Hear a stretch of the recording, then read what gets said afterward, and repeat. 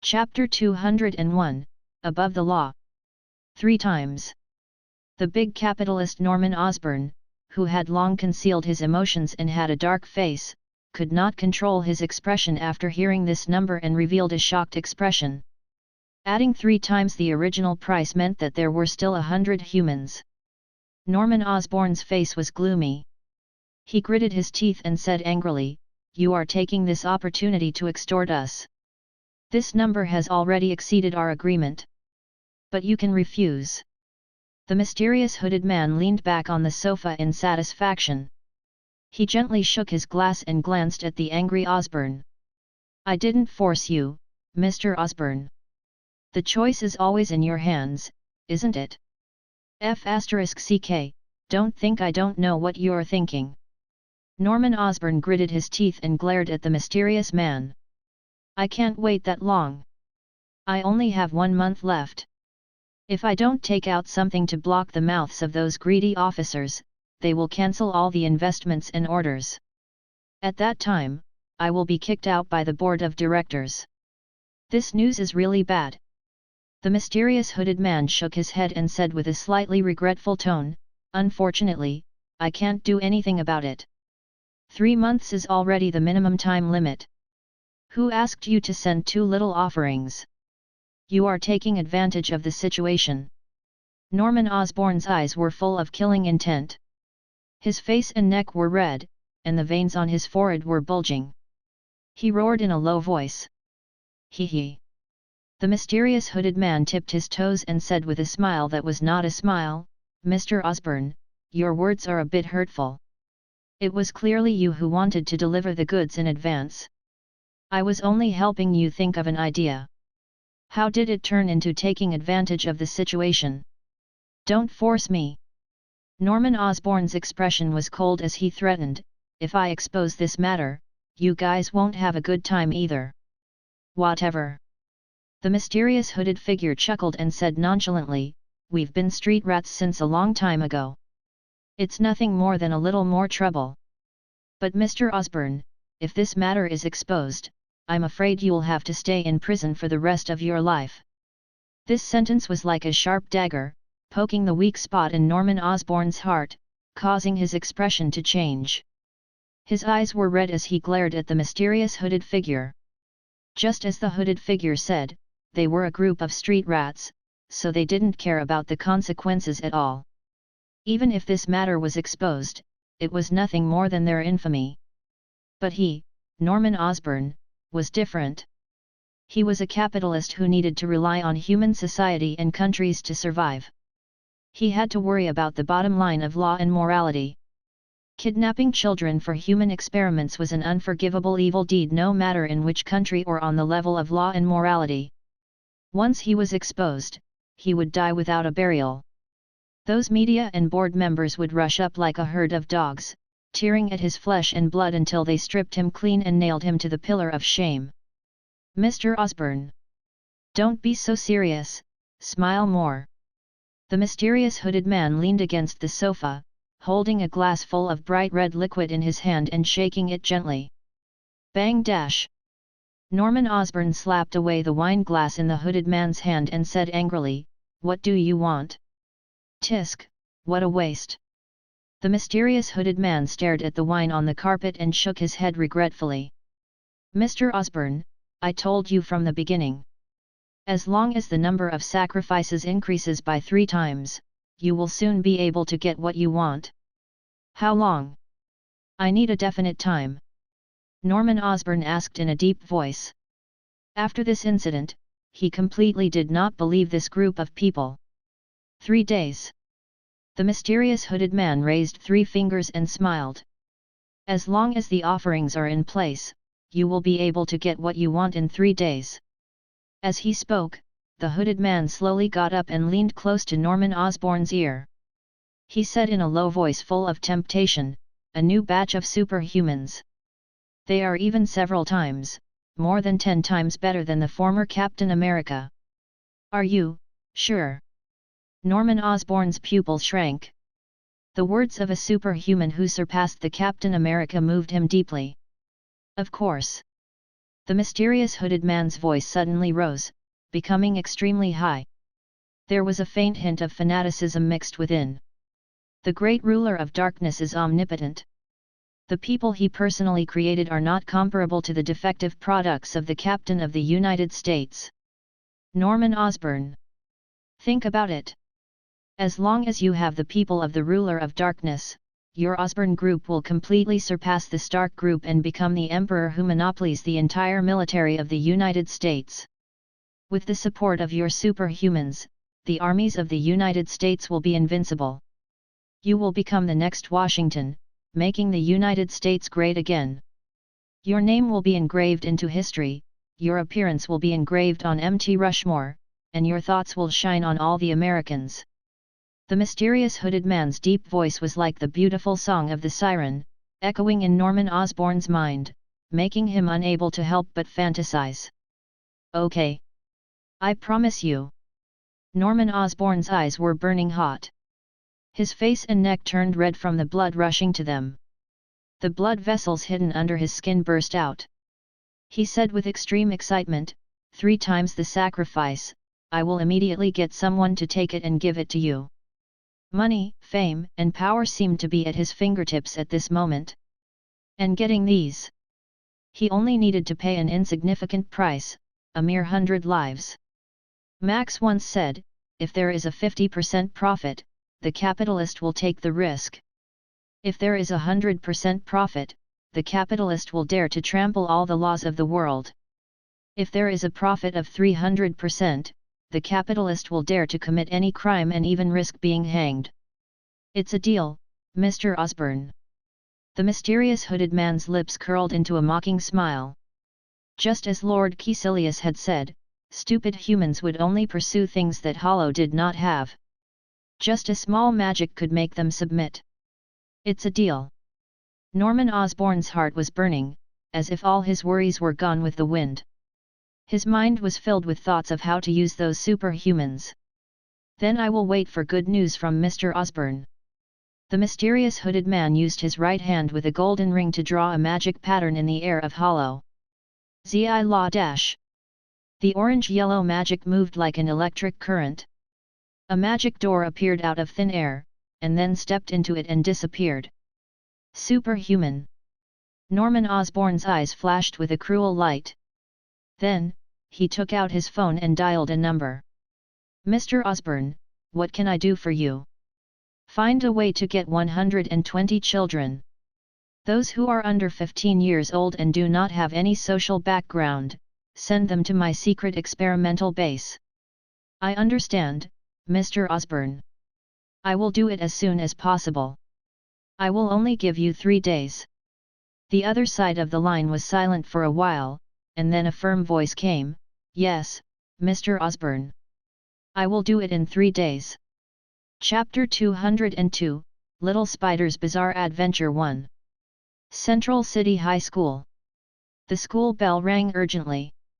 The course that symbolized a day had finally ended. The boys and girls rushed out of the classroom, walking together, chatting and laughing with each other.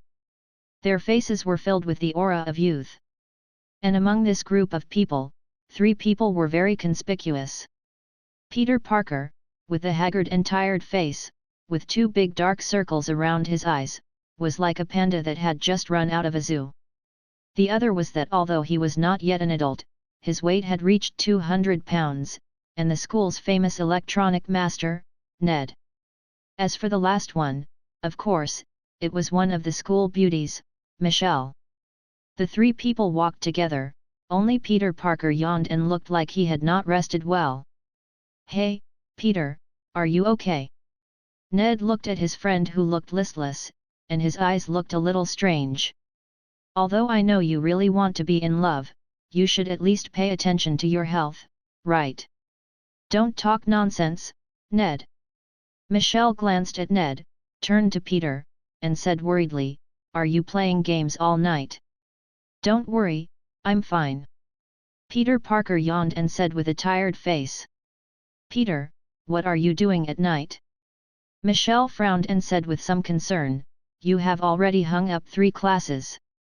If you hang up another one, you will be punished by the parents. Yes, yes. Ned shrank his neck, as if he had recalled some bad memories. He said with lingering fear, you don't know how scary James' office is. I was so scared that I almost peed when I went in last time. Ned. Michelle's beautiful eyes narrowed. She glared at the fatty who was interrupting and said in a bad mood, can you stop making trouble? Peter is really in danger now. If he is invited to his parents, he may go home to reflect on himself. Oh. I know. Ned put his face together and curled his lips in grievance. Relax, MJ, Ned. Peter Parker helplessly said, I'm really fine. It's just that I haven't slept well during this period of time. I'll be fine in a few days. Really? Michelle obviously did not believe this rhetoric. She narrowed her eyes and stared at Peter, seemingly wanting to find a flaw in his expression. Ahem, of course. Peter Parker did not dare to look straight into the eyes of the MJ, because he was afraid of being found out that he was in Hollow's heart. I understand. Michelle thought about it and no longer asked, and said lightly, if something happens, don't resist it alone. You still have us, Peter. Yes. Ned warmly came up and hugged Peter by the neck. He laughed and said, we are your best friends. If you have anything to say, you must tell us. Well. I know. Peter Parker lowered his head deeply. He did not dare to let them see the sadness in his eyes. There was once a girl who smiled like a flower, who once regarded him as a close friend. But then the girl was gone. What was left for him was to inherit the will and inheritance of the hero. This matter left a deep mark in Peter's heart, making him unable to let it go for a long time. He decided to carry the mission of the hero alone and could not involve the people around him. I still have something to do. I'll go first. Peter Parker took a deep breath, and then squeezed out a smile on his face. He waved to Ned and Michelle, and went away alone in the sunset. I don't know why. Ned and Michelle saw Peter's back as he left, and suddenly felt a sense of desolation and loneliness. Ever since Gwen disappeared, he seemed to have become a completely different person. Michelle stared blankly at Peter's back. For some reason, she felt a wave of bitterness in her heart. It was as if her toy had been snatched away by someone else. Ned suddenly stopped smiling and turned serious. He must have something to hide from us. He doesn't want us to know. How can you be sure? Michelle looked at the fat man in surprise. Ned raised his chest and said proudly, we are close friends. Peter's thoughts can't hide from me. Michelle said helplessly, even if there is, what can we do? We can't force him to say it, can we? Ned suddenly smiled mysteriously, patted his chest and said, MJ, have you forgotten my nickname? Master Yoda. Michelle raised her eyebrows. It's a computer expert. Ned retorted loudly, besides, what part of me looks like Yoda? I'm obviously Darth Vader. You. Michelle sized him up and shook her head. You don't even look like Yoda. You look more like Jabba. MJ. Hey. Did anyone say that you look like a witch doctor? What is a witch doctor? It's nothing, a very strong hero. Michelle naturally did not believe it. She memorized this name and prepared to go back and check it out, so, computer expert, what exactly do you want to say? Ned smiled and said, we can secretly monitor Peter and see what he's doing at night. Michelle hesitated for a moment. This is not too good, right?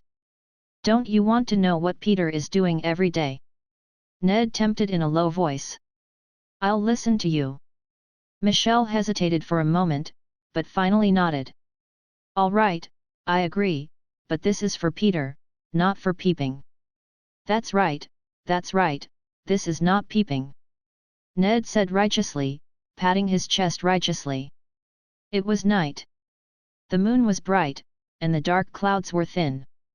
Peter Parker greeted Aunt May in advance, and then locked the door. He put on the spider combat suit and crept out of the window. He shot a spider silk from the instrument in his hand bowl and borrowed the force to swing his body. "Spider-Man, go on stage." The red spider figure was active in New York City again. This was the reason why Peter Parker was tired. Every night, he would wander around the streets of the city, attacking criminals according to the police radio stations and eyesight. Su su su dash. Peter used the spider silk to throw his body high up, and then spread his arms in the air. He glided like a free bird, and at the moment when he was about to land, another spider silk flung him away. The cycle continued, and Peter wandered among the tall buildings, soon finding his target. It was a huge truck driving on the road. Although it looked ordinary, Peter could hear the faint sound of children crying in the truck. Is this human trafficking? Peter Parker's pupils shrank slightly under his mask. He did not expect to be met with an adult scum this time. Now that I have seen it, your business is doomed to go down the drain. Peter thought in his heart, planning to follow the truck first, find their base, and then catch this group of scum. Chapter 203, Little Spider's Bizarre Adventure Part 2. The huge truck gradually moved away from the city and headed towards the remote suburbs. The truck drove along the steep mountain road for more than an hour. After passing through a dense forest, it finally stopped in front of a ruined villa. Two strong black men got off the truck and came to the back to open the tightly locked carriage. The children in the carriage were like cheap goods that were piled up in layers and filled the entire cargo box. There was no space left. All the children were squeezed to the point of crying. There were even a few children who were forced to bend their limbs and stuff them in because they were too big. Such a tragic and inhuman scene shocked Peter. Bastard! Bastard! Peter's back felt cold. He could not imagine what kind of pain those poor children were suffering. Just by watching from the side, he felt as if a raging fire was burning in his chest. His reason and morality were almost out of control under the flames of anger. Another group of people came out of the villa. Each of them was equipped with a unified weapon. They exuded a strong aura of a veteran. Even though they were more than 100 meters away, Peter's spider senses were buzzing. Intuition told him. If he dared to approach the group of people, he would be shot into a sieve in an instant. Even if his physical ability was outstanding and his reaction speed was fast, it was impossible for him to escape the lock of dozens of guns. Peter secretly clenched his fists, hiding behind the tree, and continued to observe. The people in charge of the rescue surrounded the car to prevent the children from sneaking away. Then, with a cold face, he pulled the children out of the boxcar, ignoring the cries of the children due to the pain. There were even a few people who were impatient from the crying and shouting and smashed the children with their guns. Shut up! If you cry again, I will kill you. Those people were as cold as wood, beating up the children as if they were animals, and drove them to the broken villa. After all the children and people left, two black people were left to be on guard. One of the black men released the unmanned reconnaissance machine, and the other black man installed explosives on the truck, and then skillfully detonated the car. Boom dash! With a loud noise, the truck was instantly swallowed by the flames. In this way, there was no evidence left. From the proficiency of this group of people in dealing with the aftermath, it was obviously not the first time they had done this. Hiss! Peter's heart tightened, and he sucked in a breath of cold air. Cold sweat trickled down his face. Fortunately, he had not chosen to hide under the car, or he would have turned into a roasted spider by now. Not good. Peter squatted on a tree trunk in the distance and looked at the group of people who were violently escorting the children. He was extremely anxious. Can I really save those children by myself? This group of people had ruthless means and rich equipment. It was far beyond his expectations. Military standard weapons, detonation devices, unmanned scouting machines, well-trained appearance. No matter how one looked at it, this group of people did not look like a group of mobs, but more like the rumored mercenary organization. What should I do? Should I save him? How to save? 3 questions appeared in Peter's mind, and he did not know how to choose for a moment. On the one hand, he wanted to rush up to save those children, but on the other hand, he was afraid of those well-trained soldiers, worried that he would be shot into a sieve if he rushed up. After hesitating for a moment, Peter suddenly remembered Gwen. With great power comes great responsibility. This was the final advice Gwen left him, and now it had become the courage to support him. That's right. This is my responsibility. Peter bit his lips and allowed the blood to flow into his mouth, sucking on the sweet taste as if pain could dispel fear. Buzz dash. The drone flew high in the sky, carrying out the search mission. Is this last time? The black man controlling the drone grinned and said, I really don't know what my employer is thinking. He actually bought a group of disabled children back. Ha ha ha. Another black man who was in charge of alert laughed and winked at him. You don't know this. Americans like to play with children. Isn't the blonde fatty from the White House an example? Tisk, tisk, tisk, I want to try everything you say. The black man who controlled the drone licked his lips and seemed to be a little excited. This time, there is a blind Asian among the children being escorted. Her face is pretty nice, give me an itch. Barn, you pervert. The vigilant black man smiled and said vulgarly, I think it's your XXX that is itching, right? Ha ha ha. Barn laughed as he straightened his lower body vulgarly. Woola. Something broke through the air and exploded like a dense cluster of firecrackers. Barn narrowed his eyes and looked at the forest. He found that there seemed to be a flash of light in the distance. Is there an enemy attack? Just as this thought surfaced in Barn's mind, he felt a strong gust of wind blow against his face, and his cheeks hurt as if they had been cut by sword. Pucci! It was a steel staff that had been thrown from afar. The staff violently pierced through Barn's chest, followed by a huge inertia. It dragged him alive on the ground, and his legs left 2 deep ravines on the ground. Along with the blood that gushed out, he flew back more than 10 meters. Bang! The steel staff dragged Barn and nailed him to a huge tree trunk. Blood mixed with pieces of internal organs fell to the ground. The whole process happened very quickly, less than 3 seconds. It was not until Barn was nailed to the tree, breathing less and more, and seeing that he was about to die, the remaining black man reacted. Enemy! The pupils of the remaining black man shrank sharply, and just as he opened his mouth to say a word, his neck was firmly blocked by a hand. The man was very ruthless. Without any hesitation, he directly broke his neck. Kaka! The black man's neck rotated 180 degrees. Dense white bones pierced out of his muscles. He could no longer shout for help. His hands waved weakly, and his eyes gradually dimmed. Until the moment of death, they did not understand who killed them. Hiss! Peter sucked in a breath of cold air. He was shocked by the man's clean killing technique. Come out, boy! The man turned to the direction of Peter in the jungle and said lightly, Don't hide. I saw you a long time ago. What a sharp sense! It's even stronger than my spider sense. Peter was shocked again. He was actually discovered by that person even though he was 100 meters away? After thinking about it for a while, Peter decided to go over. From the way the man dealt with the 2 black people, it should not be a bad person. At least in the matter of saving those children, they might be able to join hands. You, hello. Peter swallowed his saliva and looked at the man in red tights with some fear. I am Spider-Man, a hero who recently debuted. I wonder if you are also a superhero. Chapter 204, Little Spider's Bizarre Adventure Part 3. I am Daredevil.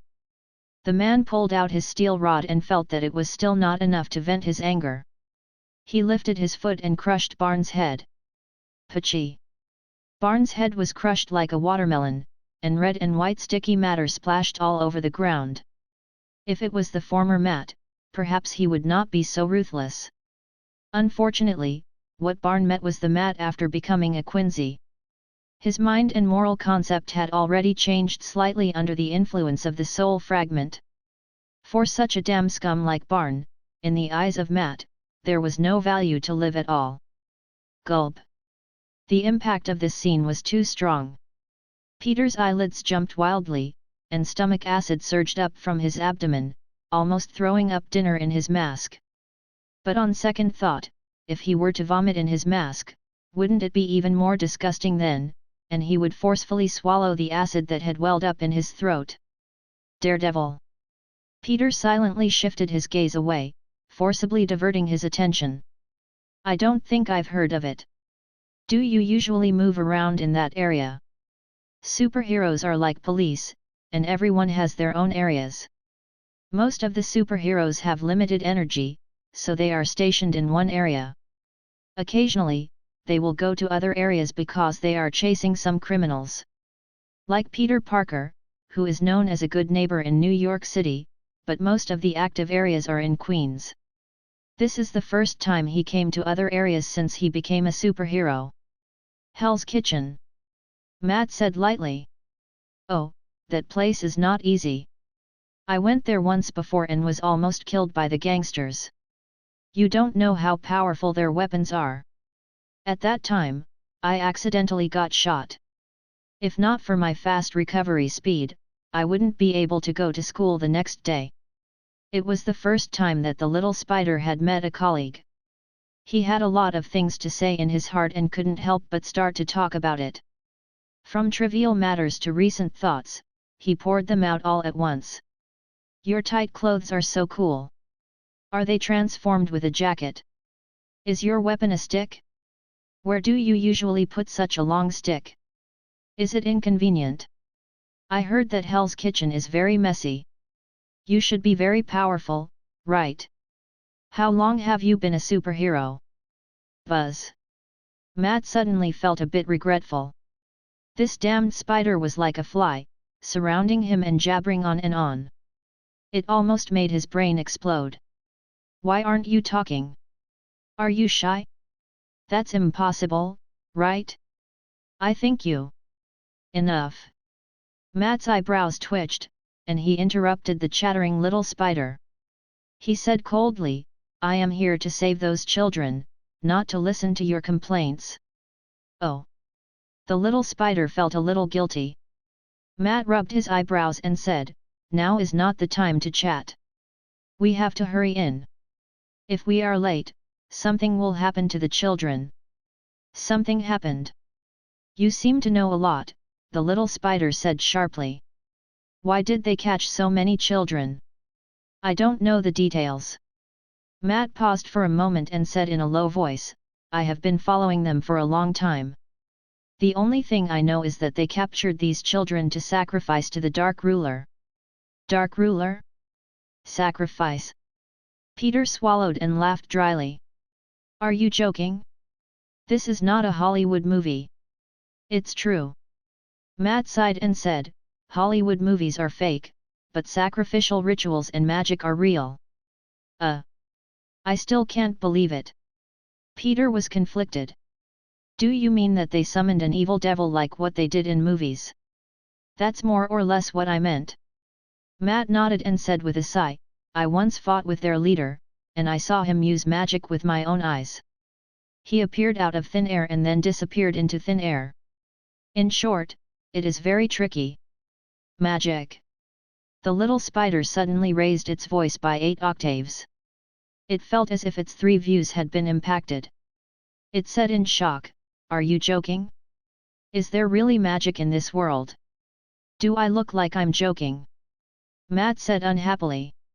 I can't see your face. Who knows if you are lying to me? Peter muttered in a low voice.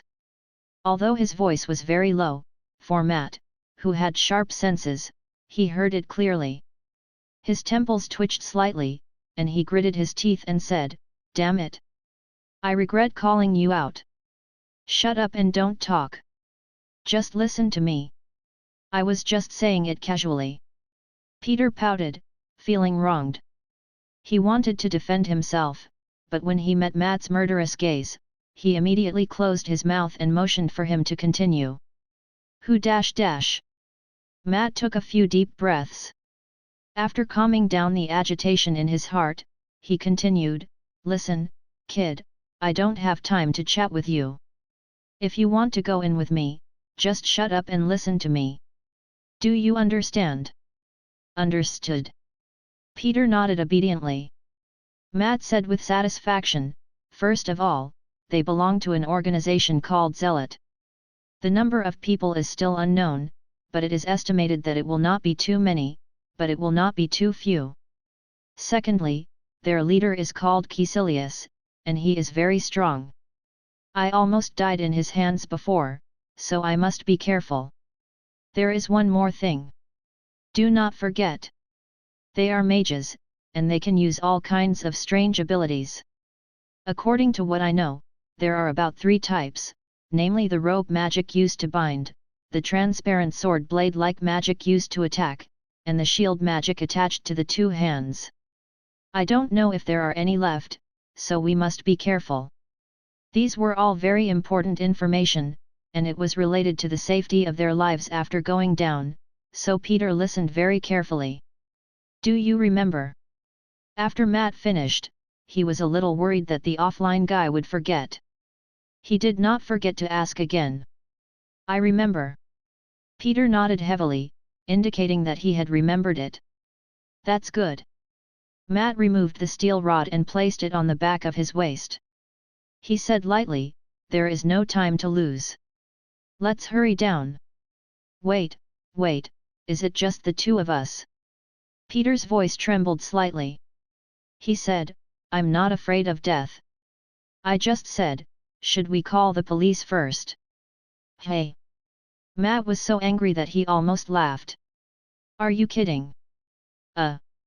Peter shrank his neck. Is there anything wrong? Didn't you hear what the 2 black men said just now? Matt was speechless. This is the last batch of children, which means that they have enough numbers. They will start the sacrifice immediately. Moreover, even if you call the police, how can you make the police believe you? But... Peter hesitated. There is no but. If you are afraid of death, stay up there and wait for the police. Matt turned around impatiently. He was too lazy to bother with the spider and went straight to the broken villa. You misunderstood me.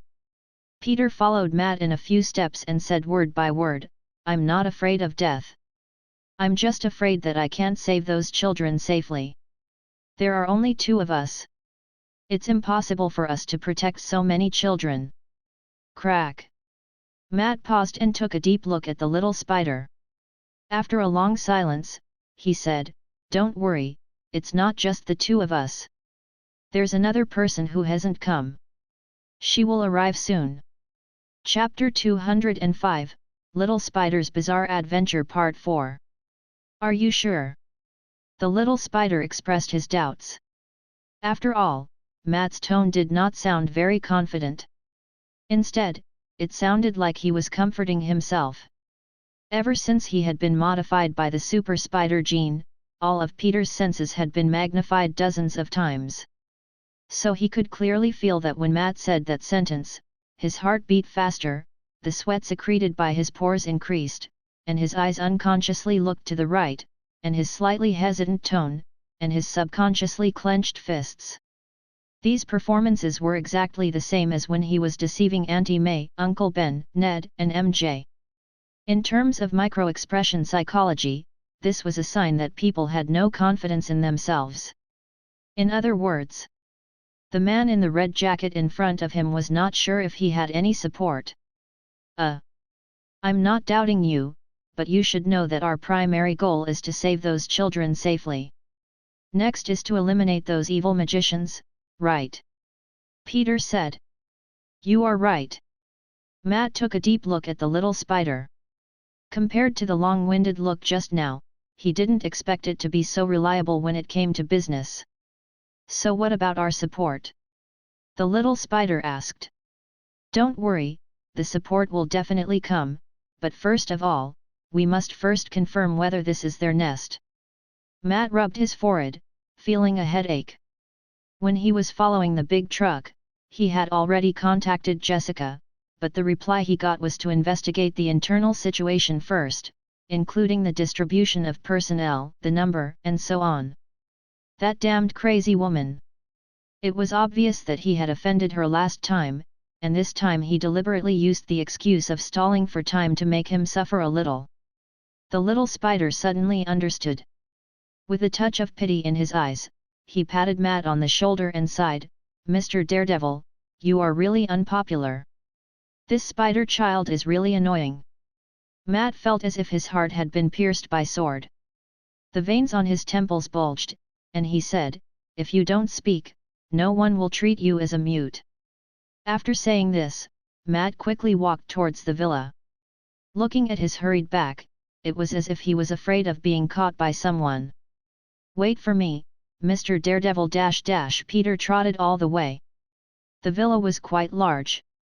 From the overgrown garden in the front yard, to the simple and rotten furnishings in the hall, and then to the dried-up pool in the backyard, it could be seen that this house had not been inhabited for many years. Snake, insects, rats, and ants everywhere, as well as the spider silk in the corner, and the dust everywhere, gave off a desolate atmosphere in the air. The little spider looked around and found that something was wrong. He asked doubtfully, "Strange, where did they go?" "Look here." Matt pointed to the messy footprints on the ground and said lightly, "The truth is hidden in the details. Pay more attention to it. Follow these footprints and you will be able to find them." Peter widened his eyes and looked in the direction that Matt was pointing at. He could barely recognize it with the help of the thin moonlight. There was a line of messy footprints on the ground.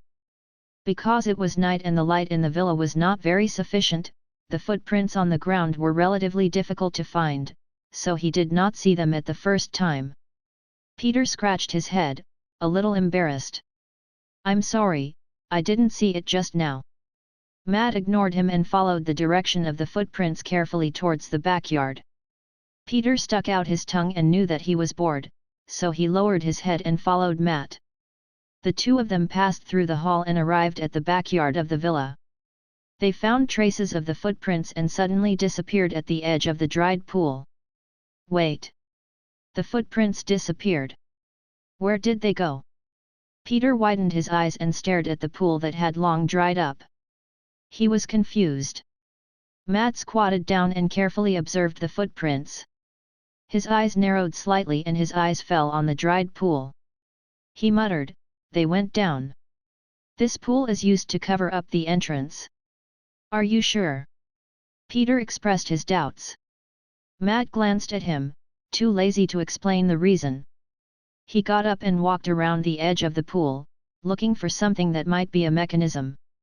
Unfortunately, Matt circled the pool 3 times, and even jumped in to check carefully, but he still could not find the mechanism to open the door. "Did I guess wrong? Then where did you say they went? Maybe they flew away." Matt was so angry that his chest hurt. He twisted his neck and ignored Peter, continuing to search for the mechanism. After about 10 minutes, Matt, who was looking for the mechanism, suddenly frowned. He seemed to have noticed something. He turned around and rushed to the shore. He dragged Peter to the side and hid in a corner. "What are you doing?" Peter was shocked. Before he could finish speaking, Matt covered his mouth. sh. Matt raised a finger to his lips, signaling Peter not to speak, and then pointed in the direction of the pool. Peter did not understand, but he still nodded obediently, indicating that he could not speak, and looked at the pool. Rumble.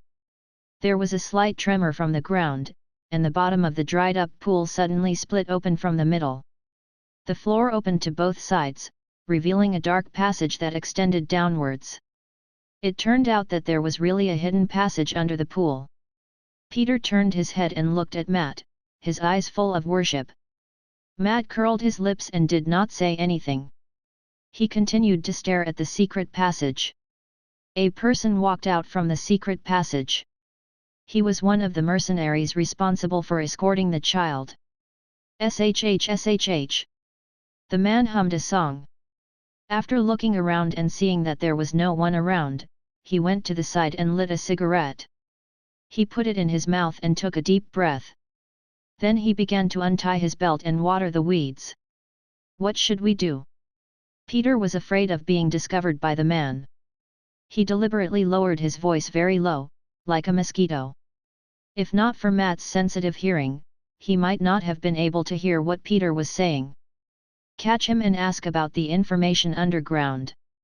Matt thought for a moment and said, "No problem, leave it to me." Hearing that there was no need to kill, Peter immediately volunteered. "Can you do it?" Matt expressed his doubts. "Don't worry, I promise I will complete the mission." Peter did not wait for Matt to respond, he immediately jumped out of the grass and leaped into the air, aiming at the mercenaries under his wrist. Whoosh! Whoosh! Whoosh! Whoosh! 3 soft sounds were heard as white spider silk shot out from the device on his wrist. The spider web stretched out in the air, and before the mercenary who was hissing could react to what had happened, he was tied up by a pile of sticky spider silk and turned into a mummy. Pachi!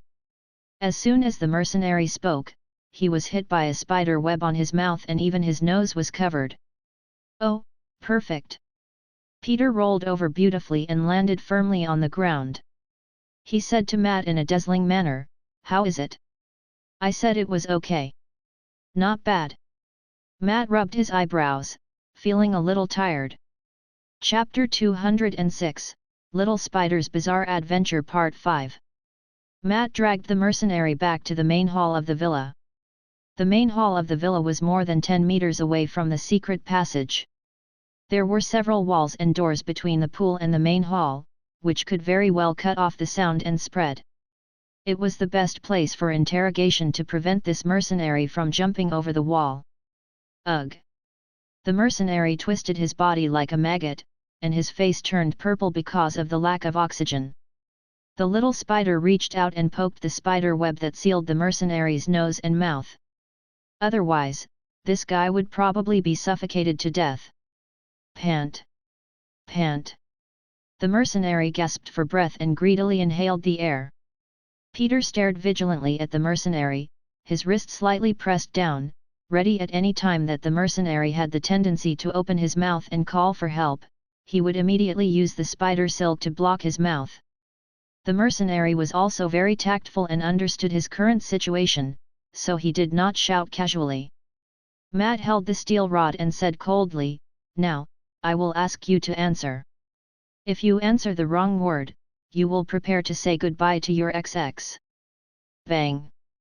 The steel rod smashed heavily into the ground, and the tiles shattered into pieces that flew out. "Those children are all imprisoned underground. I can take you in, and I only beg you to let me go."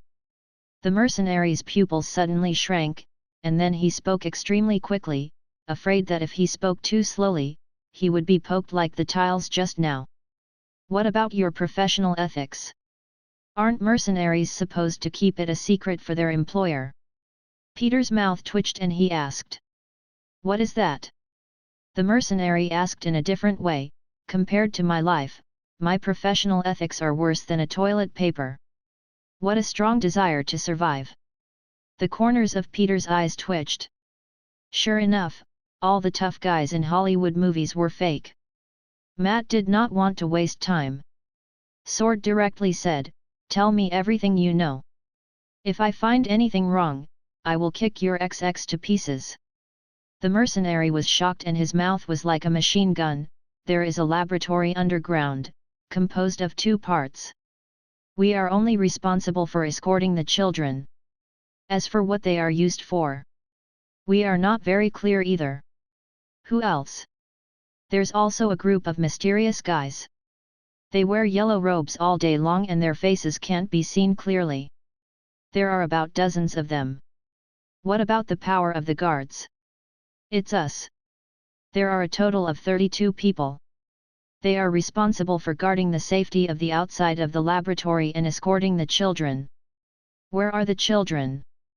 Where have they been sent to? We will escort the child to the back and then hand it over to the group of yellow-clothed people. I am not very clear about the specific location, because the boss strictly forbids us from going to the back. Is there any other information? No. If we have to say it, the group of yellow-clothed people seem to be very excited today. It is very successful to say that it is only missing this batch of children. The two people asked and answered, and Matt soon understood the situation inside. The underground was a very large laboratory, divided into two parts, the front and the back. The front was guarded by the mercenaries, and the back was the fanatic organization he had been investigating for a long time, and the children who were escorted were imprisoned at the back of the laboratory. Gulp. You promised to spare my life. The mercenary swallowed his saliva and said carefully. Yes, I did promise you. Matt was expressionless. He nodded and said, but unfortunately, I lied to you. You. The mercenary's eyes widened in anger, and the veins on his face bulged. His lips squirmed as if he wanted to ask him why he had gone back on his word. Bang! The steel rod fell and smashed the mercenary's head into pieces. Bright red blood mixed with white and sticky brain matter splashed out like a fountain. Peter was caught off guard and was sprayed all over his face. The fishy smell rushed straight into his nose, and his stomach couldn't help but surge up. He took off his mask and sprayed it out on the spot. Ew! Ew! Peter was about to vomit out his dinner when he felt a little better. Have you finished vomiting?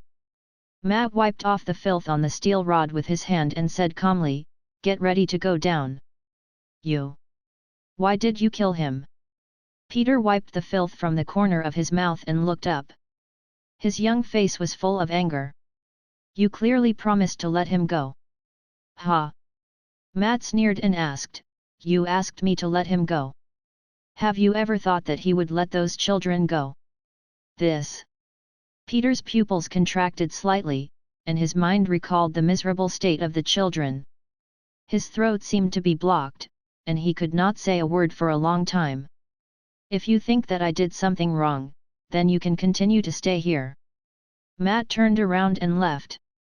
He said coldly, even if I am alone, I can save those children. Peter bit his lips and said in a deep voice, I don't agree with your idea. The crimes they commit will be punished by the law, not by you. So. Matt sneered in his heart. If the law was really that powerful, there would be no superheroes like them. So. Peter took a deep breath and put on his spider mask again. For those children, I will go with you, but your way of doing things must be wrong. You talk too much. Hurry up and catch up. Matt glanced at him, then shook his head. He did not argue with Peter about who was right and who was wrong. The dark path extended down diagonally.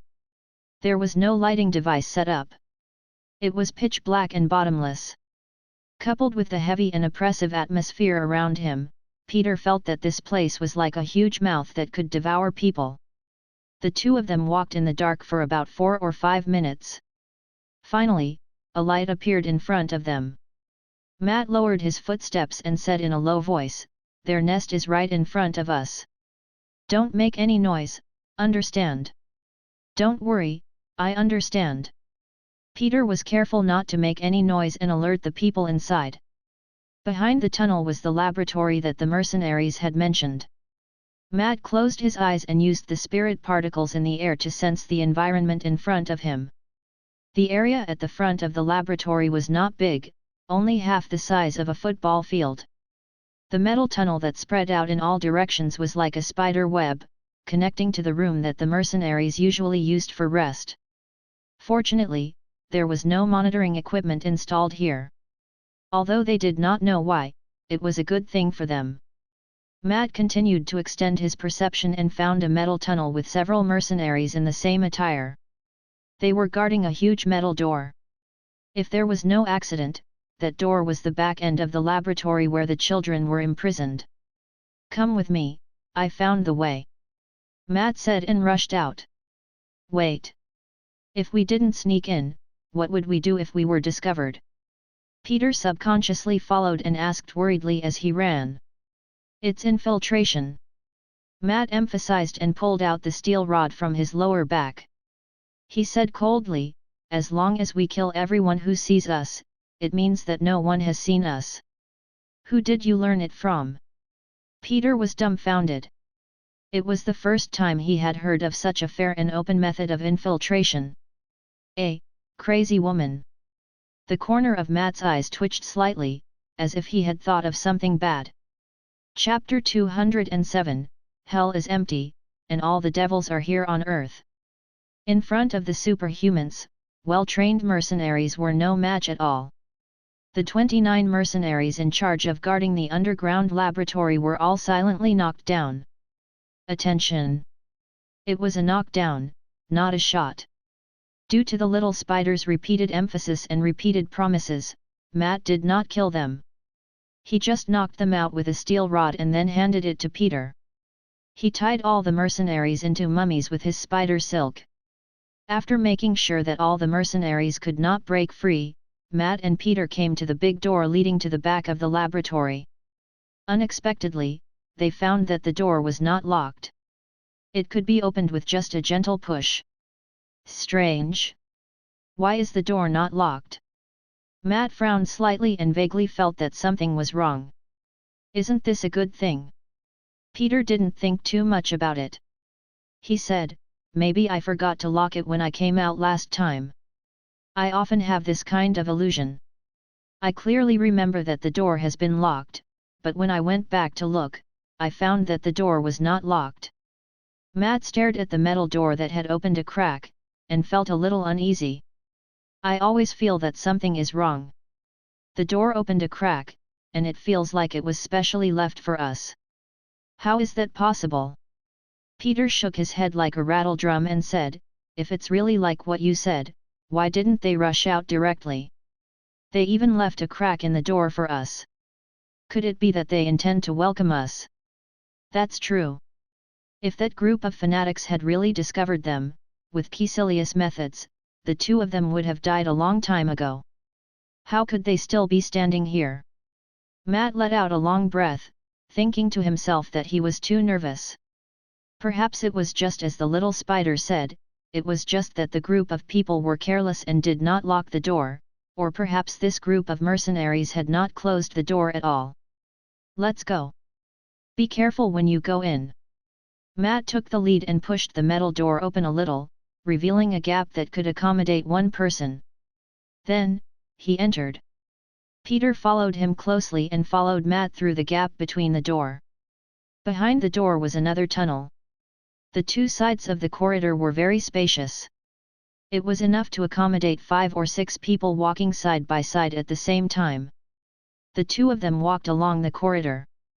After walking for about 3 to 4 minutes, they suddenly saw a dark and empty environment. This place seemed to be a laboratory. In a rather spacious room, several blood-stained beds were placed side by side. Blood and broken limbs could be seen everywhere on the ground, and it looked like a scene of slaughter. Matt and Peter's faces were pale, as if they were shocked by the scene in front of them, and they could not say a word for a long time. There was no need for too many words.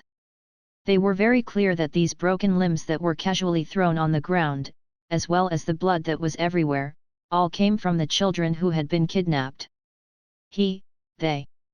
Peter's lips trembled slightly, and his pupils were as big as needles. He felt as if there was a fire burning in his chest, making him want to find a place to vent. It was too cruel. He would never have thought that those people were so cruel. From the casually discarded limbs, these children who had been killed were no older than 12 years old. Such a cruel scene had dealt a deep blow to Peter's heart. It even made him start to suspect that Matt was right to punish these crazy animals with the law.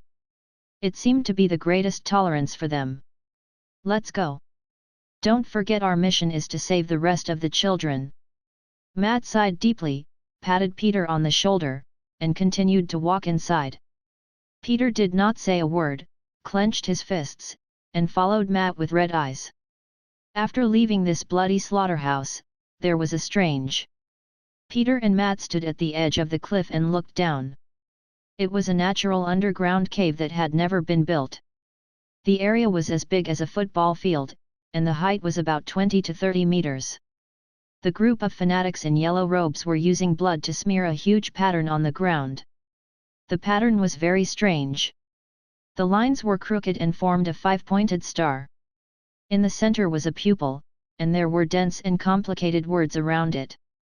He did not know what it meant at all. Hiss! There is something wrong with this pattern. Peter quickly retracted his gaze and said, I feel very uncomfortable just by looking at it a few times. Do you feel anything? Stop looking, there is something wrong with the pattern. Matt said seriously, let's go down first and find those children. Okay. The two walked along the edge of the cliff, carefully avoiding the eyes of the people below, all the way to the bottom of the underground cave. The rock wall at the bottom of the cave was full of densely packed holes, just like a beehive. Matt chose one of the passages, turned his head and said to the little spider, come with me, let's go over there and take a look. The two sneaked around the fanatics and came to one of the holes. They found that deep inside was actually a prison. Are you sure they are here? Peter asked, puzzled. I don't know. Let's go and take a look first. Matt shook his head, indicating that he was not sure either. He needed to get closer and take a look. The two of them walked to the entrance of the prison, and their expressions suddenly changed. This was a monster. What was locked in the prison was a flesh-shaped monster that was not human. At this moment, on the surface of the disgusting piece of meat, dozens of eyes suddenly opened. Pairs of black, lifeless pupils rotated unconsciously. Matt and Peter felt their bodies go cold. They were so scared that they took a few steps back and crashed into the wall behind them. They looked at the wriggling huge piece of meat in horror. What the hell is this? Peter was so scared that his legs were trembling, and he felt that his brain was going to crash. No. I don't know. Matt swallowed his saliva. It was the first time he had seen such a strange thing. Rustle. Rustle. Rustle. The huge piece of meat suddenly made a strange sound in the process of squirming. It was like the sound made by the airflow through the vocal cords, accompanied by the horrifying friction of the muscles, and the sound made after combining. It was a hoarse, low, and painful voice that they had never heard before. From the disgusting piece of meat, a chilling wail burst out. Save me. Please, save me. Dad, Mom, I feel so painful. I'm so hungry. All the howling, pleading, and begging rushed into their ears like a storm. Peter and Matt's pupils gradually expanded, and they felt as if their bodies were becoming colder inch by inch. All the heat was leaving them, and they froze in place like puppets. Until this moment. When they looked at the meat, they finally found out the truth. It was not a piece of meat. Instead, dozens of children were like conjoined human beings, forcibly twisted and glued together by some unknown force. In the end, what appeared was this disgusting piece of meat. Matt and Peter were surrounded by a deep chill. Unlike the direct shock just now, this chill was so heavy that it was like a mountain, heavy on their hearts. Brother! I am so hungry. Brother! I feel so painful. Brother! I miss my mother. Brother! Brother! Brother! Save us! I beg you! The children who had been bonded together begged Matt and Peter. Hell is empty, and all the devils are here on earth. Chapter 208, Eye for an Eye. The deepest and heaviest emotion of humans came from the fear of the unknown. It was like putting a fake tiger doll in front of a cat and dog. They would feel very scared, panic and want to run away, and even more extreme, they would bite their master instead. Humans could not understand why animals would have such a great fear of dolls. In fact, this was a fear engraved in their genes. The reason why humans were not afraid of a tiger doll was because they understood and knew that it was a rag doll. But the creature in front of them was different. They had completely exceeded the scope of human understanding, stimulating the fear that was engraved in their genes, making Peter and Matt retreat in horror, and their bodies were shrouded in a deep chill. At this moment, they saw the evil of human nature. It was so horrible, so deep, so disgusting. Before seeing this monster with his own eyes, Peter had imagined countless times what the purpose of these people kidnapping the child was. Child fetish? Kidnapping? Selling organs? Buying and selling slaves? But even if he exhausted all the evil deeds he could imagine, even if he repeatedly belittled human nature, and even stepped on it ruthlessly, he never thought that human nature could be despicable and disgusting to this extent. These were all children. They were supposed to enjoy the best times at this age, but they encountered this kind of brutal behavior. Why? Why did they do this? Peter's heart was bleeding. He clenched his fists and bit his lips, letting the blood flow into his mouth.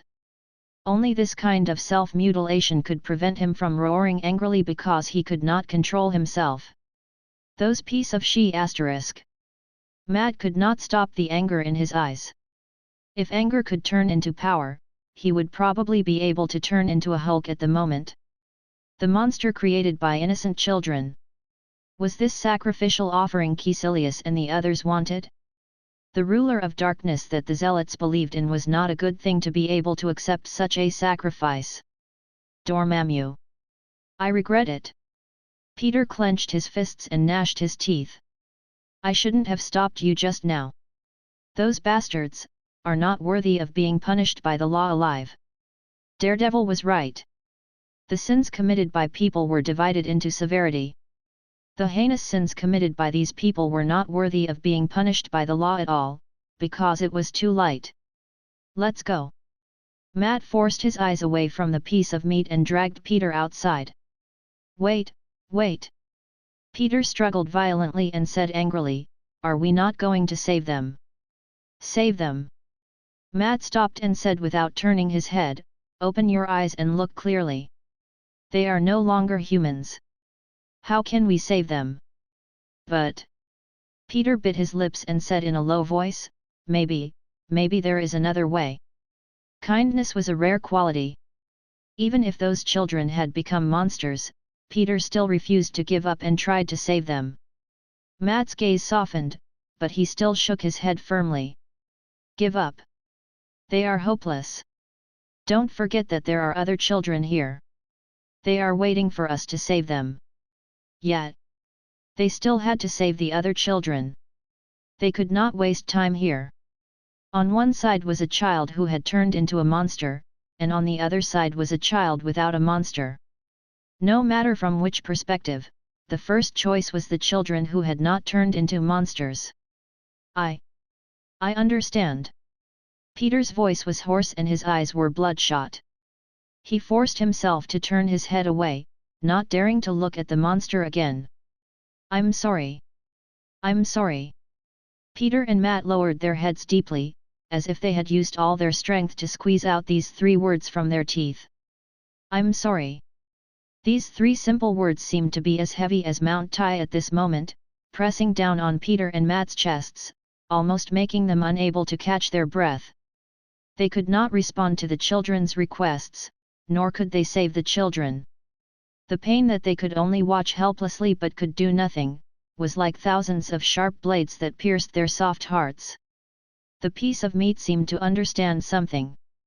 The airflow vibrated and made a hoarse voice. Brother! Leave us! Go! Save! We are hopeless! Must help! Other! Whoosh! At this moment, the tears could no longer be contained. The faces of the 2 men who had their backs to the monster were soaked with tears under their masks. Even though they had become monsters, even if they had suffered unimaginable torture, even if their consciousness was about to dissipate, these children still maintained their kind nature. They knew that they could no longer be saved, so at the last moment of their lives, they prayed for them to save the other children. The evil of humanity, the good of humanity. The two completely different lights were vividly displayed on the children who had transformed into monsters. Don't worry. Matt turned his back to the monster and raised his hand to wipe away the tears at the corner of his eyes. He said in a deep voice, I swear with my life that I will save them. Me too. Peter choked, tears in his eyes. I will save them. I will never let you down. Goodbye, brother. The meat made the last faint sound, and then fell into silence again, as if the children had fallen asleep. Good night. I wish you a good dream. Matt and Peter lowered their eyes and said in soft voices at the same time. This life is too bitter, don't come back in the next life. He only hoped that these children could have a good childhood in their dreams. Good night, goodbye. Let's go. Peter took a deep breath and strode outside. He buried all the grief and anger in the bottom of his heart. Only a firm thought supported him, and that was to avenge the dead children.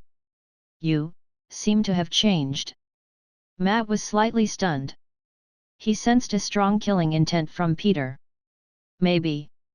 Peter's voice was low and hoarse, as if he was suppressing endless anger. But I don't think it's a bad thing, do I?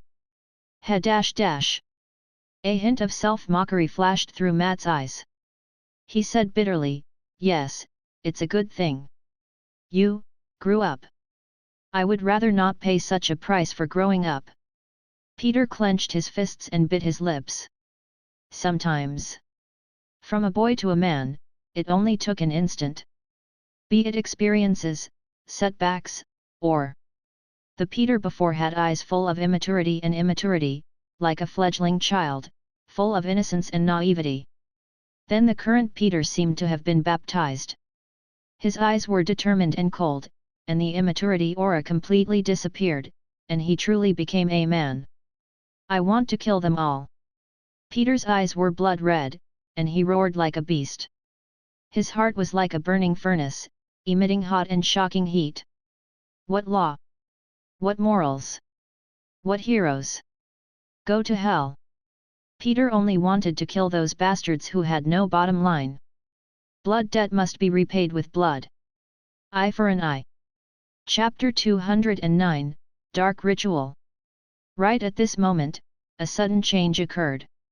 Those fanatics did not give them time to rescue the trapped children. All the kidnapped children were driven away by the group of fanatical people and gathered at the square in the center of the underground cave. And under the feet of the children, there was a huge pattern that the fanatics had drawn with blood just now. Shit!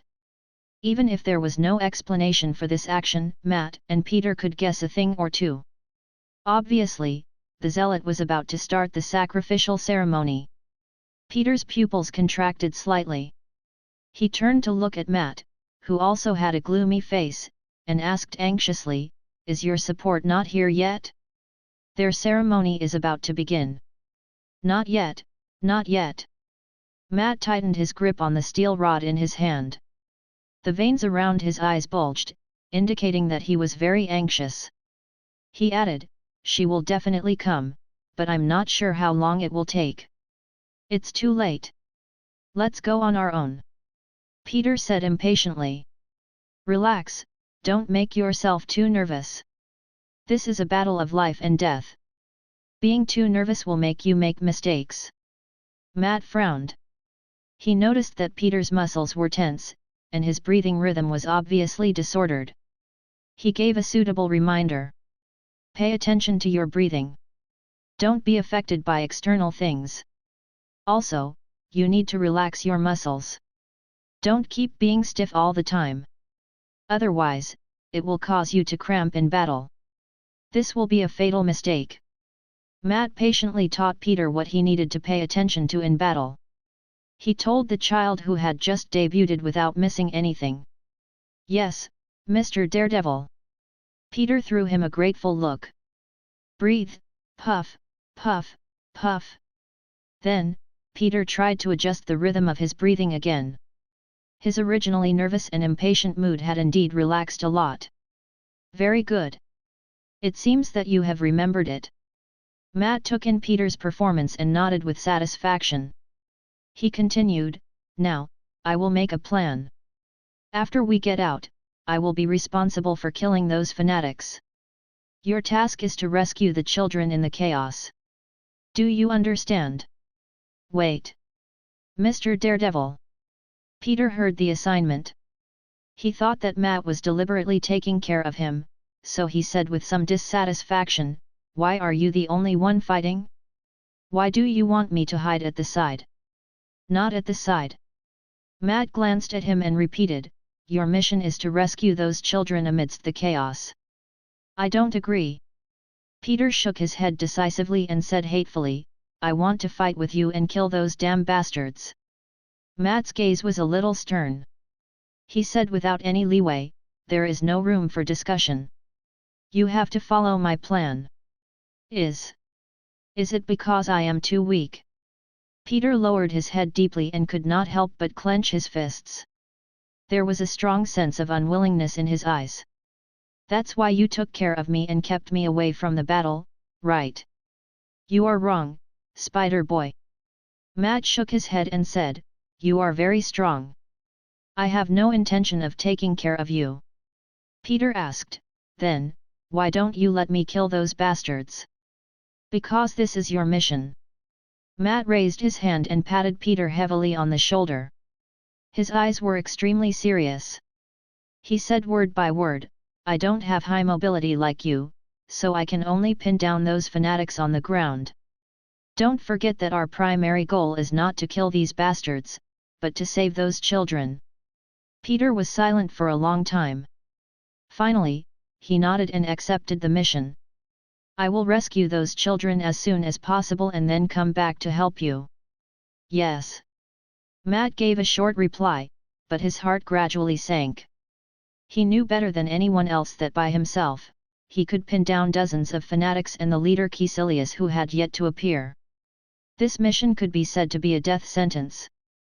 In contrast, although the chances of rescuing the children in the chaos were slim, there was still a chance of survival. If Jessica could appear in time, it might be able to change the situation. But, it was unlikely. He had already guessed what Jessica was thinking. She was simply trying to use the hands of the fanatics to put him to death. However, Matt did not complain about this, because this was his own way of doing things. He intended to drag the Wandenreich into this muddy water, so it was understandable for Jessica to do this. The only thing that made him regret was these innocent children. With just Spider-Man's strength, it was almost impossible to save hundreds of children present. There would inevitably be some children left here, becoming sacrifices in the chaos. Although it was cruel, it was reality. Matt shook his head and threw these thoughts out of his mind. Then he said in a low voice, Are you ready? Yes. I am ready. Peter's eyes narrowed, and his limbs stretched out, sticking to the ground like a spider. 1, 2, 3, attack. The moment the word attack rang out, Matt's spiritual power erupted like a volcano. His feet stomped on the ground and smashed the air like a cannonball that had just been fired. A transparent wave of air was pulled up around his body, and he rushed into the crowd like a blue meteor. Whoosh whoosh whoosh. The steel rod that was forged from fine iron swung out a series of afterimages, and the slender body of the rod cut through the air, releasing a sharp whistling sound. Those yellow-robed mages who were focused on the sacrificial ceremony obviously did not expect that there was another person hiding in the dark. Everyone's faces were filled with shock, and their eyes were as wide as copper bells, as if they were asking, Who is he? Where did he come from? From discovering to being close to him, it was only a short second. Even though these mages were usually good at close combat, and their reaction speed was considered fast enough for ordinary people, it was still not enough to face a true close combat expert. Question: what would happen if a mage got close to a warrior? The answer was beat down. As the staff shadows flew, more than 10 yellow-robed mages vomited blood and flew backwards. Matt was as fierce as a tiger entering a pack of wolves. Wherever the pole shadows swept by, the sound of bones breaking rang out. In just a few breaths of time, it had pierced through the crowd of yellow-robed mages. In the name of Vishanti, the Red Ring of Ragator.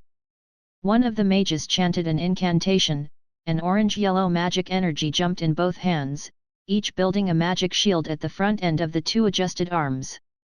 This was one of Kamar-Taj's white magic, but after Caecilius led people to betray Kamar-Taj, he could still borrow the power of Vishanti. It had to be said that the meaning behind this was very intriguing. Matt suddenly took a step forward. He held the front end of the steel rod with both hands and focused all his strength on the tip of the rod, directly stabbing at the mage who was holding the shield. Holala! The tip of the rod shot out at a speed that surpassed the retina capture, making a cracking sound in the air. Pucci! The mage was completely unable to keep up with the defense and was pierced in the chest by Matt's staff. Matt retracted his staff and said disdainfully, "Next time, learn how to use a shield and then use this magic." Chapter 210, Caecilius arrives. When Peter, who was hidden in the dark, saw this scene, he felt that the anger in his chest had dissipated, and he waved his fist in excitement. It should be like this. Kill all these inhuman bastards. Let them have a taste of the feeling of their lives being taken away by others. The fanatics were completely in a mess. They were only a group of freaks who pursued immortality. They were not well-trained iron-blooded warriors. Although they acted high and mighty in front of ordinary people, when facing Matt's brutal slaughter that was close to crushing, they could not help but feel fear. Their morale dropped to the extreme. "Everyone, don't be afraid. He is only one person. Use the magic whip to tie him up." With the reminder of one person, all the fanatics reacted. Their hands lit up with orange-yellow magic light. Sigh la la dash. As the orange-yellow magic energy pulsed, the mages threw out magic chains that intertwined in the air, forming a huge net that covered the sky. Shit! Matt frowned. The situation was disadvantageous to him. He had originally thought that with the massacre just now, he could effectively intimidate this group of mages who were not mentally strong, but he did not expect that someone would wake up so quickly and use a binding magic to deal with him. Peter, who was hiding in the dark, saw this scene. His heart was in his throat. He subconsciously wanted to rush out, but before he could get up, his reason gained the upper hand and forced him to stay where he was. "No, no." Peter recalled Matt's instructions. Without his signal, he could not rashly go out. He had to forcefully suppress his impulse and continue to hide in the dark to observe. On the battlefield, Matt moved through the gaps of the magic whip. In a word, the effect of the magic whip was that it was useful, but not very useful. Although the number of magic whips had multiplied, it effectively limited his activity space. Unfortunately, the release speed and accuracy were too chaotic, so it was still unable to stop his killing pace. When the two sides compared, the gap was obvious. The level of these fanatics was quite limited. The most lethal spell in their hands was the spatial blade. It was a weapon that compressed space into the shape of sword's blade. Because it was essentially a broken space, the sharpness and lethality were great. But the problem was, spatial blade was a close combat spell. Everyone present had witnessed how terrifying Matt's close combat skills were. The swinging steel rod, which was like a tiger dancing in the wind, and the fierce astral winds that burst out when it cut through the air, all of these mages felt a headache when they felt the terrifying power of a fracture if they were touched. What should we do? We can't win close combat or long-range combat. At this moment, the fanatics sincerely felt powerless. How annoying was it to face a warrior with sharp positioning and explosive damage? Bang! Bang! Bang! Bang! The staff shadow swept out an afterimage, sending several fanatics flying. Matt looked around, paying attention to the fanatics who were preparing to release magic while approaching the children in the center. "Quick, stop him!" He wants to destroy the sacrificial ceremony. When the rest of the fanatics saw the dagger in Matt's hand and pointed at the children who were used as sacrifices, their faces were instantly filled with extreme fanaticism, and they rushed forward regardless of their lives. F***ck, a bunch of lunatics. Matt's expression changed slightly, and he cursed in his heart. This group of people were clearly in low spirits a second ago, but when they saw that he was planning to destroy the sacrificial ceremony, they immediately seemed to have changed into a different person, as if they had transformed into members of the base organization, and rushed forward with fanatical faces to stop him. Spatial Blade. Wind of Vatum. Crimson Gaze. Magic Whip. For a moment, red and orange energy surged, and all kinds of magic bloomed in the hands of the fanatics. Facing the fearless attacks of the fanatics, Matt relied on his flexible movement technique to barely avoid dozens of fatal attacks, but he did not have 3 heads and 6 arms, so it was inevitable that his body was covered in wounds. Don't even think about destroying our immortality ceremony. A fanatic rushed up with a face full of excitement, as if he had been injected with stimulants. You're courting death. Matt's eyes narrowed, his legs slightly bent, and his hind legs suddenly exerted force. The ground cracked like a spider web, and he hacked down with the steel rod in both hands.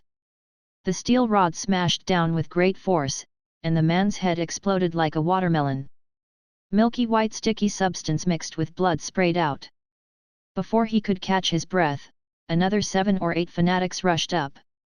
Matt spun the long stick with both hands, leaving behind a series of afterimages around him, blocking everyone outside. Ho-ho! The dense wind and shadows of the stick could not even be splashed by water, let alone a single person. After the death count increased, the hotheads suddenly calmed down and found that it seemed impossible to use human lives to kill Matt. Even if the lineage of the Quincy was not fully awakened, the plundering spirit, which had one of the basic abilities, led to Matt's physical strength and recovery speed, which was much stronger than ordinary superheroes, and achieved the meaning of "can keep fighting." In other words, as long as it was not a fatal injury or a serious injury, the first person to be exhausted was only the fanatic, not Matt. The killing continued. The fanatics did not retreat a single step. They attacked like madmen, but they still could not stop Matt from advancing. Seeing that the sacrificial ceremony was getting closer and closer, Matt seemed to have been injected with chicken blood. He waved the stick in his hand even faster, followed by the sounds of tendons and bones broke along with the splashing blood. The group of fanatics collapsed like wheat. 10 meters. 5 meters. 3 meters. 1 meter. Matt was bathed in blood, and behind him were the corpses of the fanatics. He was like a sharp awl, completely cutting through the defensive human wall of the fanatics with his own strength. Monster! He is not a human. The fanatic was horrified and let out a cry of fear. Matt held a steel rod in his hand and was about to step into the sacrificial ceremony when his pupils suddenly shrank. There was a burst of tearing pain in his abdomen. Chi! Matt looked down in disbelief. He saw a transparent sword blade slowly pierce through his abdomen. We meet again. A familiar voice came from behind. Matt stiffly turned his head and saw a pair of deep black eyes with cracks in them. It was the leader of the fanatic organization, Zealot, Caecilius. Pfft! Matt spat out a mouthful of blood. His body swayed a few times and he almost fell to the ground. Stupid! Caecilius wiped the blood off his spatial blade and sneered, I spared your life last time. I never thought that you would still dare to come back. Chapter 211, Taking Back the Glory. The situation suddenly took a turn for the worse. All of this happened too quickly, and no one had expected it. Matt, who had the upper hand in the last second, was stabbed in the back by Caecilius, who had suddenly appeared just as he was about to enter the ceremony. Mr. Daredevil! Peter's pupils shrank, and the hairs on his back stood on end. The coolness spread throughout his body like a thread. When did he appear there? I actually didn't sense him at all. This was too horrifying. The spider sense had extraordinary perception towards all threats from the outside world. It even surpassed the so-called sixth sense to a certain extent. This was also the ability Peter had relied on the most since he became Spider-Man. This was because spider sense had saved his life several times in crisis. But just now, spider sense had actually failed. He had not noticed Caecilius, who had suddenly appeared, at all. No, now is not the time to think about it. I have to go save Mr. Matt. Peter patted his cheek to wake himself up. Just as he was about to get up and go out, he saw the latter make a hidden gesture. The gesture meant that he should continue to lurk and not show his face. Obviously, Matt did not want him to be exposed. Peter hesitated for a moment, and finally decided to believe Matt and stay put for the time being. Matt covered the bleeding wound, staggered a few times and fell to the ground. His eyes were full of disbelief. He completely avoided my spirit particles detection. The space 5 meters around him was filled with spirit particles that he had spread out. These spirit particles were like countless invisible eyes that expanded all of his senses by 10 times. Any creature within this range would not be able to escape his probing nerves. As the leader of the Zealot, Caecilius had exchanged blows with him before, and even how strong he was. That was why Matt had already made preparations before entering the base of the Zealot, and even now, when he charged into the crowd, he was still wary of Caecilius, who might be secretly attacking him. However, after all his calculations, only Caecilius was able to avoid detection. He was careless.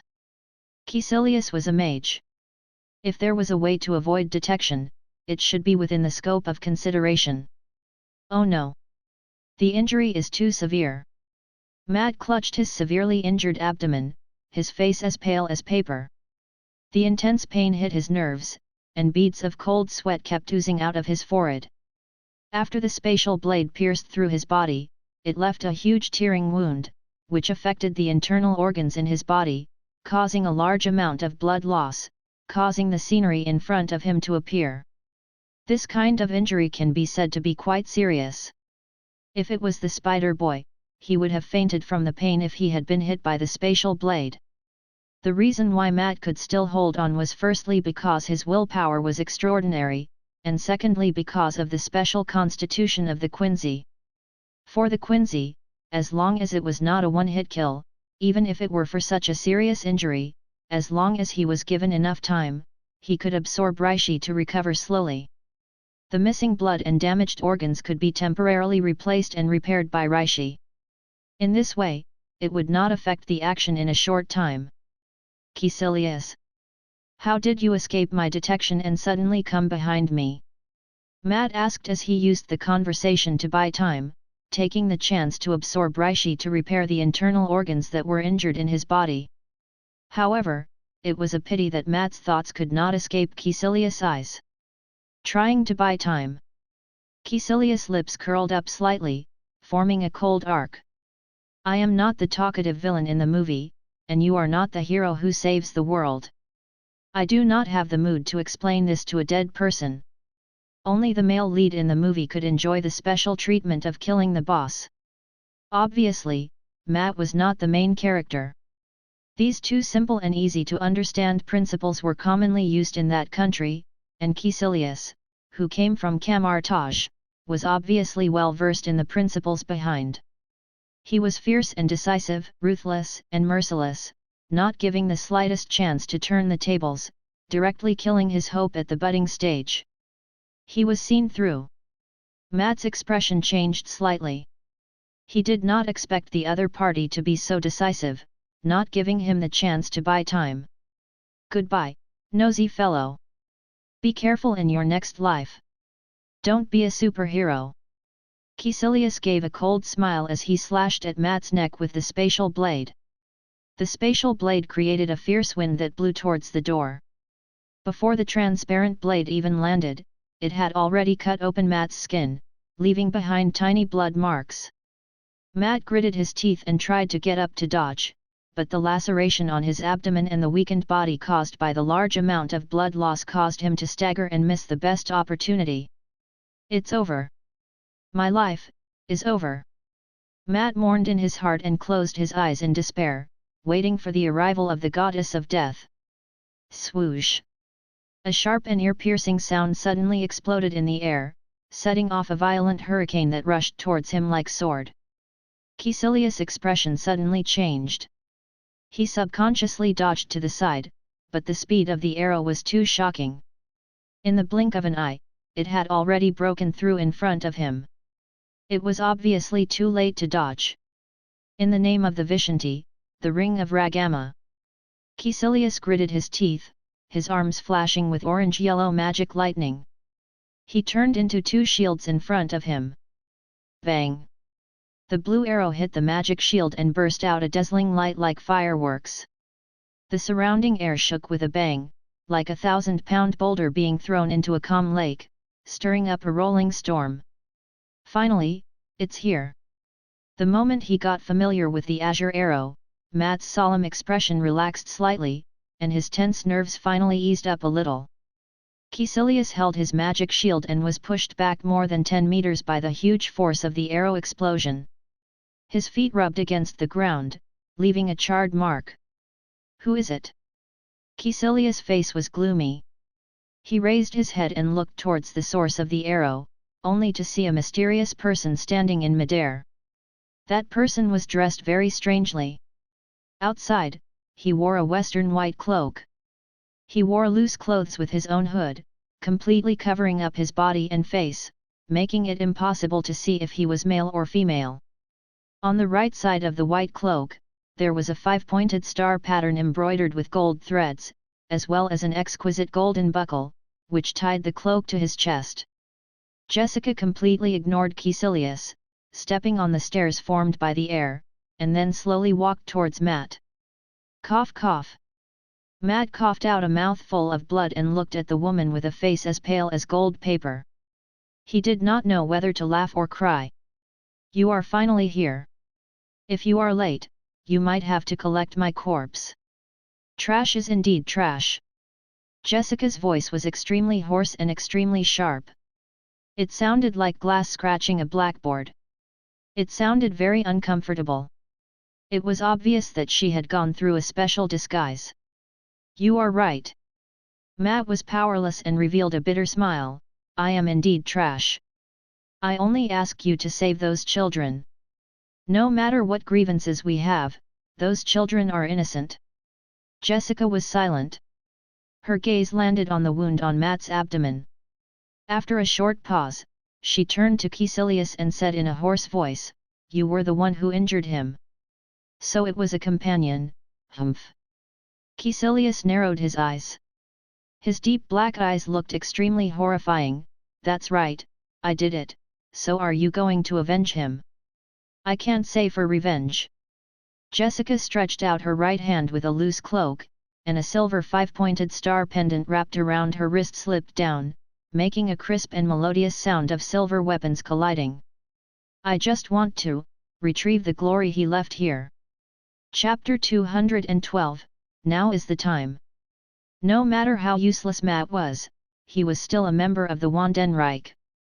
As one of the members of the Wandenreich, he had been defeated by the same person twice in a row, and he had almost lost his life. This was unacceptable to Jessica, who regarded him as an honor.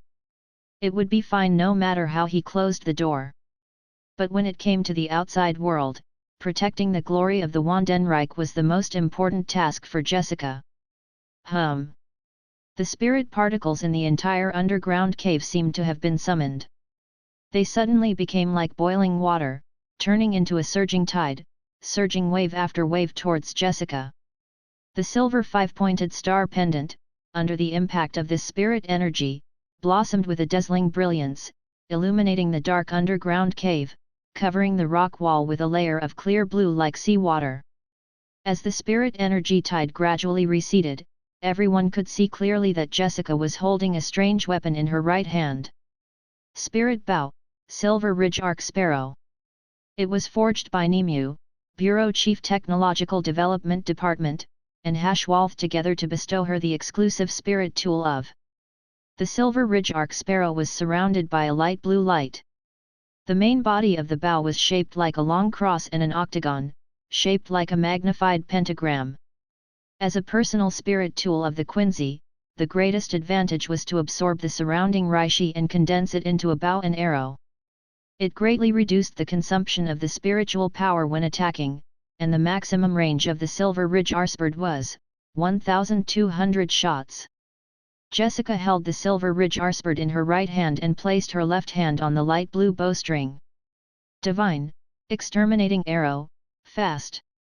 The spirit particles in the air condensed in an instant and turned into a light blue arrow of light. Before Caecilius could do anything, a light arrow as fast as lightning shot out. Buzz! As the bowstring vibrated slightly, the light arrow was like a bolt of lightning, and in the blink of an eye, it was already in front of Caecilius. What a fast speed! The light arrow pointed at Caecilius' forehead, making him feel like the next second, he was pierced through by the sharp aura of the arrow. Without thinking, he leaned back and made an extremely difficult iron bridge. Shua! The light arrow brushed past Caecilius by a hair's breadth. Whew! Caecilius had just let out a sigh of relief. Before he could get up and counterattack, his pupils suddenly shrank by a circle. The mysterious person who was covered in a cloak had suddenly appeared in the air above him. Furthermore, his left hand had already pulled back the light blue bowstring. Rain of light! Jessica stared coldly at Caecilius. Her lips opened slightly as she coldly spat out 3 words. Her left hand released the bowstring that had been pulled until it was a full moon. Boom! Boom! Boom! An extremely dazzling brilliance erupted from the Silver Ridge Arsperd. Countless light arrows were like a violent storm that swept through the heavens and earth, releasing deafening roars as they descended from the sky in an imposing manner. 1,200 light arrows turned into a torrent of terrifying energy that flooded Caecilius like mercury, drowning him within the spirit arrows. The waves of spiritual energy that erupted caused a billowing cloud of dust, and the ground was overwhelmed by the crazy bombardment of light arrows. Huge cracks that were like a spider web continued to expand outwards. Did she won? Matt gulped down a mouthful of saliva. Suddenly, a trace of bitterness and envy appeared in his heart. He really wanted such a spirit bow. After Jessica landed on the ground, she frowned and shook her head. No, the rain of light did not hit him. He disappeared. Gone. Mate was shocked, unable to figure out how Caecilius managed to dodge the rain of light. His aura has disappeared. Jessica's expression was solemn, feeling that it was a little tricky. The rain of light could be considered one of her moves. It was a move that combined both speed and power. Originally, she had planned to end the battle in an instant. However, she never expected that Caecilius would be able to dodge at such a close distance. It shouldn't be a matter of speed. Jessica analyzed calmly in her mind as she observed her surroundings. She observed that when Caecilius was about to be hit, her hands had drawn an orange magic pattern. Considering that he still had a layer of identity as a mage, she thought that it might be some kind of teleportation spell. Teleportation! Jessica was on high alert, wary of any sneak attacks that might appear at any moment. Just at this moment, Caecilius suddenly appeared behind Jessica. Mate was shocked and shouted, "Jessica, he's behind you!" Jessica seemed to have been prepared. The moment Matt reminded her, she had already completed the 3 movements of turning around and shooting arrows. It was done in one go, and it was as if she had been thoroughly tempered. Divine arrow, 3 continuous shots. Her fingertips released the light blue bowstring, and 3 light arrows shot out like lightning. Stupid! Caecilius smiled coldly as he pushed his hands forward. Boom! The originally complete space suddenly shattered, revealing a multi-layered, fragmented mirror. The 3 light arrows collided with the multi-layered mirror and instantly disappeared like a stone sinking into the ocean. This is spatial magic. Jessica instantly understood the reason behind Caecilius' disappearance. Humph, humph. Let's change our location. Caecilius laughed coldly and slammed his hands on the ground. Mirror dimension. Bang. The space suddenly rippled, and the ground beneath their feet was stretched infinitely. Jessica and Matt were completely unprepared for this move. In addition, the speed of the mirror image dimension expansion far exceeded their speed, so Caecilius forcefully pulled them into the mirror space. In the infinite mirror space, all the scenery was reversed. Welcome to the domain of the mages. Caecilius slowly opened his arms, a calm and confident smile on his face. This is my home ground. Mirror dimension was the home ground for mages. Furthermore, those who did not wear their suspended rings would forever be trapped in the mirror image dimension. Ha ha ha ha. Caecilius played with the golden ring on his right hand, his eyes revealing a hint of ridicule. From the moment you stepped into the mirror dimension, you were destined to lose. Do you know why? Why? Matt looked at the reversed world around him and had a guess in his heart. Because. Caecilius purposely paused for a moment. After whetting Matt's appetite, he revealed a mocking expression. Everyone in the mirror dimension will definitely not interfere with what happens in the real world. In other words, right now, all of you can only watch helplessly as the sacrificial ceremony goes on. Absolutely not. Matt's heart skipped a beat. He lowered his eyes and asked, "You mean to say that even you cannot interfere with the outside world?" That's right. Caecilius thought that he was certain of victory and naturally did not care about Matt's thoughts. He said, "Unless you wear a sling ring, no one can leave this place. This is a cage that I specially built for you. Are you satisfied?" Ha ha. Ha ha ha. The corner of Matt's mouth crazily rose, and he could not stop laughing. Satisfied, I am very satisfied. Thank you, Caecilius. If not for your mirror image dimension, I would still be hesitating if I should call that spider brat out. But now, there is no need to worry. Since both sides cannot interfere with the real world, it is time to let the Spider Boy go on stage. Go, Spider Boy! Become a hero and save those children. Chapter 213, Go Spider-Man! Ha ha ha ha! Caecilius, you should be the one losing. That laughter was like a sharp tip of sword, viciously stabbing into Caecilius' heart. Don't forget, since I can pull you into the mirror image dimension, I can naturally leave this place. After the initial shock, Caecilius actually calmed down. A mocking sneer flashed across his face. As long as he had the sling ring, he could go out at any time. There was only one more person outside. Wouldn't it be fine if he went out and pulled that person in? Caecilius thought to himself. He raised his right hand that was wearing a sling ring and drew a circle in the air in front of Hollow. GLA.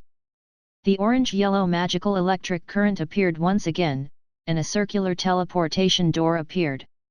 As the real world on the other side of the teleportation door gradually became clear, Caecilius' expression gradually became sinister. All of you will die in the mirror dimension forever. Ha ha ha ha. The next moment, Caecilius' expression froze, his pupils suddenly shrinking to the size of a needle. His throat seemed to be stuck, and his laughter stopped. This was because Caecilius caught a glimpse of a white cloak from the corner of his eyes. The light blue spirit bow was faintly glowing, and an arrow that gave off a sharp aura was pointed at his forehead. The distance between the two was only 1 meter. Do you want to try? Jessica held the spirit bow in her right hand. Her string was like a full moon as she calmly said, "Let's see if your spells are faster or my arrows are faster." So fast. When? Caecilius' expression was gloomy and his hands stopped moving. What kind of joke was this? No matter how fast the teleportation gate was, it was impossible for him to be faster than the mysterious person's arrow. Furthermore, it was in such a close distance. Caecilius, why do you think I have to ask you? What is the way to leave this place? Matt snickered. B*****. Caecilius' face was green and purple. He thought that they were the ones trapped in the mirror image dimension, but from the looks of it, he was the one trapped. It would take at least 3 seconds to open the teleportation door. Normally, it might have passed in the blink of an eye, but in front of this mysterious person, 3 seconds of casting time was too long. It was enough for him to die dozens of times. Holala! The air exploded continuously, and Caecilius received a kick on his waist. Bang! Caecilius threw his head back and spat out a mouthful of blood. Like a kite with its string cut, his entire body was embedded into the rock wall. This almost caused him to die on the spot, feeling like his internal organs had been displaced. Phew!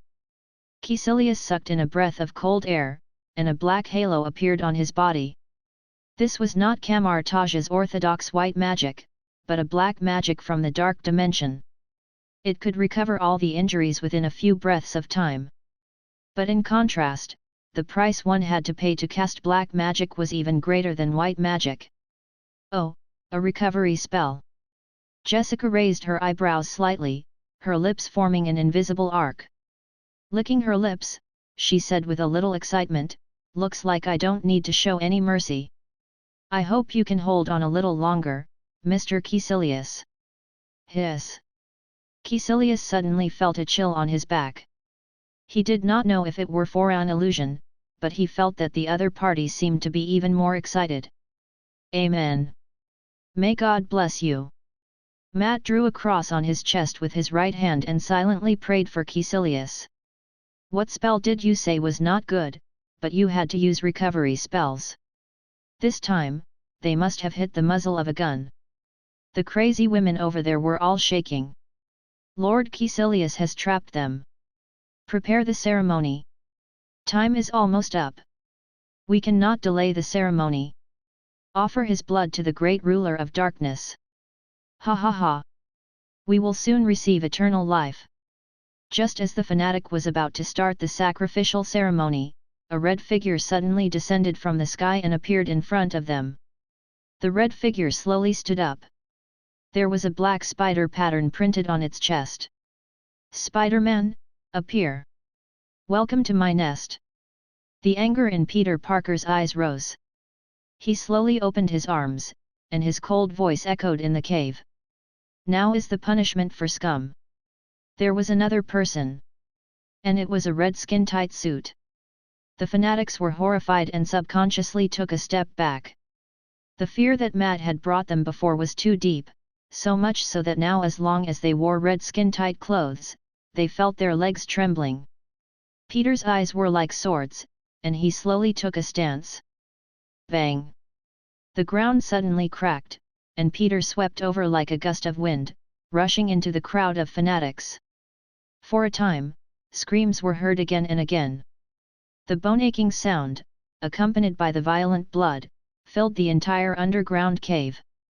Although he had not learned any fighting techniques in the system, under the enhancement of his reaction speed and strength, Peter was even more threatening than Matt.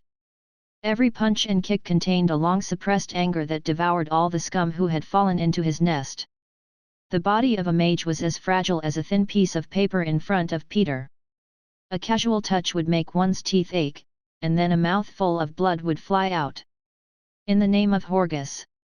Oh! One of the mages was just about to cast a spell when his hands and mouth were stuck by the spider silk. Then he was kicked sideways by Peter, and his entire chest caved in a few centimeters. He was sent flying and crashed into the rock wall. Casting a spell? Before he could finish chanting the spell, he had to be covered in spider silk. Moreover, the stickiness and hardness of the spider silk was amazing. Once it was stuck on his face, it could not be pulled off. Not only was he more flexible, but he could also use the spider silk to shuttle back and forth in the cave. In addition, he had a nearly abnormal sense of danger. Although he was not as intimidating as Matt, the feeling Peter gave them was obviously more troublesome than Matt. No, we can't stop him. Even if it can't be blocked, it has to be blocked. Don't let him approach the sacrificial ceremony. No. No. Damn it. The fanatics were in a mess, their mentality completely collapsed. They couldn't hit, they couldn't touch, they couldn't touch. How could they fight? If the leader Caecilius was still there might be a way to solve it, but with their group of half-baked, they only knew a few simple spells, they couldn't stop Peter Parker at all. Soon the fanatics were completely wiped out, the heavy casualties on the ground. Peter Parker did not stop for a moment and strode to the sacrificial ceremony. Chapter 214, Black Goat Cub. Mirror Dimension. In the reversed world, the two figures collided fiercely, creating layers of clearly visible air rings that emitted ear-piercing sounds in the air. Ragada ring. The moment Caecilius' voice rang out, a shield shining with magical light blocked in front of him. Boom! The magic shield that had just been erected shattered like fragile glass in the next moment. A fist wrapped in a pale blue light exploded with a terrifying strength that was unstoppable. It pierced through the magic shield and smashed into Caecilius' chest like a heavy cannon. Kaka! Several ribs were broken by a punch. Caecilius threw his head back and spat out a mouthful of blood. Mixed with the broken pieces of his organs, his chest caved in a few centimeters. The strength of his fist did not decrease, directly sending Caecilius flying more than 10 meters away. His entire body crashed into the ground like a meteorite. Boom! The entire cave seemed to shake. The huge impact tore the earth apart, and the falling point deeply caved in. Shocking cracks covered the surroundings. Jessica licked her lips, excitement flashing in her eyes. Her toes touched the air once again, and she instantly disappeared. Ryūjin Jakka. Before Caecilius could crawl out of the pit, Jessica had already appeared in front of him, not giving him any chance to breathe. She raised her foot and landed. Jessica stepped on Caecilius' head, forcefully pushing him into the ground. This battle fully revealed the weakness of the mages. If Caecilius were given enough time to chant and cast spells, there would not be such a one-sided crushing situation. But the problem was, he did not have the time to chant a spell. Although he could give up on chanting, a spell cast like this, whether in terms of strength or power, was far weaker than a complete chanting spell. He tried to give up on the ring of Geiger Dole that he had cast, but he could not even block a punch from the other party. Unless it was Sorcerer Supreme. Otherwise, no one could overcome this weakness. This was an inherent weakness of mages. Our recovery. Caecilius' voice was extremely weak. He struggled to move his lips and released a black magic to recover his injuries. So tough. The excitement in Jessica's eyes grew even stronger. She reached out and grabbed Caecilius' head, dragging him out of the ground and throwing him towards the rock wall. Restore. Bang. Restore. Bang. Recover. Bang.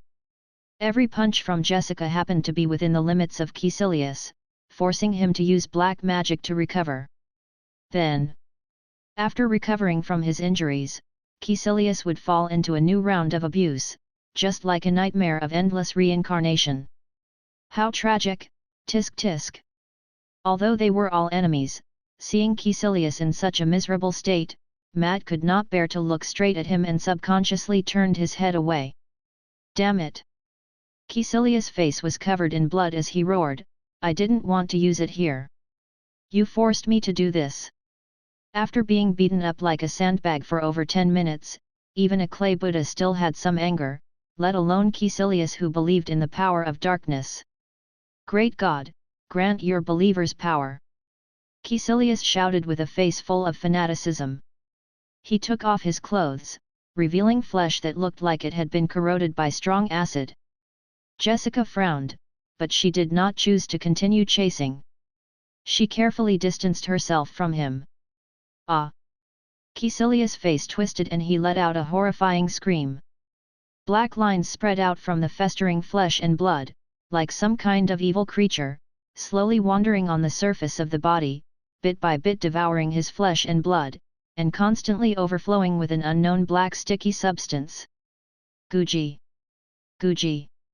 The strange black sticky substance flowed out, and the ground was instantly corroded into a ravine, emitting a pungent stench. What a strong corrosion! Jessica was shocked. If a human body was touched by that sticky substance, it would instantly be corroded until only bones remained. Matt frowned. What the hell is this? I don't know. Jessica frowned, already feeling that something was wrong. Her eyes were serious as she said, but it definitely isn't anything good.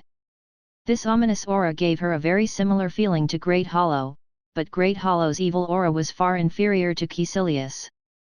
The two had an ominous degree of evil that was like clouds and mud. Ha, ha, ha. Caecilius stood up shakily. His body was covered in black lines, saliva flowing out of his mouth like a wild beast. His eyes were blood red as he laughed sinisterly. You all, don't think of stopping me. In the real world. A sharp, ear-piercing cry suddenly came from the depths of the cave. It was like a red-hot steel needle had pierced into his brain, fiercely stirring it, making Peter kneel on the ground with his head in pain. These are the transformed children. Peter's pupils contracted slightly, and his body trembled slightly. From the dense cave on the rock wall, huge pieces of meat wriggled out one after another. Then, the pieces of meat wriggled towards each other amidst the constant screams. The pieces of meat and pieces of meat merged together and finally turned into a giant black creature that resembled a tree trunk. It was like a product that had been twisted together by countless roots. Its body was as large as an ancient tree trunk, and it had 3 legs that were as strong as the hooves of a sheep. A large number of whip-shaped tentacles that were covered in sticky liquid hung down from the crown of the giant body like branches. Green stinky slime dripped down from the mouths that were full of sharp teeth, emitting an unpleasant smell like the corrosion of corpses and vegetation. Gooji, goo, goo. On the tree-like trunk that hung down like a whip, there were many white and ferocious eyes growing. The pale white pupils were rolling and staring at Peter. This horrible horror that was enough to challenge the record of the world of Guinness made Peter Parker uncontrollably retreat backwards. His eyes were full of horror, and his stomach was in turmoil. F***ck. Peter choked for a long time and spat out a rare curse because he really couldn't think of any other tone. With this disgusting and terrifying appearance, calling it a monster might be a bit too modest for Hollow. The people who were shocked were not only Peter, but also Matt and Jessica who were in the mirror dimension. Heek! Matt's eyeballs almost popped out of their sockets, and he did not feel too good. What the hell is this? Ha, ha ha ha. Caecilius laughed crazily and said, it doesn't matter even if I tell you now.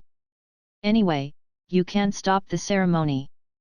That is, the cub of the Black Mountain Goat. Black Mountain Goat, cub. Matt's mouth twitched. Why don't I remember that there is such a weird breed among goats? Chi.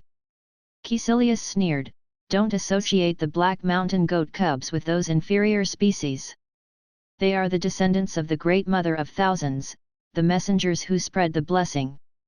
Blessing? This ugly thing has nothing to do with the blessing. Matt and Jessica's faces twitched. Just a glance at that thing could make people unable to sleep for several days. Chapter 215, My name is Peter Parker, and I am Spider-Man. My name is Peter Parker, and I am also called Spider-Man. During the day, I was an inconspicuous high school student in Middle City High School, and after school, I was a superhero who had just debuted.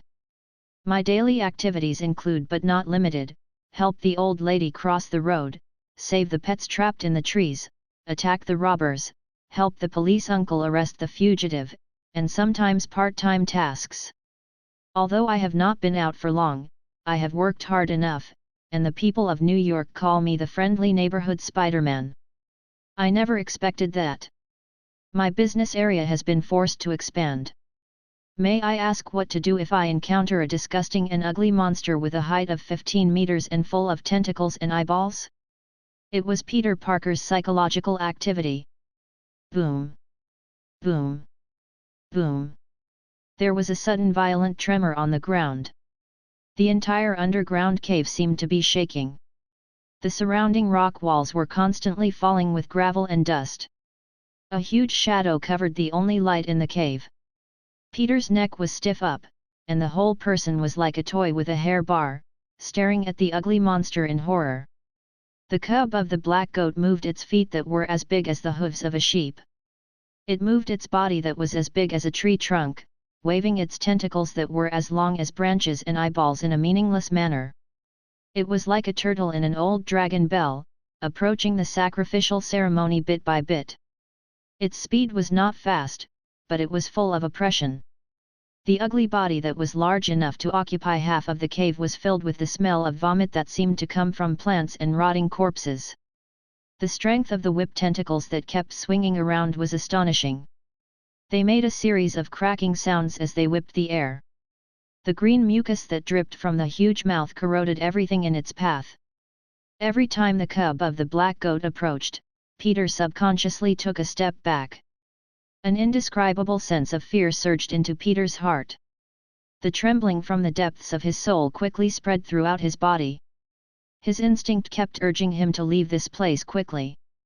It was as if he would be dragged into the endless dark abyss if he was even a second slower. Buzz! Buzz! Since the moment this monster appeared, the warning of Spider's senses had not stopped. Run! Run! Otherwise, you will die. That was the survival instinct engraved in the deepest part of human genes. It was also the fear of unknown creatures. Spider's senses had never deceived him. So Peter believed that if he chose to stay here, he would die without a doubt if he fought with this monster. Perhaps it was unconscious, perhaps it was fear, or perhaps it was some other reason. Peter Parker was retreating. I am still young. I don't want to die yet. I have Aunt May, Uncle Ben, MJ, Ned. Yes. I can't die here, I can't make them sad. I just became a superhero. I still have a beautiful future. I still have a lot of delicious food that I haven't tasted. I haven't confessed to MJ yet. I. The moment Peter had the thought of retreating, countless reasons came in succession, as if finding a proper excuse for himself to retreat. He was not afraid of death, but he didn't want to die. If his opponent was a human, he would never retreat a step. But the problem was that this enemy in front of him, whether from the outside or from the inside, could no longer be considered a human being. It was a monster. Peter turned and fled to the exit. But his back was so panicked, and there was even a sense of loss, as if he had abandoned something important here. As for Matt, who was in the mirror image dimension, his eyes were as calm as a pool of stagnant water. There were no waves in his eyes as he silently watched Peter's back. Ha ha ha ha. Caecilius' laughter became even more arrogant. His face, which was covered in black lines, was twisted and ferocious. He let out a beast-like roar, "Do you see that? This is human nature." "No, you are wrong." Matt's lips moved slightly and he said lightly, "Fear death and stay away from death.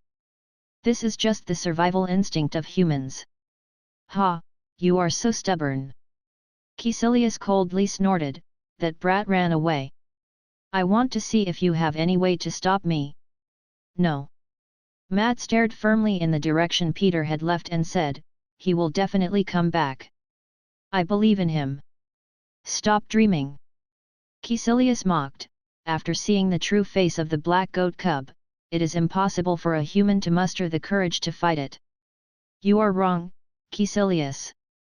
Matt's lips curled into a confident smile, "You do not understand humans at all, much less know the greatness of humans." "Oh." Caecilius looked high and mighty, as though he was looking at them as ants. He said with a tone full of contempt, "Then why don't you tell me, in front of a black goat cub, how great is a human that is as small as an ant? How great is it?" "Hee hee. Let me tell you." Matt staggered up from the ground. Even though the wound on his abdomen was still convulsing with pain, he still straightened his back. His entire body was like a sharp blade that would never bend. His eyes revealed a divine light that was enough to shock people. It was like two bright suns that were blooming with dazzling light. The greatness of humans lies in the lofty attitude when facing fear. Even if we are as small as ants, our desire for survival is definitely not weaker than any other existence. You underestimate us too much, Caecilius. Don't forget, he is a superhero.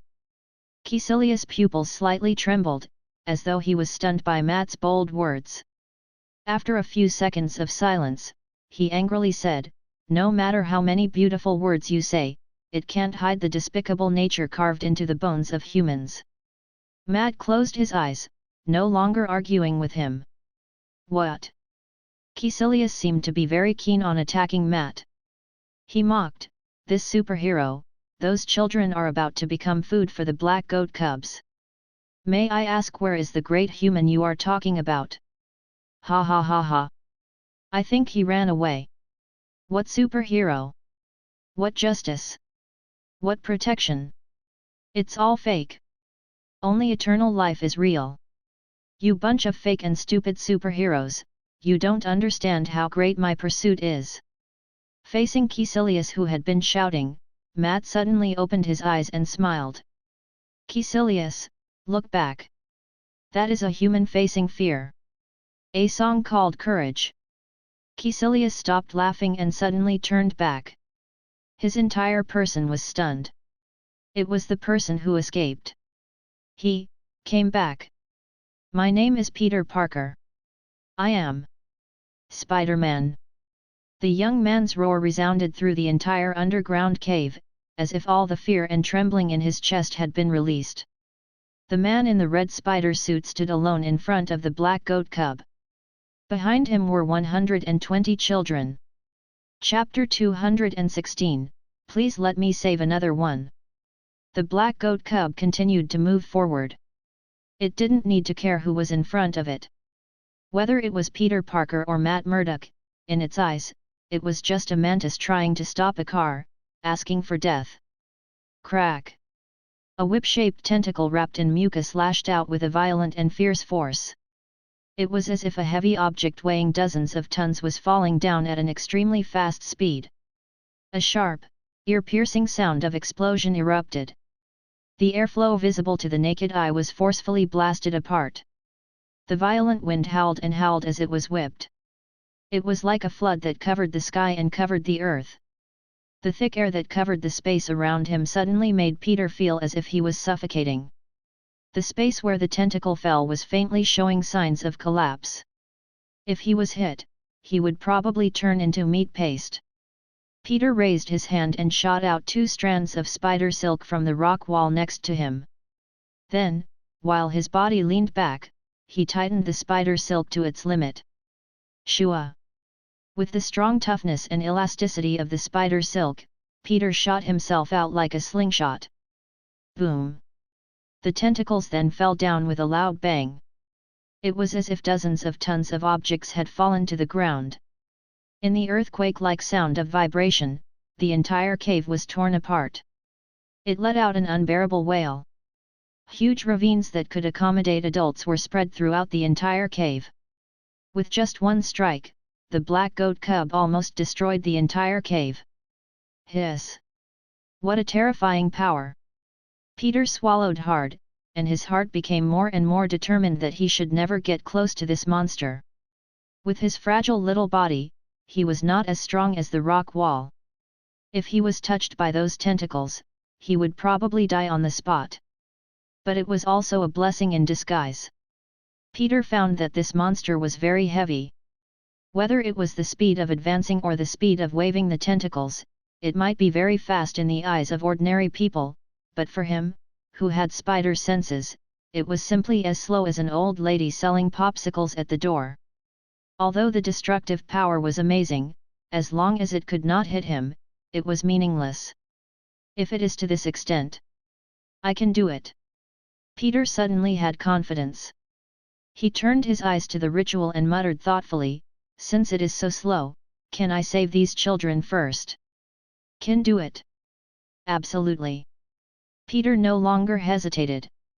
He shot out a spider silk and stuck it to the wall of the cave, using the force to swing at the sacrificial ritual.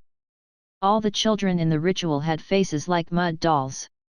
Their expressions were dull and stiff, as if they were not angry at all. They were obviously controlled by some kind of spell by the fanatics. Time was of the essence. Peter had no time to think about who to save. He could only casually pick up a child, and then shoot out the spider silk again, pulling his body high into the sky. But fortunately, the monster seemed to be afraid. It did not attack the child in the ritual. Instead, it waited for Peter to come out and then waved its tentacles to attack. Peter used the spider silk to nimbly dodge the tentacles in the air, and then threw the child into the depths of the passage of time. Shoo a dash! As the spider silk fell, it had to turn around to avoid the tentacles. Its body was as flexible as a swallow, dodging every attack. 1, 2, 3. 5, 10, 15, 20, 30, 40. Peter did not stop for a moment. Under the increasingly crazed attacks of the tentacles, he risked again and again to rescue the children from the ritual, and then threw them into the depths of the passage. Huff, huff, huff.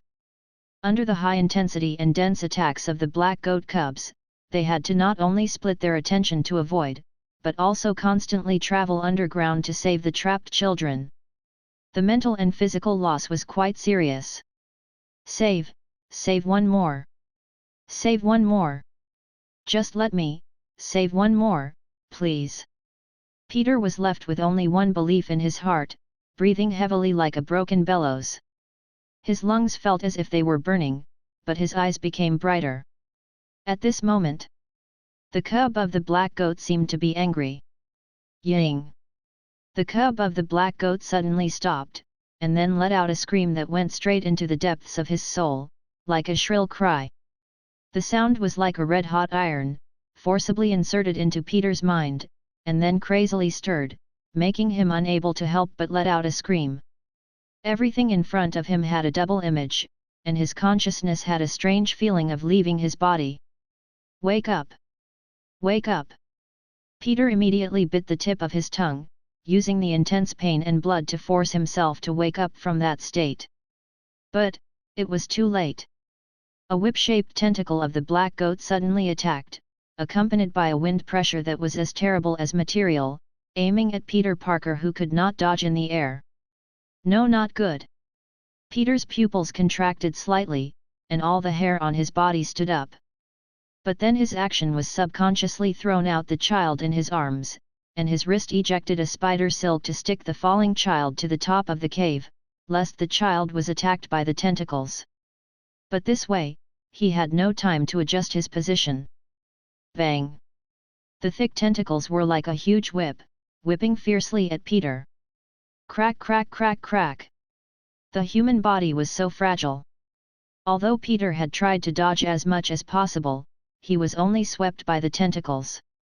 The bones and flesh of his right leg were instantly smashed, and a dazzling blood mist splashed in the air. Ah! One of his legs exploded. The heart-wrenching pain caused Peter's face to twist and he let out a miserable scream. Bang dash! The spider silk was cut off by the strong wind. Peter crashed into the rock wall like a kite with a broken string. Then, he rolled down from more than 10 meters away and finally hit the ground heavily. Bang! The dull body collided with the solid ground. A huge pool of blood sprayed around. Peter Parker was lying on the ground like a dead body. There was only a slight rise and fall of his chest. It seemed to prove that he was not dead yet. Yes, he was not dead yet. But such a serious injury, he was afraid that he would not live for long. He is dead for sure. Seeing this scene, Caecilius revealed a smile once more. I already said that no one will stop the black goat cub. He is just sending himself to his death. No. I believe him. Matt bit his lips and stared at Peter with his blood-red pupils. He kept repeating, stand up, stand up, stand up. Ah! Peter seemed to have heard Matt's encouragement. A roar that had been suppressed for a long time burst out from his throat. His two arms supported his body and stood up. He stood up. Even if one of his legs was broken, even if all the bones in his body were broken, Peter did not give up. He propped up his upper body and crawled to the sacrificial ceremony with both hands. At that moment, Matt and Jessica were deeply touched. They seemed to see a shining soul on Peter Parker. Dazzling, resplendent. Even the sun in the sky could not match his soul. This was a great brilliance that had been passed down for generations and continued in the human body. Even the darkness that could cover the sky could not stop this brilliance. God! If you really exist, please let me hold on a little longer and let me save a child again. Please, just one more. God! Peter prayed in his heart. He had never believed in God before, but now he was begging God. Just for letting him to save another person. Chapter 217, Forgotten Memories. Ying! The black goat cub let out a sharp cry, and a whip-shaped tentacle rushed out. Its speed was far faster than that of a cannonball, and the air exploded in a huge circular shape. Just as everyone thought that Peter Parker was dead, a miracle appeared, and God seemed to hear his call. Boom! A scarlet figure that was filled with a violent aura was approaching. And around the body of the unknown figure, the speed was too fast, causing violent sparks to fly in the air. It dragged a scarlet hot wave of air and emitted a series of explosive roars. Zero! A roar filled with rage exploded in the cave like thunder. Then, a scorching red light flashed, and the astonishing destructive force caused space to distort. The scorching red light streaked across like a comet, colliding with the tentacles of the black goat cub. Rumble! The scarlet light was blazing and dyed the entire cave red. The surrounding space shook violently. It was as if a stone was thrown into a calm lake. Ripples spread out in circles and spread throughout the entire underground cave in the blink of an eye. The shock waves were like a hurricane that could destroy the heavens and earth as they bombarded the surface. For a time, the earth erupted like 100 beasts galloping. The entire underground cave shook with a rumble. After the thick smoke dispersed, a deep pit with a diameter of more than 10 meters appeared in front of them. Spider-like cracks spread out and a broken tentacle fell to the side. The figure looked petite and slim. It was the size of a human. Its skin was grey and white like a dead person. Its face was covered with a white bone mask. Its two long and narrow scarlet eyes revealed an eerie evil aura and killing intent. Mirror dimension. Kisilia's heart jumped for no reason. What kind of monster is this? Matt and Jessica's expressions changed when they saw the strange figure. They exclaimed in unison, Ajichas. Unlike Jillian's appearance and the ominous crimson spiritual power, it was Ajichas, Gwen. She had originally listened to Grimjo's suggestion. She came to the modern world to find the meaning of filling the hole in her chest, as well as the death she symbolized. But in the process of her loss and finding the answer, perhaps because of the residual consciousness, Gwen followed the smell of Peter Parker and found this secret place. At the moment of discovering Peter's life was in danger, Gwen suddenly could not control his emotions. Rage filled his mind, and then the above scene happened. Who are you? Gwen looked at Peter, who was on the verge of death, and suddenly felt a sense of discomfort in his heart. It was as if he had lost something important and became empty. A red mask. The spider pattern on his chest. And that familiar smell. All of this gave Gwen an inexplicable sense of familiarity. Who are you? Gwen asked again. This time, her voice became a little anxious. She had a faint feeling that the person in front of her could fill the hole in her heart and let her find the death she symbolized. But unfortunately, now that Peter was still alive, it was already a great blessing. He could not answer her question at all. Answer my question. Gwen growled, and her heart suddenly surged with irritation. He stepped forward and tore off Peter's mask. Rip dash. The red mask was torn off, revealing a young and tender face. There were a few strands of bloody brown hair attached to the bloodless face. It was a common face that couldn't be more ordinary. But it was this ordinary face that caused Gwen to freeze on the spot as if he had been struck by lightning. Peter Parker. Gwen himself did not know why this strange name suddenly came out of his mouth. After falling and becoming a creature after Hollow, it would not have any memories of its previous life. Even if it finally evolved into Vasto Lord, it would be impossible to find the memories of the previous life. This was the iron law of evolution. Although she did not have memories. But this did not stop Gwen's instinct, and he had a good impression of this young boy. Anger was spreading. There was no reason at all. Just because she saw Peter's miserable state, Gwen felt that she could not contain her anger. This strong impulse of emotion was countless times stronger than her defeat at Grimjo's hands. Unforgivable. He absolutely could not allow anyone to hurt him. A majestic red spiritual power burst out from Gwen's body, and the surrounding ground was instantly sent flying. Kill! Kill you! The roar accompanied by the shockwave spread out. The ground beneath Gwen could not withstand the violent impact and collapsed layer by layer. Dust and smoke rolled up like a giant dragon, rushing straight to the top of the cave. Ring! Ring!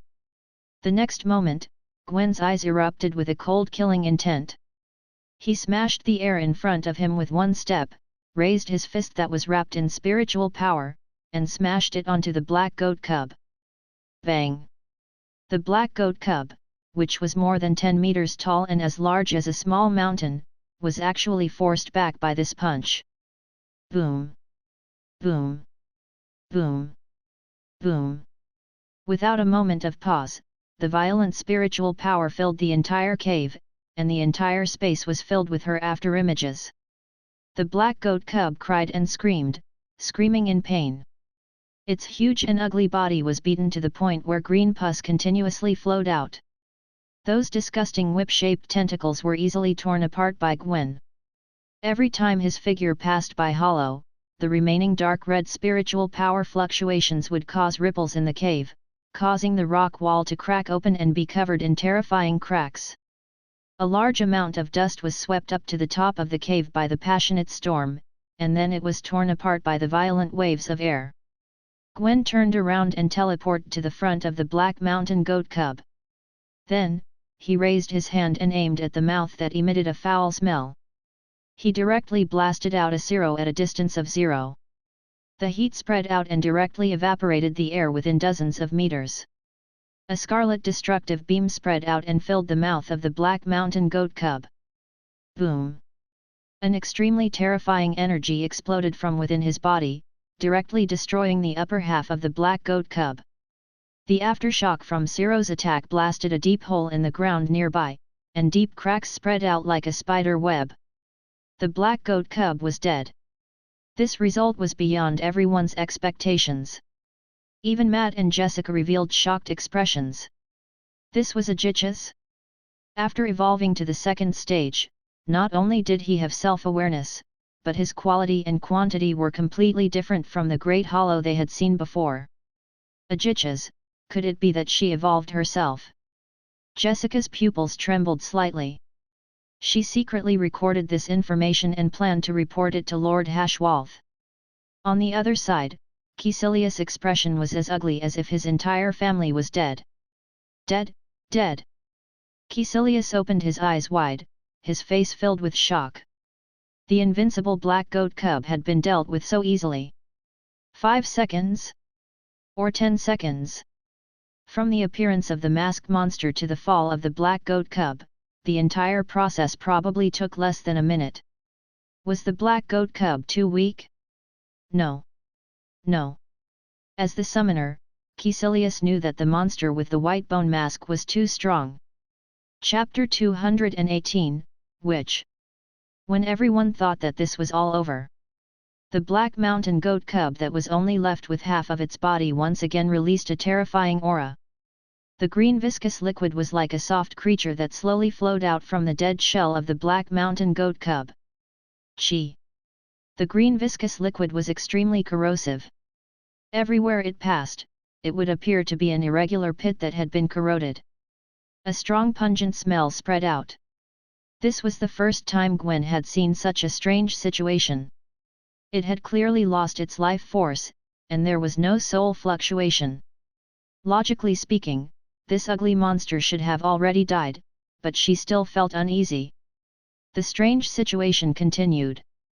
The black goat cub that had been blasted into a broken body, the scattered pieces of meat squirmed together and then violently collapsed and contracted at a speed visible to the naked eye until it turned into a huge black. The black blob was about 5 or 6 meters tall. The sticky surface was covered with thick, bright red blood vessels, and it looked like the heart of a giant creature. Boom! Boom! Boom! The blob contracted and expanded violently, and then a strong and powerful heartbeat burst out. It was like a dull and melodious drum that echoed in the empty underground cave.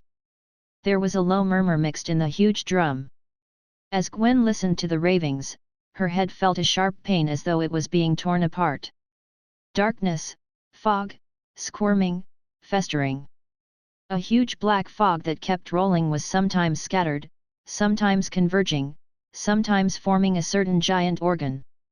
Countless tentacles covered in mucus were waving around like the feet of an octopus, and greedy mouths full of sharp teeth covered its entire body. She floated above New York.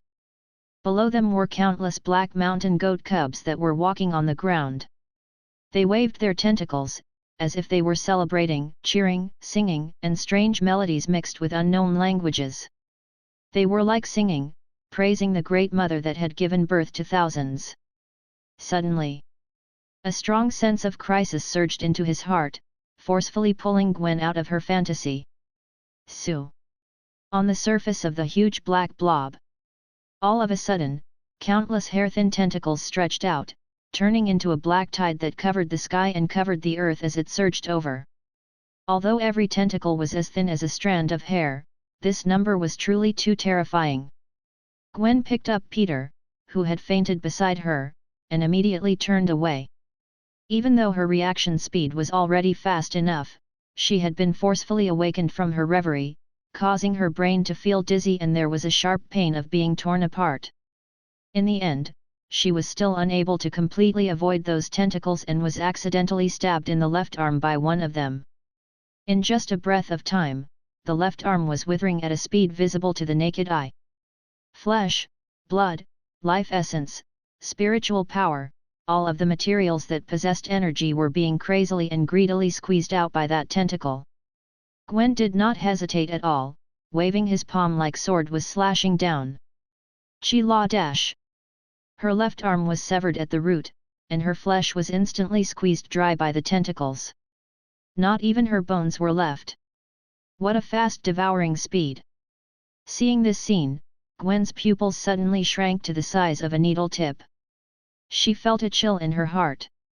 If her reaction had been a little slower just now, she would have become a dead hollow. Dong! After squeezing out the arm of Ajichas, the powerful life essence and spiritual power returned to the black blob. The ferocious blood vessels on the surface became brighter and brighter, and the contraction and expansion also burst out with more vigorous jumping sounds. It is absorbing my power. Gwen covered his broken arm, and his scarlet long and narrow eyes suddenly became serious. Every part of the body of Ajichas contained their power. It was a sign that spiritual power had been completely condensed into a physical body. Although losing an arm would not cause the evolution to stagnate, it would also cause her strength to decline a lot. Whoosh whoosh whoosh! The black blob had tasted the sweetness, and it was obviously not satisfied with just an arm. It manipulated the dense, sea-like tentacles to launch an overwhelming siege on Gwen. Ring, ring! This time, Gwen was not stabbed. With his super high-speed movement, he completely threw the tentacles behind him. Then, he took advantage of the gap between dodging the tentacles and thinking. All biological behavior generally had a certain purpose. Just like how Hollow devoured the souls of humans or companions, in order to survive and to evolve to a higher level, this was an instinct engraved in every Hollow's body, unrelated to self-will. Humans eat animals in order to satisfy the desire to eat and torture them to satisfy their spiritual needs. Then, what about this black blob? Although it is ugly and disgusting on the outside, Gwen believes that it can barely return to the creature category. Since it is a creature, then its behavior must have a. Perhaps it was to survive, to prolong life, or to evolve. From the behavior of the black sarcoma, it did not seem to have an individual consciousness. It should be acting on instinct. Then there was a problem. The black blob was not to satisfy the appetite, not to reproduce, and it was not possible to meet the special spiritual needs. Then there was only one possibility left: evolution.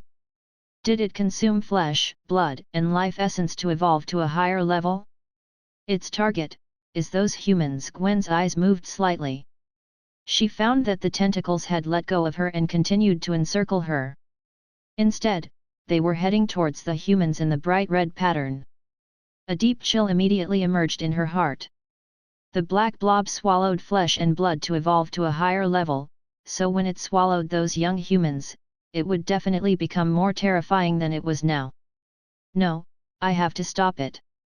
Gwen's eyes turned cold, and her brows revealed a violent aura. I absolutely can't let it devour those humans. Ring, ring. Gwen instantly appeared outside the base. After placing Peter on the soft grass, he disappeared again. The next moment, Gwen returned to the underground cave again, blocking the tentacles that pounced at the child. Sizzle. As the scarlet spiritual power flashed, Gwen's fists instantly sent out countless after-images. 0. Boom boom boom. The energy shells were like a torrential rain, filling up the entire underground cave. Accompanied by a terrifying energy surge and a huge roar, they completely drowned out the black tentacles that covered the sky and covered the earth. But in the next moment, everything came to a standstill. It was not an illusion created by the confrontation, but a real stagnation. The red zero, the black tentacles, and the howling wind were all forcibly pressed on the pause button at this moment. Humph! An extremely disdainful snort suddenly sounded in Gwen's ears. Pucci! A piece of flesh was suddenly dug out from Gwen's abdomen. She grunted and retreated, clutching her wound as she stared coldly in front of her. A person slowly walked out from the dense tentacles that were like a tide. An ominous black fog surged around his body, as hazy as an illusion. Gwen's gaze was grave. You? Who are you? Hee. The person was shrouded in black fog, and hollow was illusory and indistinct. Its voice was as sharp as a sharp object streaking across a mirror. I am the greatest witch. Agatha. Agatha Harkness.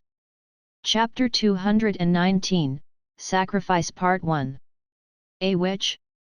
This profession full of mystery, suddenly evoked Matt's memory. When it came to the profession of a witch, many people believed that the first thing that came to mind was the religious trial launched by the Church in Europe during the medieval period, the witch hunt. The act of hunting witches was full of bloody cruelty and ignorance. It originated from the medieval Europe, the current Pope of Rome, Norsen VIII, an imperial order issued in 1484 years. The witch trial, also known as the witch hunt.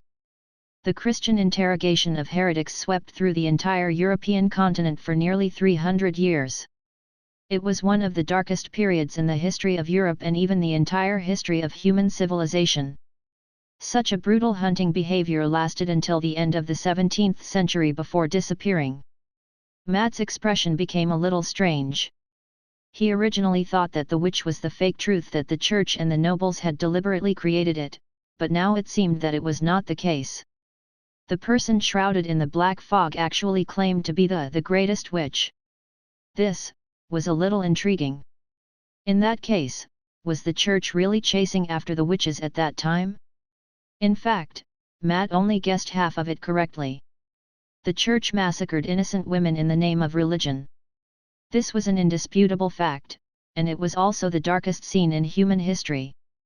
But there was actually a part of the reason, which was the witch union. The early witch gathering was the place where all the witches gathered and studied magic together. However, due to the uncontrollable research of the witches, it had already threatened the legitimacy of the church, and even had a tendency to replace it. That was why it had triggered the witch hunt operation. And Agatha Harkness was one of the members of this witch union. She lived in Europe in the 16th century and was in the period of witch hunting fanatics.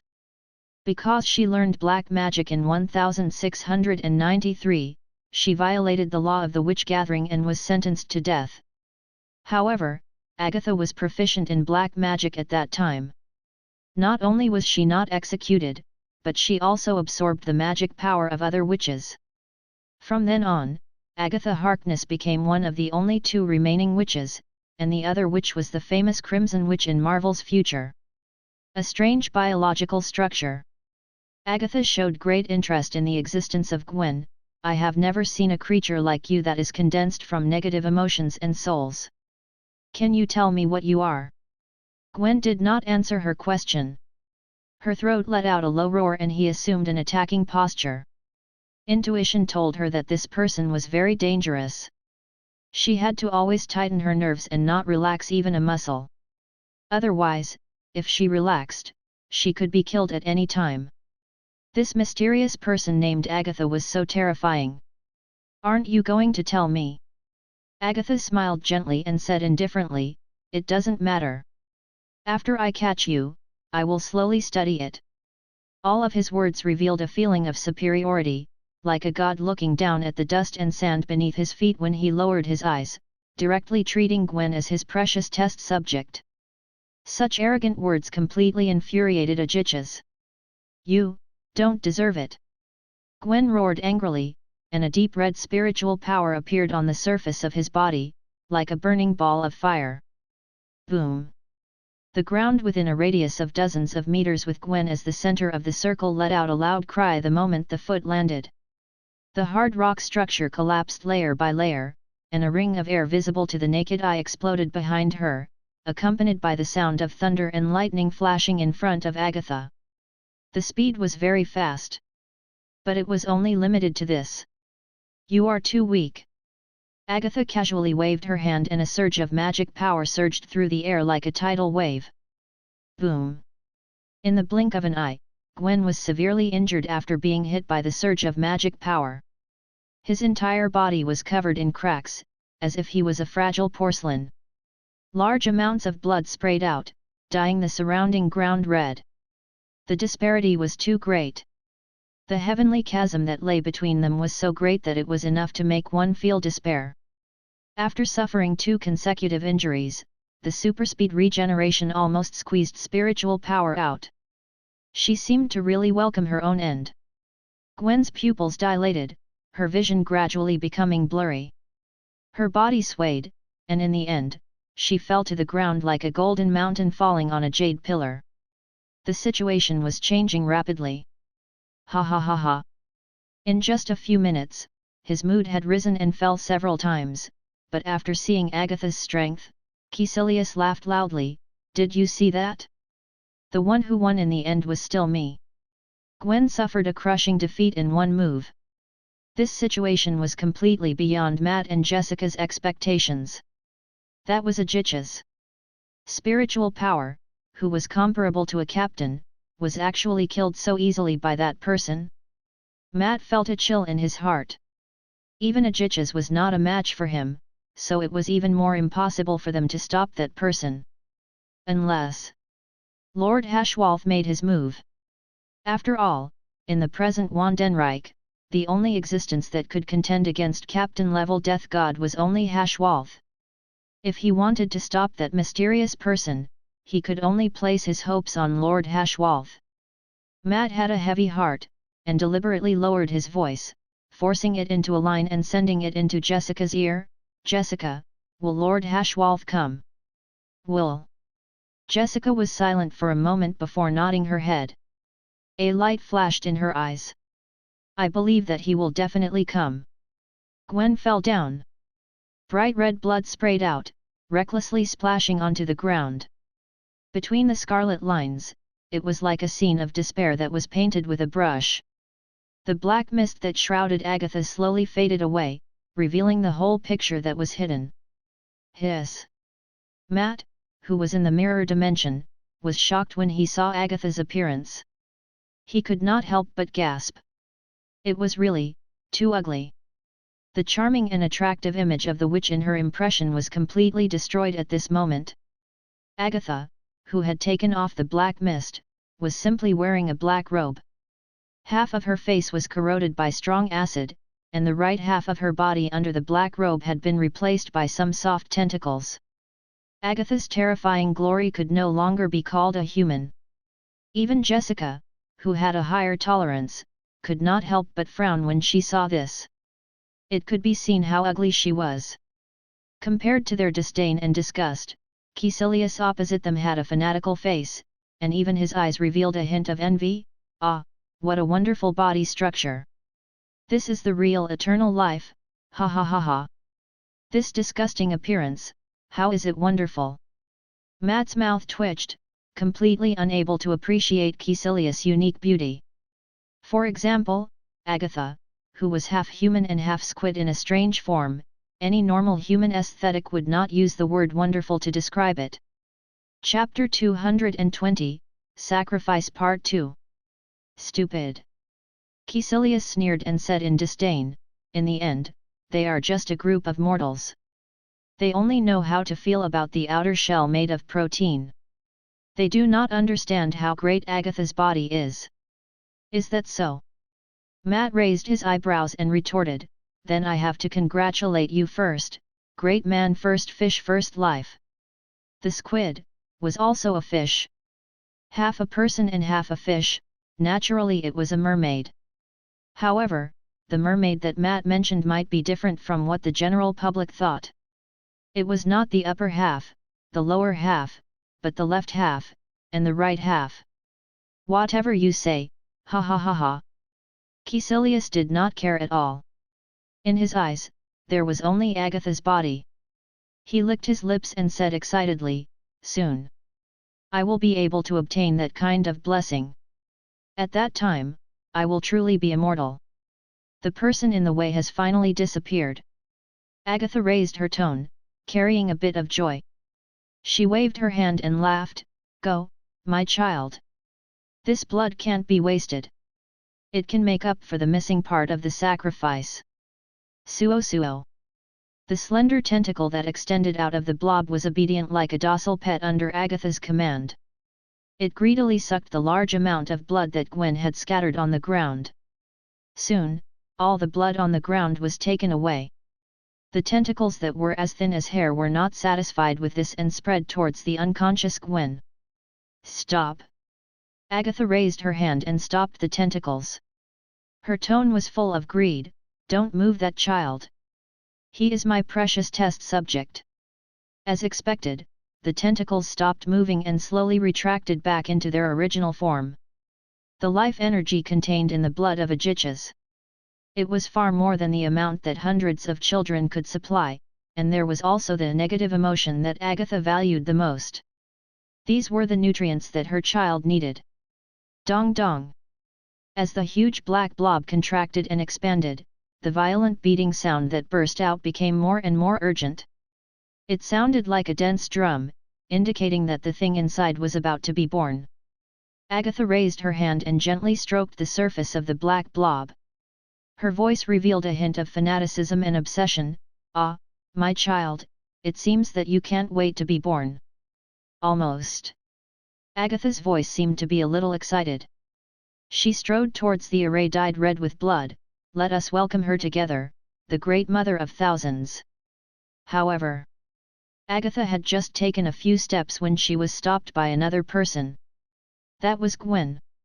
Her entire body was bathed in blood, her fragile figure that was covered in cracks like porcelain, but she firmly and resolutely blocked in front of Agatha. Don't, go over. Gwen propped up his swaying body and stood up, his small body seemed to have turned into a high wall. Agatha was not angry. Instead, she was quite satisfied and said, you can still stand up after suffering from the dark curse. My dear experimental subject, you are making me more and more surprised. But Agatha's voice suddenly became cold and she waved her hand. I don't have time to play with you now. Get out of my way. The surging magic power turned into a heavy hammer, causing Gwen's chest to collapse a few centimeters before retreating backwards at several times the speed of sound. Bang! Gwen crashed into the rock wall and was deeply embedded in it. This time, she no longer had any extra strength to stand up again. Spiritual power was exhausted, the superspeed regeneration stopped, and even moving his fingers seemed to be an extravagant hope. Is it over? Gwen's scarlet pupils gradually dimmed, and his consciousness uncontrollably fell into endless darkness. Is it really over? No. Not yet. Although she was infinitely close to death, she had not truly died. In the endless darkness of consciousness, there seemed to be a faint light, like a candle in the wind, supporting the last hope of this world. Everything in the world froze for a second, leaving only Gwen, who was on the verge of death. Why save that child? Why protect those humans? Why? Gwen was questioning his heart. Whether it was on the logical level or on the instinct level, she should not save the humans who should be food. But, she still did it. It was because of her soul and instinct that drove her to do these things. With great power comes great responsibility. I'm sorry, Gwen. The next time we meet, I'll treat you to the best pizza in New York. Thank you, Gwen. In the endless darkness, the voices of immaturity and maturity alternated in Gwen's ears. It was like a weak flame in the winter, warming her gradually stiff and cold body. The light grew bigger and bigger. To fill the emptiness in his heart and seek the meaning of death. At this moment, Gwen finally understood the death that he had always been pursuing. Sacrifice. Bang! The violent sound suddenly broke through the cave, and a huge ring of air exploded behind Gwen. Like a flood dragon surging in the sea of clouds, Gwen relied on the ultra-high-speed movement of the sound to break through the layers of air currents, dragging a long wave of air. The dark red spiritual power seemed to be solid as he roared wantonly on the tip of his fist. An indescribable momentum spread throughout the entire underground cave in the blink of an eye. The fierce wind that surged out was extremely sharp. It mercilessly swept across the ground, leaving behind a crisscrossed ravine. This punch pushed Gwen's essence, energy, and spirit to the limit. She pressed forward with indomitable will, not stopping until she died. Rumble. The point where the fist was aimed at was accompanied by an immeasurable amount of astral winds. Crimson spiritual power roared like a dragon, forcefully blasting out a vacuum tunnel. Even space was trembling, faintly showing signs of collapse. The surging astral winds mixed with the aftermath of spiritual powers overflowing, setting off a massive wave of energy that rushed straight to the top of the cave, and then pierced through the entire cave. The dense cold light cut through the ground. This underground cave that had existed since ancient times, the rock walls that had been washed by the river for countless years and the movement of the earth's crust had cracked and shattered. The sand and dust that instantly rose up like a curtain. For a time, even the spectators in the mirror image dimension felt dazzled.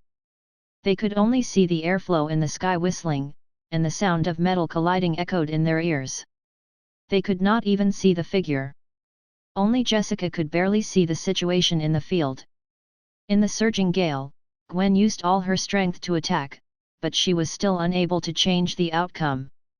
The fist stopped in front of Agatha, but it did not break through the barrier formed by the flood of magic power. Ha ha ha! Agatha smiled contemptuously, you are just an experimental subject. How dare you try to hurt me? No, you are wrong. Gwen slowly raised his head, and his narrow scarlet eyes flashed with a cold light. My fang, have hurt you. Kika. Kika. Kika. Kika. A series of explosive sounds suddenly rang out. Under the drastic change in Agatha's expression, the magic barrier that protected her like a heavenly moat was currently shattering inch by inch like a mirror. Agatha lowered her head in shock and realized that a white fang had been pierced into her abdomen at some point in time. Have a good taste. Chapter 221, In the Presence of God. Ta, ta, ta, ta, ta. Agatha took a few steps back and distanced herself from Gwen. There was a deep shock on her face, as if she could not believe her eyes. The last second, Gwen, who was still on the verge of death, suddenly exploded in the next second, breaking her magic barrier with one blow. What on earth happened just now? Why did this white-masked monster give her a feeling that there was a world of difference compared to before? If the previous Gwen was still considered a test subject by her, then the current Gwen was enough to make her feel threatened. Why did you retreat? Gwen's eyes turned into a thin line as he stared at Agatha with a narrow scarlet light. Did you feel the fear from my body? Don't be too arrogant, you damn test subject. Agatha had a ferocious look on her face and her eyes revealed an ominous glint. She shrieked, it's just some poison. Do you think you can kill me like this? Poison? It was simply a joke. She was the greatest witch. She had absorbed the power of all the witches and was proficient in hundreds of black magic. Even if it was poison that could kill an elephant, with more than 100 times the dosage, she would not be able to hurt her at all. This sentence was absolutely not exaggerated at all. Because she was no longer a human, but an existence of a half-god. A mere poison. Gwen revealed a strange smile. You are underestimating my toxin. In an instant, the poison flared up. Ah! Agatha's face was distorted and her throat let out a scream that did not sound human. The deadly poison invaded her body, causing her flesh and blood to rot. It was showing signs of festering. My poison is not that simple. The poison that has been injected into your body is the most violent and fatal poison that I have extracted from all the spiders in the natural world. There are more than 4,000 species of spiders that have been discovered in nature. Among them, there are less than 500 species of spiders, which are completely free of toxins. The remaining 3,000 species of spiders have various toxins. Question: what is the most fatal method of hunting among the countless creatures in the natural world? Was it a sharp tooth, a strong body, or a fake disguise, or a shocking speed? None of them were. The most fatal killing method was poison. The moment she stabbed the grey-white horn needle into Agatha's abdomen, she injected dozens of deadly toxins. Because judging from Agatha's appearance, she was likely to belong to the category of human beings, so to be safe, Gwen deliberately secreted more venom. The venom was mixed with neurotoxin and tissue solvent toxins, and any one of them was enough to kill people with just 1 milligram. Of course, Gwen knew very well that these most violent toxins in nature might be fatal to humans, but not Agatha. So, she also injected another kind of poison. In the venom injected into Agatha's body, there is also an extremely special poison, soul-dissolving poison. This poison is very special. It will not target the nerves, nor the physical body. It will only target your soul and cause dissolution. Once this poison invades the body, unless Gwen himself wishes to inject the anti-poison serum that is secreted, the victim of the poison will never be able to remove this soul poison. Pay attention, it is permanent. The most terrifying part of this poison is not the ability to dissolve the soul, but the moment it is injected into the body, it will be like a maggot attached to the bone, forever remaining in your soul. It cannot be removed. Unable to cure the poison. Unable to get rid of. Rather than saying that it was a terrible poison, it was more like some sort of soul effect from the level of rules. Gwen named it Apollo. In ancient Greek mythology, Apollo symbolized both light and death. It was in charge of plagues and medicine. The difference between the two was only one line. Just like the sun hanging in the sky would always shine on the earth, the poison of Apollo would always exist in your soul. But this did not mean that she was invincible. On the contrary, the poison of Apollo still hid a huge risk. Every time it was used, not only would it consume a huge amount of spiritual power, but it would also have a great impact on the soul. After that, it would take at least a month of rest before it could be used again. In other words, Gwen could only use Apollo as her last trump card. Unless it was absolutely necessary, she could not use it easily. Agatha was very lucky. She was the first person that had tasted the taste of Gwen's Apollo after comprehending the true meaning of sacrifice for the first time. No, impossible. Agatha's expression changed drastically and she howled in horror. What kind of poison is this? Why can't I get rid of it? Apollo. Gwen was so weak that she was shaking even as she stood. Only her scarlet eyes were still filled with a cold murderous intent. Remember this name forever, because it will accompany you until death. Ah! Agatha wailed and retreated. The rotten flesh and blood continued to fester, and yellow pustules bulged all over her body. After the skin showed a necrotic color, the blood scab covered the surface of her body and turned into a deep black color. Chi! Yellow pus and festering flesh emitted an unpleasant smell. The smell was strong and pungent, as if the corpse had been marinated by thick sulfuric acid after decaying. No, impossible! Agatha let out a crazed howl, like an evil spirit crawling out of hell. Agatha's left side, which belonged to the human body, had already been mixed with venom, corroded until only a ghastly white bone was left. However, this was not a problem for Agatha. The source of her pain was the soul. She could clearly feel. Her soul was rotting, as if it was burned by a raging fire. The indescribable pain was constantly eroding her brain and nerves. Ritual. I still have a ritual. As long as there is a ritual, as long as there is a ritual, as long as there is a ritual, just a little bit of poison. It is not a problem at all. Agatha shouted crazily and stumbled towards the ritual. She was like a drowning person who grabbed the last straw to save her life. After being poisoned by dozens of mixed toxins in Apollo, you can still move. Gwen was shocked and her pupils suddenly shrank to the size of a needle. She wanted to stop Agatha. Get out of my way! Agatha screamed and a surge of magic power surged out like a tide. She slapped Gwen away and then rushed towards the ritual. That was her last chance. As long as the ritual succeeded, she would evolve into a god at that time. There was no need to worry about a mere poison. Chapter 222, In the Presence of God Part 2. Bang! After being hit by the magic power, Gwen, who hit the rock wall, could not help but spit out a mouthful of blood. No, not good. Gwen forcefully swallowed a mouthful of blood. When she saw what was in front of her, she wanted to stop Agatha from entering the ritual, but it was already too late. Agatha stepped into the ritual and slowly spread her arms. Her black robe moved without any wind, and violent magic power surged around her body. It turned into a huge black tornado that swept through the entire underground cave. Boom! The underground cave erupted with a violent 18 Richter scale vibration under the impact of the magic power. Huge cracks covered the entire rock wall, and huge rocks constantly fell from the top of the cave to the ground, as if they were about to collapse. The ceremony has begun.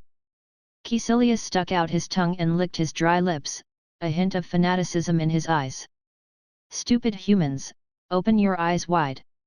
Next, you will see with your own eyes, the great mother of thousands. Shit! Matt's expression changed drastically.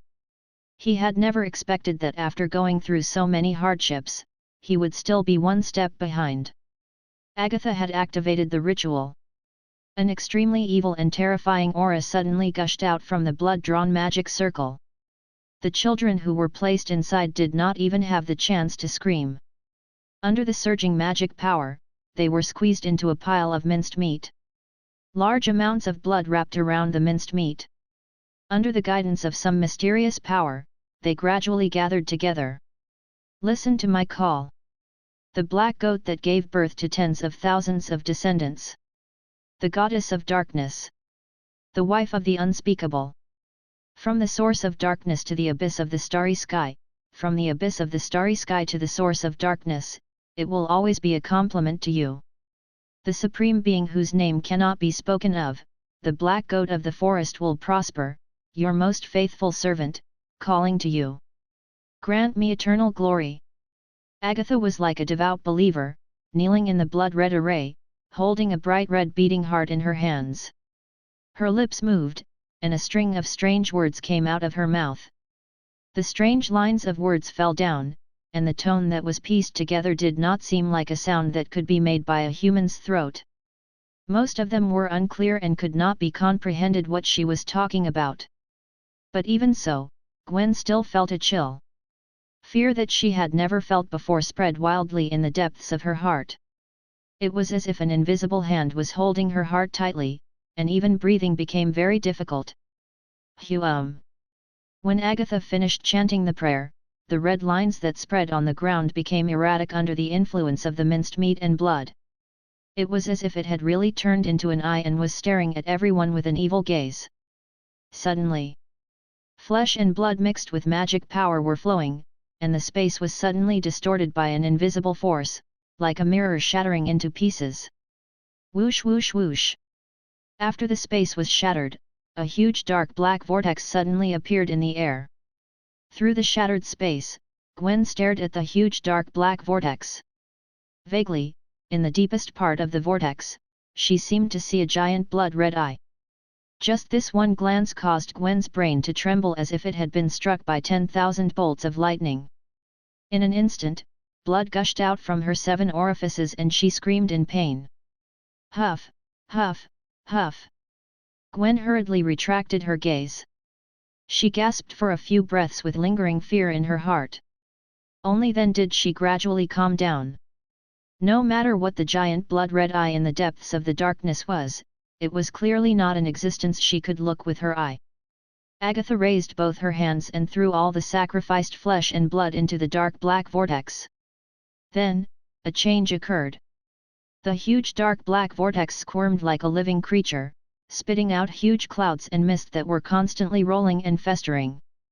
The black mist was as dark as thick ink, giving off an extremely ominous feeling.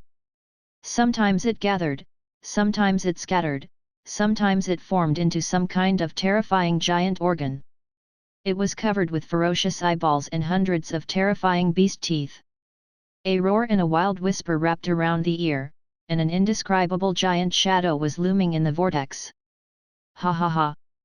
Agatha shouted fanatically, the Great Mother who gave birth to tens of thousands, your most loyal believer Agatha, begs you to grant me eternal life. The moment her words fell, a terrifying and heavy sense of oppression suddenly filled the underground cave. Boom! Gwen felt her entire body suddenly sink, as if she was directly crushed by a heavy stone mill. All the bones and muscles in her body were broken inch by inch, and all her nerves were screaming hysterically. Ho! The muscles and bones of a jichas that could withstand the impact of more than 10,000 tons all cried out in sorrow under this terrifying pressure. Their hearts beat violently like drums. Every time, they needed to burst out all their strength to barely support this body and not collapse under this pressure. The black fog gradually took shape, and Agatha's call became more and more vigilant. This is from my dream. Gwen's eyes became horrified because she found that this strange black fog seemed to have been seen in her dreams. And the ending she saw in her dream. The entire New York City was shrouded in this black fog. There were ugly monsters screaming all over the place, and the place was full of broken flesh and blood, as well as the ruined city. No, absolutely can't let it out.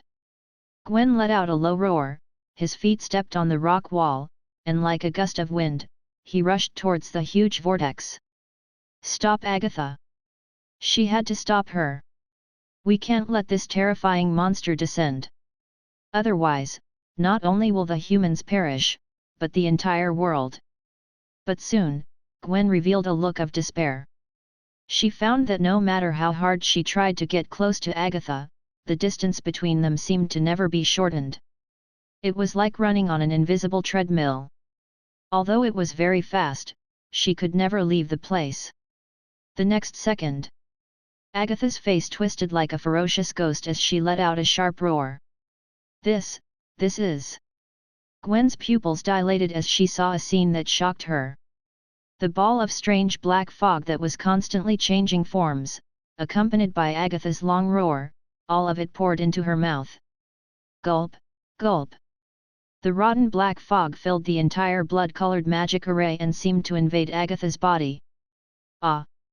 A blood-curdling scream resounded through the cave.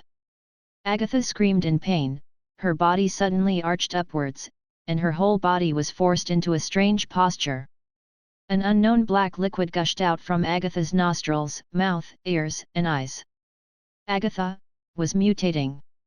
Her skin began to become nearly transparent, and the blue lines in the shape of veins were extremely conspicuous. Her limbs were replaced by thick black tentacles, and she grew a lion-red curly beard that was as thick as fur. Chapter 223, In the Presence of God Part 3. Oh! Agatha high up in the air, a sharp sound similar to the friction between irons. Bang! The terrible sound echoed in her mind. Gwen felt as if she had been struck on the head by a heavy hammer. In an instant, her eyes were dyed red.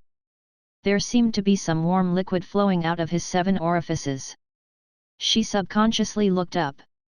In the surging black fog, Agatha had completed her evolution. Evolution was over.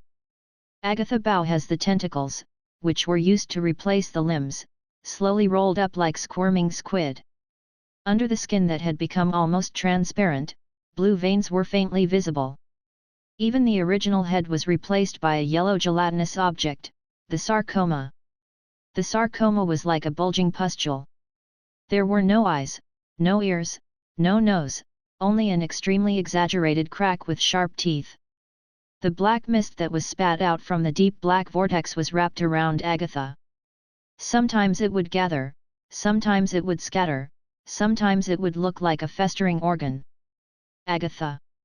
No, now it should be called a monster, because she no longer had any characteristics that humans should have. Ah, so this is a god. Agatha moaned comfortably and then revealed a satisfied smile. This feeling. I can see magic flowing in front of my eyes, the meridians and breathing of all things, as well as endless knowledge. This is simply great. But this seemingly ordinary scene, when focused on the current Agatha, made Matt and Jessica, who were in the mirror dimension, feel a sense of horror. The corners of her mouth split up to her cheekbones, and she could even see the nerve tissues in Agatha's brain and the unknown substance squirming like maggots through her mouth. Oh my God! Is this a nightmare? If so, I hope I can wake up as soon as possible. Matt swallowed his saliva and tried his best to control his thoughts of escaping. If possible, he would rather all of this be a nightmare, just that he hadn't woken up yet. But unfortunately, this was true. Matt pinched his thigh, and the pain woke him up. All of this was real, not a nightmare. It's a nightmare. Jace lowered her eyes, her hand holding the spirit bow trembling slightly. Even though she was very unwilling, she had to admit that she could not muster the courage to face such a terrifying monster. One had to know that there was a world between them. Even when she was in the mirror dimension, she could not muster the courage to look up and peek at Agatha, not to mention if she was in the real world, facing the terrifying pressure Agatha brought. It was impossible to win. There was a voice in his heart that told Jessica that they could not defeat Agatha by themselves. It was like a weak sheep encountering a ferocious lion. No matter how much the sheep resisted, it could not defeat the lion at the top of the food chain. The above was just a metaphor, but reality was 100 times more cruel. The only difference was that they could not even be counted as sheep. They could only be the smallest ants. Agatha was more than 100 times stronger than the lions. The gap between the two sides was almost hopeless. But, we still have hope. Jessica took a deep breath. Her eyes were bloodshot and clearly visible. You mean Lord Hashwalth? Matt was startled, but after thinking about it, he lowered his head bitterly and sighed, but, if Sir wanted to come, he should have come long ago. Why hasn't he appeared yet? Jessica's eyes dimmed, and the expectations in her heart fell bit by bit. yet. If Haschwalth really wanted to come, he would have already appeared and would not have delayed until now. There were only two reasons why he had not appeared yet. First, Lord Haschwalth did not want to come. Second, Lord Haschwalth was in trouble and could not arrive in time. If one were to use logic to analyze it, it was obvious that the first reason was more likely. However, Jace was unwilling to think about it like that. She could only grit her teeth and insist, I believe that Lord Haschwalth will definitely come. He will not abandon us. We are family. The Wandenreich was a family. It was only because everyone had the bloodline of a dead master flowing through their bodies. That great one would definitely come, definitely. Facing Jessica's stubborn thoughts, Matt's lips moved, as if he wanted to say something, but in the end, he did not say it. His gaze was complicated for a moment before he nodded and said, I also firmly believe that Lord Haschwalth will definitely come. In the real world. Agatha rubbed the sharp teeth in her mouth and imitated human pronunciation in a strange tone. You have witnessed the birth of a god. Are you still going to resist? Although Agatha's face did not have an organ similar to her eyes, Gwen could clearly feel that she was being watched by that ugly and disgusting monster. Evil, deep, frenzied. Her gaze seemed to be able to drag people into an endless abyss. The extremely deep and terrifying darkness surrounded her like a shadow. After a few seconds of silence, Gwen smiled and said, Agatha Harkness, you're not a god at all. You're just a disgusting monster. Agatha raised a tentacle and pointed it at Gwen, making a sharp and piercing sound. Kneel. Boom. In an instant, the air in the surroundings became incomparably heavy. An indescribable terrifying pressure descended, as if a vast ocean was pouring down. Gwen endured the tremendous pressure. Her pupils suddenly elongated into a line, and her bones and muscles all over her body exploded. Blood seeped out from the surface of her skin, and her legs sank deep into the ground. But even so, Gwen still did not kneel down. Instead, she raised her head unyieldingly and glared at Agatha with his blood-red eyes. I will not submit. I don't care. Agatha let out a cold laugh. It's just an experimental product anyway. It can be used even if it's dead or alive. A wild surge of magic power was constantly released from her body. It was like a roaring torrent that surged through the air. Under the surge of this magic power, the space appeared to be slightly twisted and torn apart. Woo! A lion-red tendrils pierced through the air, emitting a sound that pierced through the clouds and split the rocks.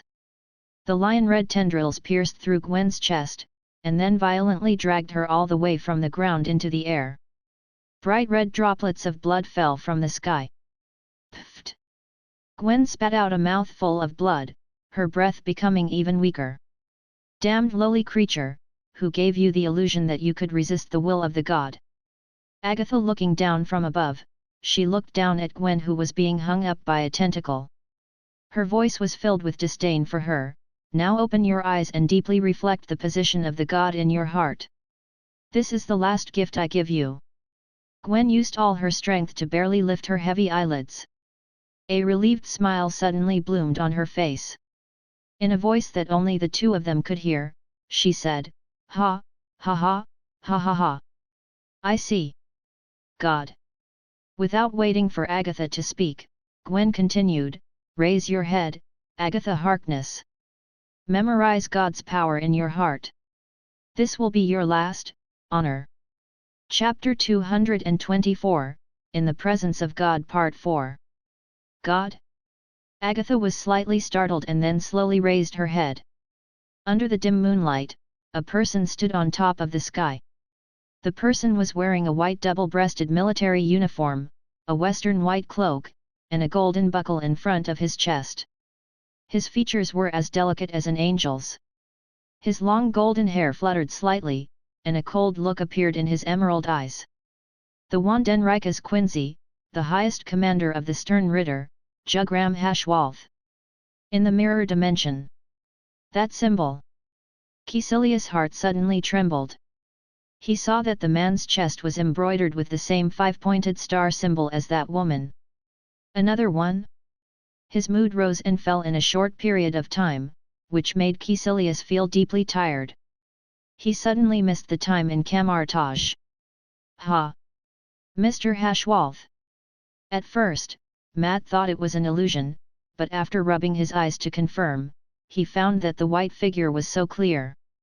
This was not an illusion, it was really Hashwalth. It's him, he's here. There seemed to be mist in Jace's eyes. I knew it. Lord Hashwalth would not abandon us. There was no need to say too much. Hashwalth's appearance here was enough to bring them courage. You?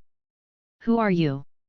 Agatha suddenly felt her heart palpitate, and the tentacles beneath her immediately began to wave around more frequently, as if sensing the uneasiness and anxiety in her heart. Suddenly being approached from behind, was enough for her to feel that this man in front of her was different. Neither the magical torrent that filled the surroundings nor the tentacles that were used to sense the outside world, they had not detected the arrival of this man. Jugram Hashwalth. Hashwalth said expressionlessly, I don't like to talk nonsense, so, let's start directly. He was very unhappy. Originally, he thought that defeating Caecilius was just a simple task, and it was enough to solve the problem by sending out Jace and Matt, but he did not expect that there would be an accident, and even Gwen was almost involved. When he vaguely noticed that something was wrong in New York, it was already too late. Matt, Jace, Gwen, the three of them had their spiritual power exhausted. He ran almost half of New York City, but he did not find the positions of these three people. If he hadn't sensed the spiritual link that Gwen had left on Peter Parker, I'm afraid he wouldn't be able to find this underground cave that was covered by magic. Just a little more. Hashwalth glanced at the miserable Gwen, and the anger in his heart was like a volcano, as if it was going to burst out of his chest. She was a gift for Lord Laud. But now she was beaten like this, which was tantamount to slapping his face, simply unforgivable. After a short period of brewing, an invisible spiritual power rose violently like volcanic lava. The friction between spiritual power and the air burst forth with blazing blue flames. Waves of air that could be seen with the naked eye howled and wreaked havoc, causing the earth and rock walls to continuously crack apart and let out cries that could not bear the burden. Bang! A ring of air visible to the naked eye suddenly exploded under Hashwalth's feet. Hyrankyaku, a high-level movement skill. Jessica had once used it in front of Caecilius, but her speed was far less than 1 in 10,000 of Hashwalth's. Even Agatha's almost abnormal perception was unable to capture his movement trajectory. The next moment, Hashwalth stepped in front of Agatha. His emerald eyes burst out with a cold killing intent. His right hand pulled out the night sword at his waist and cut out a cold light from below. This sword was not a spirit weapon. It was just that Hashwalth had forcefully constructed the spirit particles that he had casually gathered into the shape of a sword. It was not as sharp as ZANPAKUTOU, nor did it have any special abilities. It could be said that it had almost no characteristics or advantages, but it was enough for him. Clang! The night sword with a light blue halo cut through the air and cut off several dark and thick tentacles of Agatha. The pungent mucus sprayed out like ink and fell on the ground below. The highly corrosive blood fell and corroded the already broken ground again, making it look as ugly as the surface of the moon. Ah! Even if it evolved into the form of a god, the severe pain of being forcibly cut off a part of her body still caused Agatha to make a shrill scream and throw Gwen away. Although Agatha was screaming very fiercely, Hashwalth did not have the idea of showing mercy to the fairer sex. It was definitely not because Agatha was ugly, but because he was simply not interested in women. Crash dash! The blood in his body flowed rapidly under the stimulation of Ryūjin. The scorching blood energy came out from the surface of Hashwalth's body, and the surface of his arm formed lines of bright red electric lines. Blood artery! Hashwalth raised his fist expressionlessly, and then punched at Agatha's face. He really couldn't stand the disgusting pustule. A fist burning with high concentration of Ryūjin, accompanied by scorching hot energy, smashed on Agatha's gelatinous head, forcing her scream back. Boom! Agatha screamed and flew backwards at several times the speed of sound. Her body violently rubbed against the air and exploded into a ball of fire. Like a meteorite dragging a tail flame, she crashed into the rock wall. The force was then scattered on the rock wall around her. A huge pit with a diameter of 10 meters appeared on the collapsed rock wall. A large-scale holy annihilation arrow. The knight drew a huge bow and arrow in the air. The scattered spirit particles in the air were forcibly plundered and condensed into a huge blue arrow, which was placed on the bowstring that was pulled to the full moon. The arrow was aimed straight at Agatha. Then, Hashwalth's eyes turned cold, and he waved his hand casually. Rumble! The bowstring that was pulled to the limit loosened, and along with a visible sonic explosion, a 10-meter-long sacred arrow fell down like a meteor cutting through the sky. The mighty airflow broke through the space in an instant, accompanied by a violent roar that resounded in all directions. Layers of air waves burst out like the roar of a giant dragon. The Ryūjin compressed to the critical point, intertwined and gathered together. Finally, a mushroom cloud rose up and suddenly exploded. The sacred arrow burst out in astonishing force, pushing Agatha down to the ground until a huge sinkhole 100 meters deep was dug into the ground. Holala! Hashwalth, who was in the air above the explosion, held his sword with one hand and looked down at the inhuman thing under the abyss. Chapter 225, In the Presence of God Part 5. Come out! Hashwalth looked down at the abyss and said indifferently, I know you are not dead yet. The evil aura that permeated the abyss and the ominous energy fluctuations were as eye-catching as fire in the dark night. Bang! A terrifying aura rose from the abyss. A black figure rushed out. It was Agatha. Damn human! The tentacles that had been cut off by the sword had completely recovered, and there were even a few more. Superspeed regeneration? What a boring ability! Hashwalth was expressionless. The night sword condensed by Ryūjin pointed at Agatha and said lightly, looks like I have to be more careful next time and completely eliminate you. Although the superspeed regeneration was a bit tricky, it did not mean that there was no way to solve it. All he needed to do was to eliminate all the cells before the other party could regenerate. Simple and effective. This was the standard of his behavior all along. Die, die, die, die. The black mist around Agatha suddenly surged, and along with the lion-red tendrils gushing out, a sharp and venomous roar came out from her terrifying mouth that had cracked to her cheekbone. How dare you hurt my divine body? I will suck your blood, devour your bone marrow, and devour your flesh. Boom! The lion-red tendrils suddenly multiplied at an astonishing speed. In just a blink of an eye, they had turned into a raging red wave. The tendrils wriggled through the air like sharks that had come for the smell of blood, sealing off all possible paths of retreat around Hashwalth. Lord Hashwalth! Seeing this scene, Matt and Jace felt their hearts jump out of their throats. With just one person's strength, how could he contend against God? With countless of powerful and terrifying tentacle? Impossible! Such a huge tsunami formed by the tentacles was absolutely not something that a human could contend with. Run! Lord Hashwalth! Jessica shouted in her heart, clenching her fists tightly, her eyes full of worry. Tisk tisk! Hashwalth clicked his tongue lightly. His unchanging ice face finally showed some expression. He frowned slightly and pursed his thin lips. In this case, it would be good if there was Senbonzakura Kage Yoshi. In the face of such enemies who intended to win with numbers, using Senbonzakura Kage Yoshi was the best way to deal with them. But unfortunately, he did not have one. Moreover, there are still Matt and Jace. Using the power of Death God will only reveal himself, so he can only use Quincy techniques.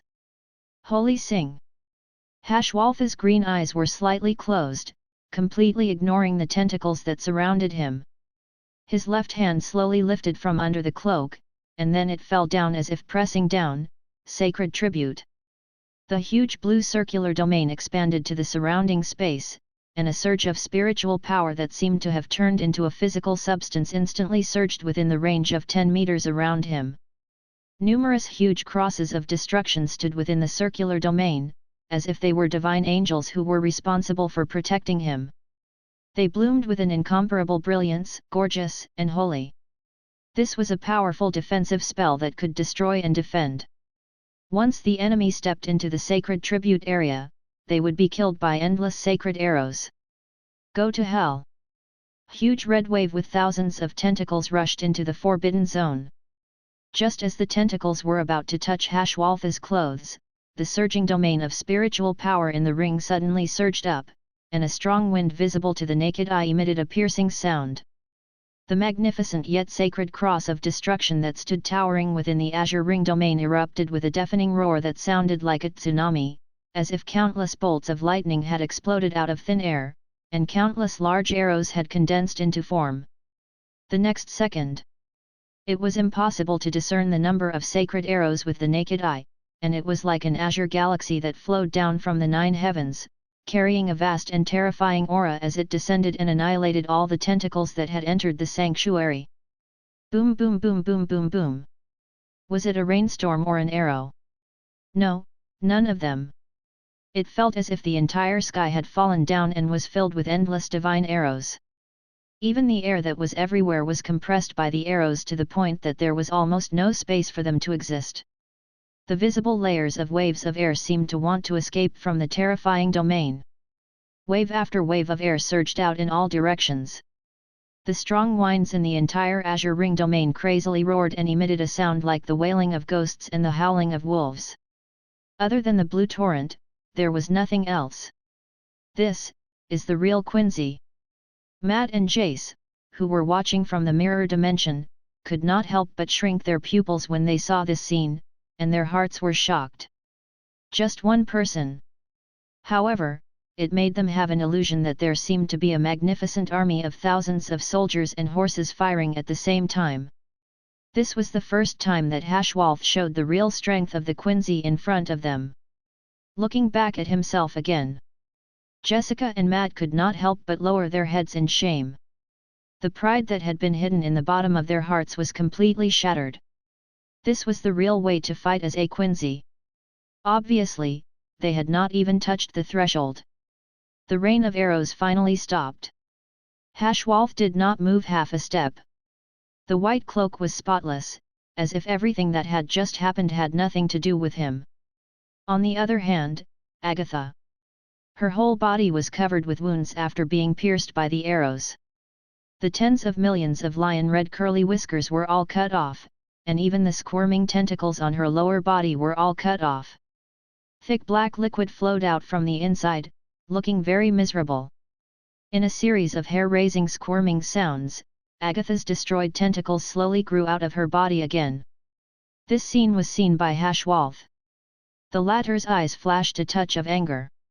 You actually dare to regenerate in front of me? You are looking down on me too much. Shua! Shua! Shua! Hashwalth raised his hand and threw out 5 silver short swords, using the layout of the 5-pointed star to nail on Agatha's body.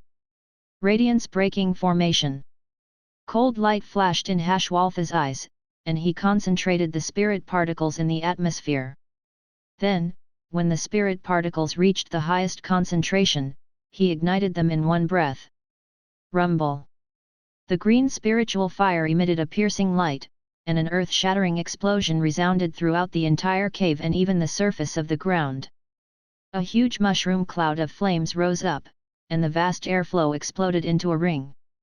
It swept through every piece of land in the cave with a crushing force. Under the scorching heat of the fire, large pieces of rock walls appeared to be crystallized. Under the double impact of the flames and explosions, the rock wall in the cave finally could not bear the burden and was forcibly collapsed and cracked. The countless rocks that fell were swept up by the air waves and shot wildly in the air, emitting an ear-piercing sound that pierced through the clouds and cracked the rocks. Chapter 226, In the Presence of God Part 6. Wang! A strange and inexplicable whistling sound suddenly cut through the sky like a siren. The next moment, the green Ryūjin flame was expanding violently, and there was a bloodthirsty scream of some kind of creature coming from inside, as if there were countless factory machines roaring and operating. The violent noise made people feel upset, and even layers of illusions appeared in front of them. Bang! Wave after wave of Hydra creatures gushed out from the blue flames. This group of creatures that looked like Hydra, each of them was 3 or 4 meters in size. Their bodies were covered with soft, round, pointed tentacles. At the bottom of their bodies, which were long like worm-like tentacles, there was a ferocious huge mouth. It was letting out an abnormal scream. There were no wings or energy fluctuations on their bodies, but these huge creatures could float in the air and even swim at an astonishing speed, as if the sky was the sea. Hashwalth's pupils slightly widened, and his eyes gradually turned from doubt to surprise. That is Hydra. The abnormal screams of these creatures seemed to be in line with some special frequency and decibel, causing him to inevitably feel dizzy when he heard them. Another strange creature. Moreover, this creature had clearly become even more troublesome than before.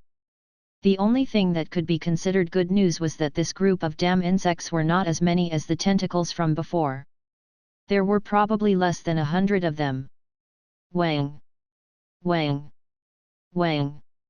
Wang! An abnormal whistling sound exploded at the same time. Hashwalth was only in a trance for a moment. When he opened his eyes again, he found that those giant Hydra had already rushed over in groups. Divine Annihilation Arrow, Rain of Light. Hashwalth held the sword in one hand and drew forward again. The huge spirit bow was impressively shaped, and when the bowstring pulled to full moon, it burst out with a sound like the sound of metal colliding. The attack that Jace needed to use the spirit weapon to complete could be done in an instant in his hand. Countless blue light arrows shot out like a torrent, and there seemed to be countless thunder exploding in the air. It was like a falling galaxy, with an aura that could destroy the heavens and the earth, drowning those Hydra. However, what Hashwalth did not expect was that those giant Hydras suddenly disappeared into the air, and then suddenly appeared in other places. The speed was so fast that even he could not react. After so many times, the Hydra almost flew to the front, and Hashwalth's eyes caught their traces. The moment these Hydra disappeared and appeared, their bodies would have a short glow and transparent phenomenon. However, this time was too short. Even Hashwalth's eyes and reactions could not accurately capture this opportunity. Phew! It's a bit troublesome. Hashwalth frowned slightly. This ability that was almost like teleportation was obviously the power of this kind of giant Hydra. However, it was just a little troublesome. Since he could not attack, he would wait for the moment when the opponent attacked and then seize the opportunity to counterattack. In the next instant, dozens of Hydra suddenly appeared in front of Hashwalth as they kept flashing. The tentacles suddenly entangled Hashwalth, and in an instant, an astonishing power erupted, as if wanting to crush him alive. Blood vein. Hashwalth calmly spat out 2 words. Ryūjin filled all of his blood vessels, and red lines appeared on the surface of his body. No matter how hard the dozens of Hydra tentacles contracted, they could not shake the man who was entangled. Even from the beginning to the end, he did not frown, as if he did not care about the tentacles that entangled him.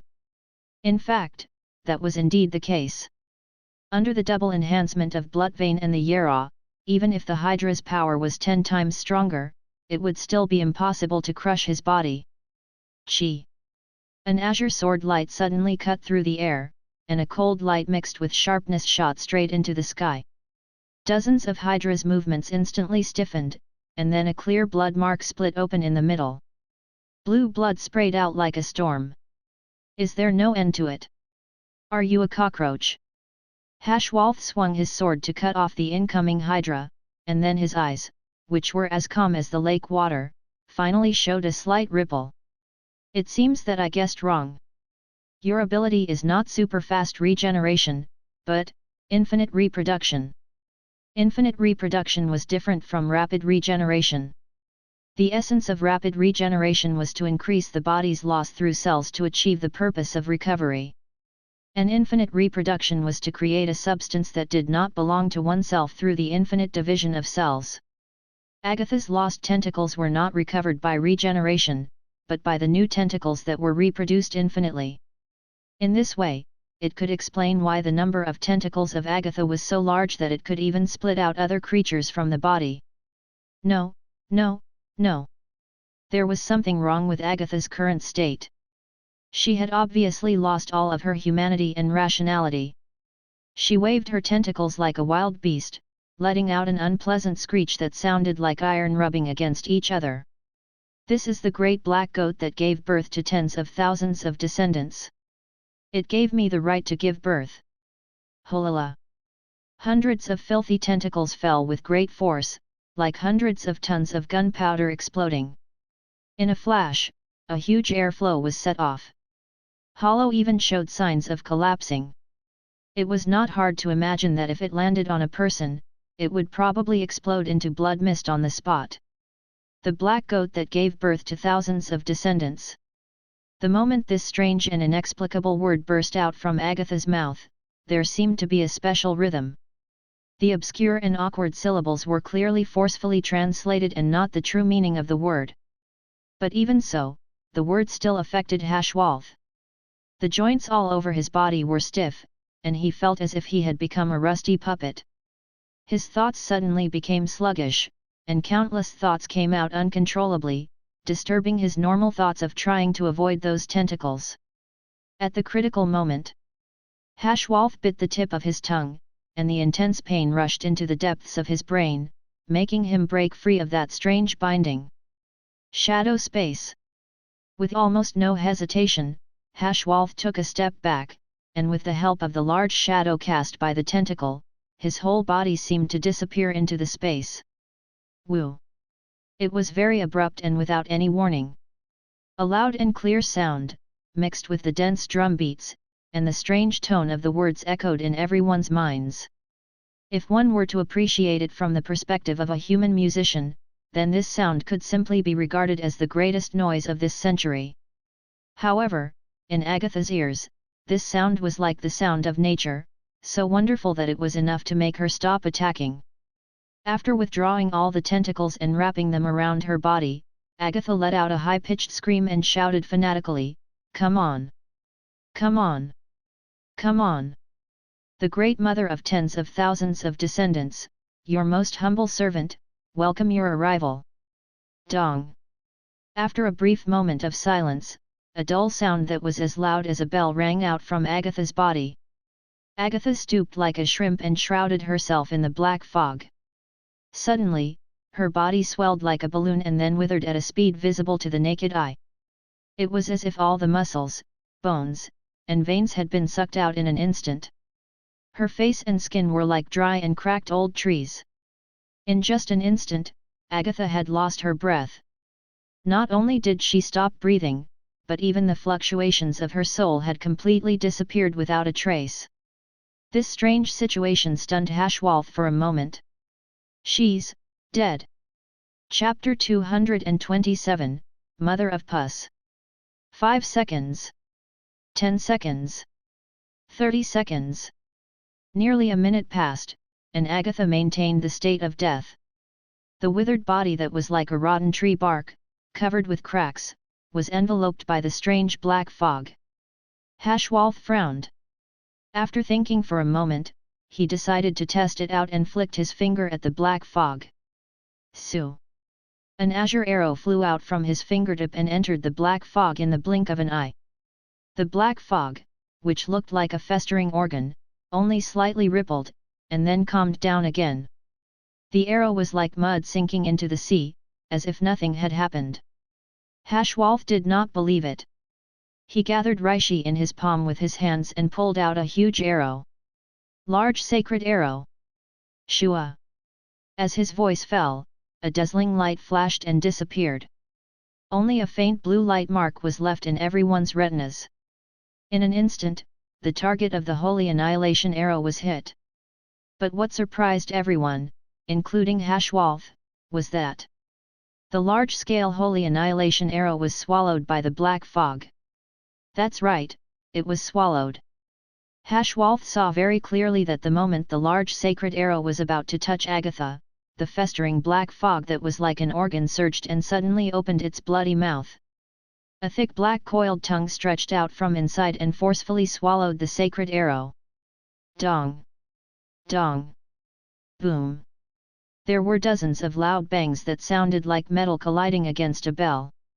It suddenly echoed throughout the entire surroundings. Hashwalth looked towards the source of the sound, and his expression changed slightly. The source of the voice was Agatha shrouded in black fog. After the black mist expanded and contracted several times, the area it covered became larger.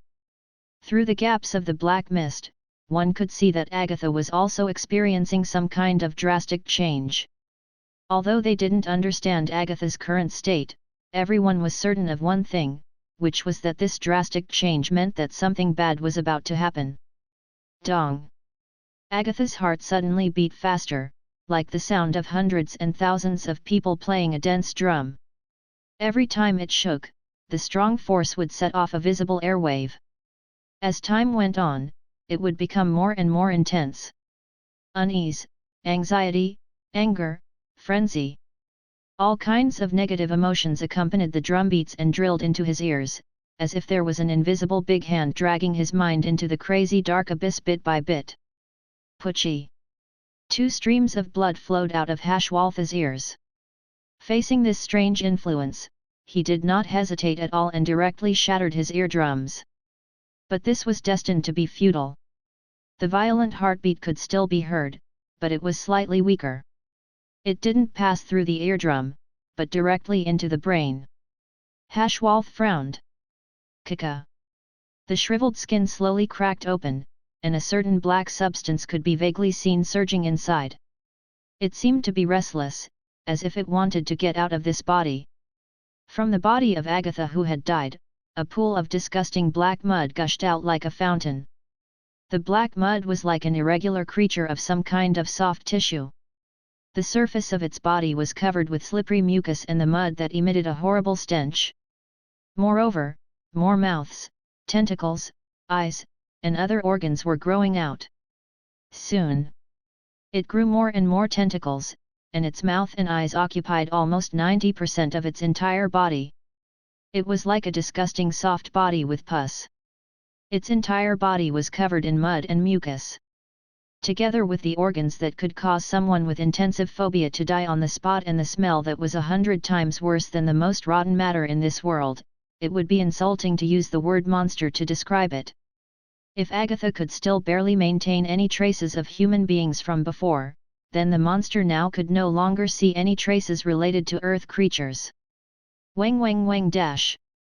The disgusting tentacles of the creature swayed slightly, and a whisper suddenly entered the human brain. Maternal fluid. Mother.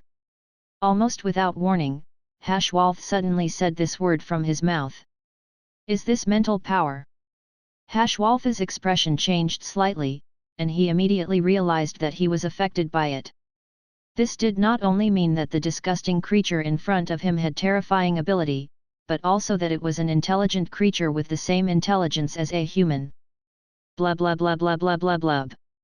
The mother of pus secreted an unknown black liquid from its body and slowly spread towards the surrounding ground. Everything that was covered by the black liquid turned into an ecological environment similar to a swamp, and an even thicker stench wafted through the air. Great Sacred Arrow! A light suddenly flashed through Hashwalth's eyes, and the spirit energy in his body surged out like waves. He summoned many arrows that looked like giant spears in the air, and they fell down like meteors from the sky. Boom boom boom boom! Several giant spear-like arrows whistled down and crashed heavily into the mother of pus. However, what was surprising was that the giant spear did not touch the mother of pus, but was blocked by a layer of transparent and soft power. Buzz, buzz! The mother of pus waved its tentacles slightly, and waves of invisible spiritual force were released. Ripples spread in the space and crashed into Hashwalth's body at a speed that was difficult to react. Pfft! A mouthful of blood fell from the sky. Hashwolf was sent flying like a kite with a broken string. He only stopped after smashing a rock wall. What a terrifying spiritual force! Hashwolf wiped the blood from the corner of his lips, and his eyes suddenly became serious. The terrifying mental strength of the mother of Pus was like a raging sea, causing him to even have some sort of illusion in that instant just now. It was as if the heavens and the earth were about to turn upside down, and he himself could be crushed at any moment. And the most important point.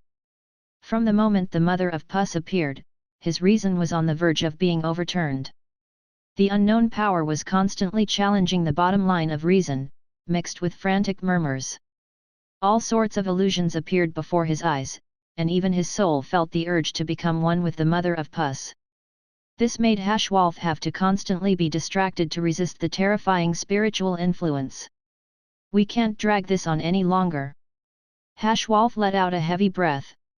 He raised his arm and looked at it. There was already a rotting pus on it. Unknown spiritual influence, rotting pus like a virus, and that evil body. All sorts of factors seemed to be warning him that if he continued to delay, the person who would die would be himself. Chapter 228, Kaja Negation. Can I use that? A hint of hesitation appeared between Hashwolf's eyebrows, and then his eyes flashed slightly. After thinking it over and over again, he made up his mind, there is no other way. If we continue to delay, I am afraid that the disaster range will become bigger. Ding dash! 5 fingernail-sized silver cylinders collided with each other, producing a clear and melodious sound as they landed on his palm. The style of these 5 silver cylinders was slightly different from the silver cylinders he had set up before. They were no longer pure silver on the outside, but a bit of deep grey that seemed slightly advanced on the outside. The more significant difference is that the surfaces of the 5 silver cylinders all have warning signs engraved in dark black paint. This symbol was made up of 3 fan-shaped and a circle, and it was believed that many people had seen it before. If you haven't seen it before, please recall the nuclear bomb sign in the movie, Extremely Dangerous. At Hashwolf's cold face, which had remained unchanged for thousands of years, showed a rare touch of helplessness, and his eyes were full of indescribable complexity. He said to himself, I hope this time, Lady Nemu will not trick me. The silver tube is the vessel to store the liquid Ryūjin, and the Quincy can store Ryūjin through these silver tubes in advance, quickly releasing the curse method and setting up the array, which can be said to be the best prop to support Quincy. However, Nemu seemed to have inherited the bad disease of the previous director of Technological Development Department Kuratsuka Mayuri. Everything that was in his hands had to go through a optimization before he stopped, and these 5 silver tubes with the mark of Extremely Dangerous were made by the current Technological Development Department. In these 5 silver tubes, the liquid of Ryūjin that was compressed to the limit was stored. If the concentration of Ryūjin contained in the silver tube was estimated, the silver tube used to set up the formation of light was probably similar to the ordinary TNT. But these 5 silver tubes with a mark on them. If the operation is slightly improper, once there is an explosion, I am afraid that 3 kilometers of land will be lifted up to a height of tens of meters by the shock wave of the explosion. As for why it turned out like this, Hashwolf could not help but sigh. He could only blame himself for letting Nemu watch a movie at that time, and the name of the movie was Hiroshima. The birth of these 5 silver cylinders was full of all kinds of opportunities and coincidences. He vaguely remembered that later on, Nemu asked him to test the power of the silver cylinders, and the result was that the operation was wrong, causing him to almost explode at that time. The horrible experience was still vivid in his mind, but he had no other choice. It was undeniable that this was the strongest attack he could use so far. Hashwolf closed his emerald eyes, took a deep breath, and then clenched his right hand. Bang! The 5 silver tubes shattered into pieces. Deep blue liquid flowed out of them, soaking his hands like thick oil. The next second, blazing green flames rose from his palms. Along with the terrifying heat emitted by the green flames, the surrounding atmosphere was ignited in an instant. A heat wave rose within a radius of 100 meters. White smoke curled up, and the moisture in the air was almost evaporated. Saint Spear. Hashwolf closed his palm and pulled it open. A green energy spear slowly appeared. Buzz. When the Ryūjin was compressed to the extreme, the shape it presented was extremely unstable. From time to time, green flames would overflow from its surface, emitting a terrifying high temperature. The space around Hashwolf was distorted. Even if he took a breath, he could feel the heat in the air. It was only a few breaths of time. Hashwolf's right arm had already been burned by the blue flames, showing dark signs of burning. It could be seen how terrifying the energy spear created by Ryūjin after compression to the extreme was. If he held it for a longer period of time, he wouldn't even need to attack to burn him to ashes. Shua dash. Hashwolf's eyes moved slightly. He gently raised the Saint Spear and then fiercely threw it out. X-axis, Saint Spear. The power that pierces everything was added to the Saint Spear, combined with the compressed spiritual blaze. Hashwolf was confident that this attack was enough to penetrate and burn all the creatures in front of him. Buzz. The world instantly darkened, only a ray of light that could crack the sky. Then, endless waves suddenly rose, as if the space was cracking.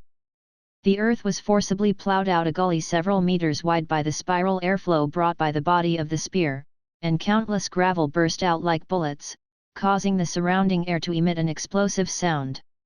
Rumble. The huge sonic boom rings exploded one after another. The azure spear dragged along surging waves of air behind it, letting out a roar that shook the earth and shook the earth. With an unstoppable momentum, it instantly pierced through the layers of air in front of it. Woo dash dash. The mother of Pus let out a strange howl. As if sensing the terrifying power of this attack, it raised thousands of tentacles and wrapped itself around its body. At the same time, the spiritual force, which was like a vast ocean, instantly erupted like thousands of volcanoes. Visible spiritual force turned into a torrent and surged out. Layer upon layer of howling roared, like a huge tsunami that was hundreds of feet high, accompanied by a loud roar that resounded through the entire cave, erupting with a terrifying aura that could destroy the heavens and earth. The dark blue Saint Spear was wrapped in a violent storm, dragging a long wave of air that pierced through hollow, like a comet that tore through the sky, colliding with the spiritual force tsunami that was 100 feet high. In an instant, the world suddenly fell silent. Time seemed to be frozen at this moment. The Saint Spear and the spiritual force tsunami clashed against each other, and the scenery around them seemed to have lost their original color. Even the sound, light, smell, and so on completely disappeared at this moment. The next moment. Boom! The attack that could tear the sky apart easily pierced through the tsunami formed by the spiritual force, and the mother of Pus hiding behind it was also unable to resist and was torn apart by the blue light. A violent wave of air rushed into the sky, bursting out a terrifying loud roar, as if it were foregoing to pierce the sky. The wave of air that spilled out was like violent waves, surging, and the air currents were as sharp as swords' tip, drawing criss-crossed ravines on the ground. After an unknown period of time, all the storms and roars dissipated, and the dust scattered along with the wind. Matt and Jace opened their mouths wide and fell into a state of shock. A huge hole dozens of meters in diameter had been blasted out from the huge rock wall behind the mother of Pus. It was like a massive rift in the east, extending from Hashwolf's feet into the darkness. But when Matt and Jace withdrew their attention and saw the mother of Pus, their expressions suddenly changed. You actually didn't die after taking Lord Hashwolf's attack head-on. Almost one-third of the body of the soft body of the mother of Pus was directly evaporated, leaving only a few bodies slowly squirming, as if they were going to continue to regenerate. Bang! Hashwolf stepped on Hyrankyaku and suddenly appeared in front of the mother of Pus. The distance between the two could be described as face-to-face. Goodbye.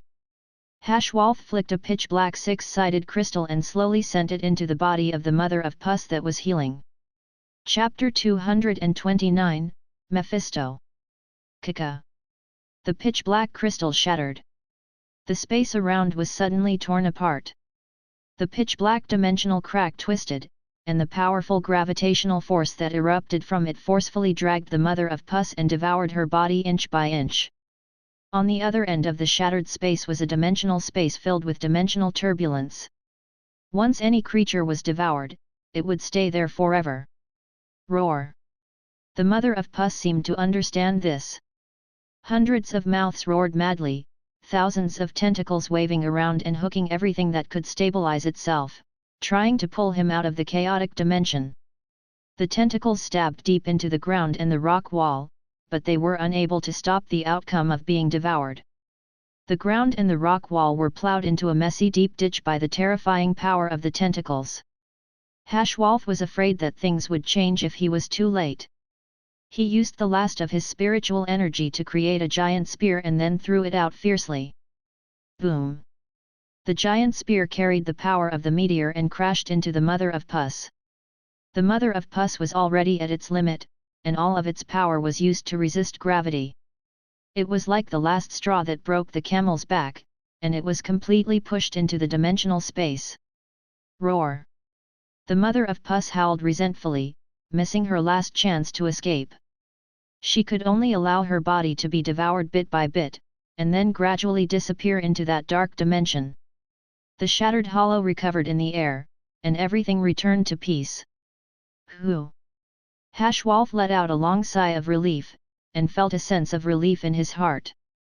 He sighed and said, "Thanks to the conjugation, otherwise, it would not have been so easy. This dark crystal is officially called conjugation. This is a special material created by Eisen, a prop that can seal the object in the dimensional space. The sealing time vision is determined by the spiritual power of the target. For example, someone with a relatively weak spiritual power will be sealed in the dimensional space forever. On the other hand, if the spiritual power is as powerful as Espada, he can only be sealed for several hours. The original intention of this item was to use the item that Espada used to deal with his subordinates. Ever since Lod had drawn this item, he had never had the chance to use it.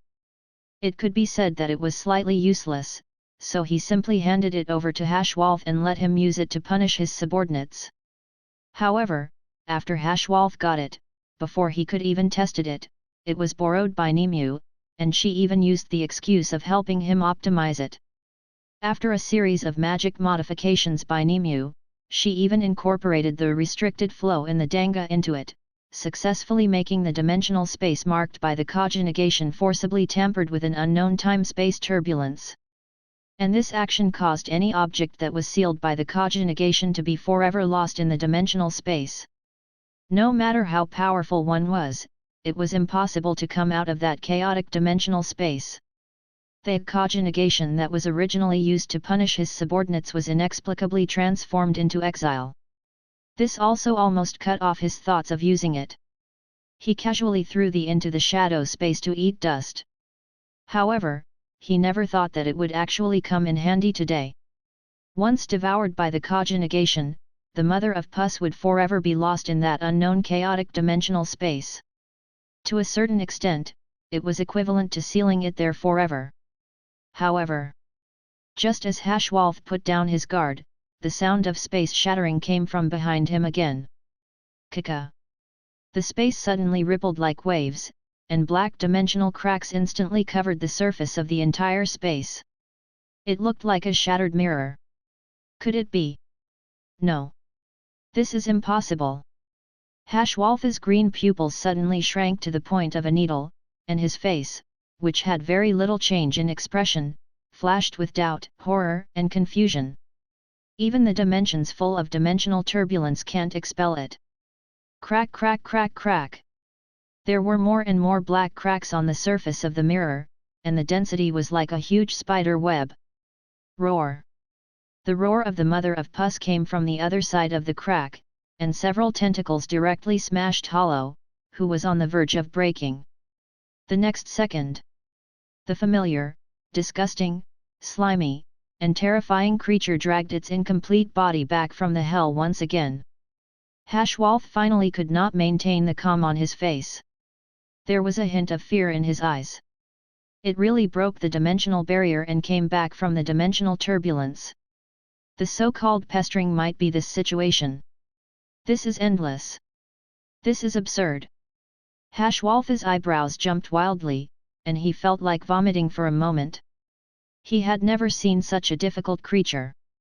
Wave after wave, the tentacles broke one after another. They were like cockroaches, thinking that they were the last one. In the end, he found a lot of them in the blink of an eye. This was really... He was playing against a hungry predator. There's no other way. Now that things have come to this, I can only ask Lord Laud to make a move. A helpless look appeared on Hashwalth's face. He planned to lure this monster somewhere else. But just as he was about to dial Hell's butterfly, something unexpected happened. Just as the mother of Pus was about to break free from the chaotic streams of space, a palm that was burning with fiery red flames suddenly appeared and pressed down on its head. Chi! The ground melted under the high temperature and turned into boiling red lava. Accompanied by a pungent smell of sulfur, a demon that was burning with flames squeezed out from the crack in space. The demon was about the size of a human. Its skin was dark red and it had a pair of ferocious horns on its head. Its muscular muscles were like Greek sculptures. At the same time, it possessed both strength and beauty. Ding dong, the takeaway from hell is here. With one hand, the demon stopped its movement and let out a low, sinister laugh. It's you bunch of damn things again. You still haven't given up? Earth isn't a place you can lay your hands on. Roar! The mother of Pus let out a miserable scream under the burning of the flames. The difference in size between the two was so huge, but in front of the demon, the mother of Pus was like a newborn baby, completely powerless to resist. The demon squeezed the mother of Pus with both hands, forcefully kneading it into a ball, and then kicked it into the depths of the dimensional rift like throwing away trash. Bang dash! As the mother of Pus screamed and disappeared into the depths of the dimensional turbulence, the dimensional rift closed once again. This time, the mother of Pus would never come back. Pa! The demon casually clapped his hands, as if he had dealt with an insignificant thing. Then he turned his eyes to Hashwalth. Young man, do you want to make a deal? The demon's eyes were cunning and playful. He stared at Hashwalth and slowly said, whether it is strength, life, soul, power, money, love. As long as it is what you want, I can give it to you. No, thank you. Hashwalth's eyes moved slightly. He vaguely guessed the identity of the other party, and immediately shook his head and refused. What a pity! The demon did not seem surprised. He just sighed regretfully, and then took out a dark red card from nowhere and threw it at Hashwalth. Hashwalth raised his hand to catch the flying card. Before he could take a closer look, he heard the voice of the demon again. Young man, I like you very much. If you need anything in the future, you can contact me at any time. The dark red demon had a treacherous and sly smile on his face, and then his body slowly sank into the lava until he completely disappeared.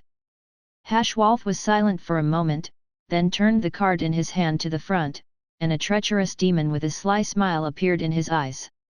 On the card was a dark red demon, with a treacherous and sly smile on his face, and under it was written in hot gilt words, with the word Mephisto. Chapter 230, Soul Burial. The word Mephisto first came from Faust.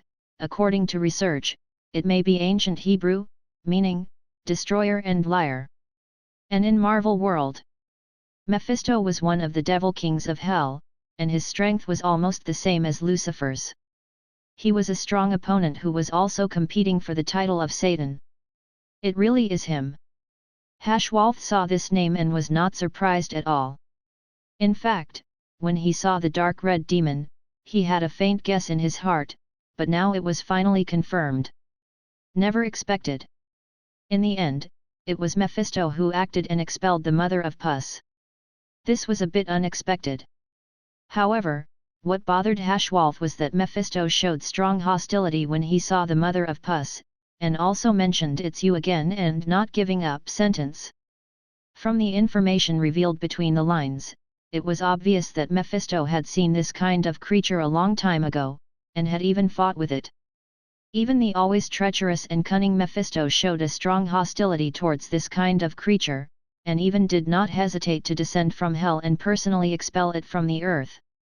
This kind of behavior was not a problem for Sorcerer Supreme, but it was a little weird to throw it on a demon who was synonymous with fraud. One had to know that Mephisto was a person who did not get any benefits. To be able to force him to cross realms at all costs to personally expel such creatures, it was hard to imagine what deeper reason was hidden in this. It seems that this incident is not as simple as it appears to be. It actually involves Mephisto and some ancient secrets. A hint of exhaustion appeared on Hashwolf's face as he rubbed his forehead a few times. Based on the current situation, the information they knew was still too little. Whether it was Mephisto, the broken hell, or the unusual creatures this time, what was the connection between the three? It was not based on these 3 or 2 sentences. It could be analyzed. Chi-la dash. An orange-yellow ring suddenly appeared in the air, and then Matt and Jace, who had disappeared for a long time, fell out of it in a sorry state. It seems that I don't need to look for you again. Hashwolf raised his eyebrows and looked up at the orange-yellow ring. Inside the ring was the mirror dimension. When Caecilius saw Hashwolf cast his eyes on him, he was scared out of his wits. As if he was afraid of him rushing in, he quickly waved and closed the portal. Lord Hashwolf! A hint of embarrassment appeared on both of their faces at the same time. Just now, their attention had been attracted by the great battle on Hashwolf's side, causing them to not notice Caecilius' small movements, allowing him to secretly draw a transmission array and throw the 2 of them out of the mirror dimension. Sorry, Lord Hashwolf, I have disappointed you. Jessica lowered her head in shame and clenched her fists. Letting go of the mastermind behind the scenes because of carelessness was no different from throwing away the face of a Quincy. This was simply unworthy of Hashwolf's expectations for her. Just pay attention next time. Hashwolf did not pursue the matter. Instead, he waved his hand and said indifferently, "Such a big event. The death god who is stationed nearby will come soon. Let's leave here first." Wait, my lord, there is one more thing." Matt suddenly opened his mouth and stopped the few people who were about to leave. "Matt, what else do you want to do? Didn't you hear my lord say that Death God is coming soon?" Jessica frowned slightly and cast a displeased look at him, as if blaming him for being too insensible. "Sir, I wonder if those children..." Matt looked a little nervous, and he was secretly sweating. Just now, when Hashwolf was fighting with the monster, the destructive power had destroyed the entire dungeon. Even the last attack of the Saint Spear directly tore a huge crack hundreds of meters long in the earth. Now, through this huge crack, they could see the moonlight on the surface. With such terrifying destructive power, he was worried about the children. "Don't worry." Hashwolf was expressionless. He said lightly, "Those children are all in the shadow space I built. They can come out soon." "Thank you. Thank you, my lord." Matt heaved a long sigh of relief, his face filled with gratitude. Then, Matt thought of something again. His throat rolled and he said in a trembling voice, "My lord, do you have a way to save these children who have been transformed into monsters?" Although the mother of Puss had been expelled, the blob that he saw underground had survived. The blob was affected by the residual power of the Saint's Spear, and it dispersed from the state of convergence, turning back into pieces of flesh with the heads of countless children embedded on the surface. Matt wanted to save them, so he could only pin his hopes on Hashwolf. Hashwolf frowned slightly. After a moment of silence, he shook his head and said, "No, the Quincy can't save their souls." Hearing this, Matt's face darkened, and his heart suddenly surged with sadness. His eyes gradually became moist. "But..." Hashwolf changed the topic and said, the Quincy can't help them, but Death God can. Death God? Matt heard that there was still hope, and his eyes suddenly lit up. Yes, it is Death God. Hashwolf's lips curled up slightly, and he said slowly, Death God's ZANPAKUTOU, in addition to killing souls, can also transcend the souls of the dead and lead them to soul society. It is called soul burial. Matt understood and nodded gratefully, thank you, Lord Hashwolf. Let's go. Under the dim light of the moon, the blood-stained white cloak slowly fluttered. Hashwolf stepped out and disappeared in front of everyone. Let's go too. Jace grabbed Matt's shoulder. Well. Matt looked at it worriedly, then the two of them disappeared together. Dash. An ancient, deep red arch appeared, and the white mist that flowed out from it slowly floated up like a dense mist. You really know how to make trouble for me. Laud, dressed in a black death tyrant outfit and carrying ZANPAKUTOU by his waist, slowly walked out of the realm gate. Originally, he did not need to personally deal with a small matter like soul burial. He just needed to let Frank handle it. But the key problem was that soul burial was not simple this time. These children had experienced inhuman torture before they died, and after they died, they were forcefully fused together by an evil ritual, causing the thousands of souls to be almost inseparable. If they wanted to bury these children, they first had to separate their souls. Of course, it was not that there was no way to save more trouble. That was to throw all these children into abyss of despair. In less than 3 days, there would definitely be a Ajichas, and it might even be Vasto Lord. But this kind of thing, he disdained it. If one were to blindly pursue strength and even abandon their bottom line and morals, could they still be called people of light? The true strength lies in one's beliefs, not one who would recklessly pursue strength. Children! Be at peace now.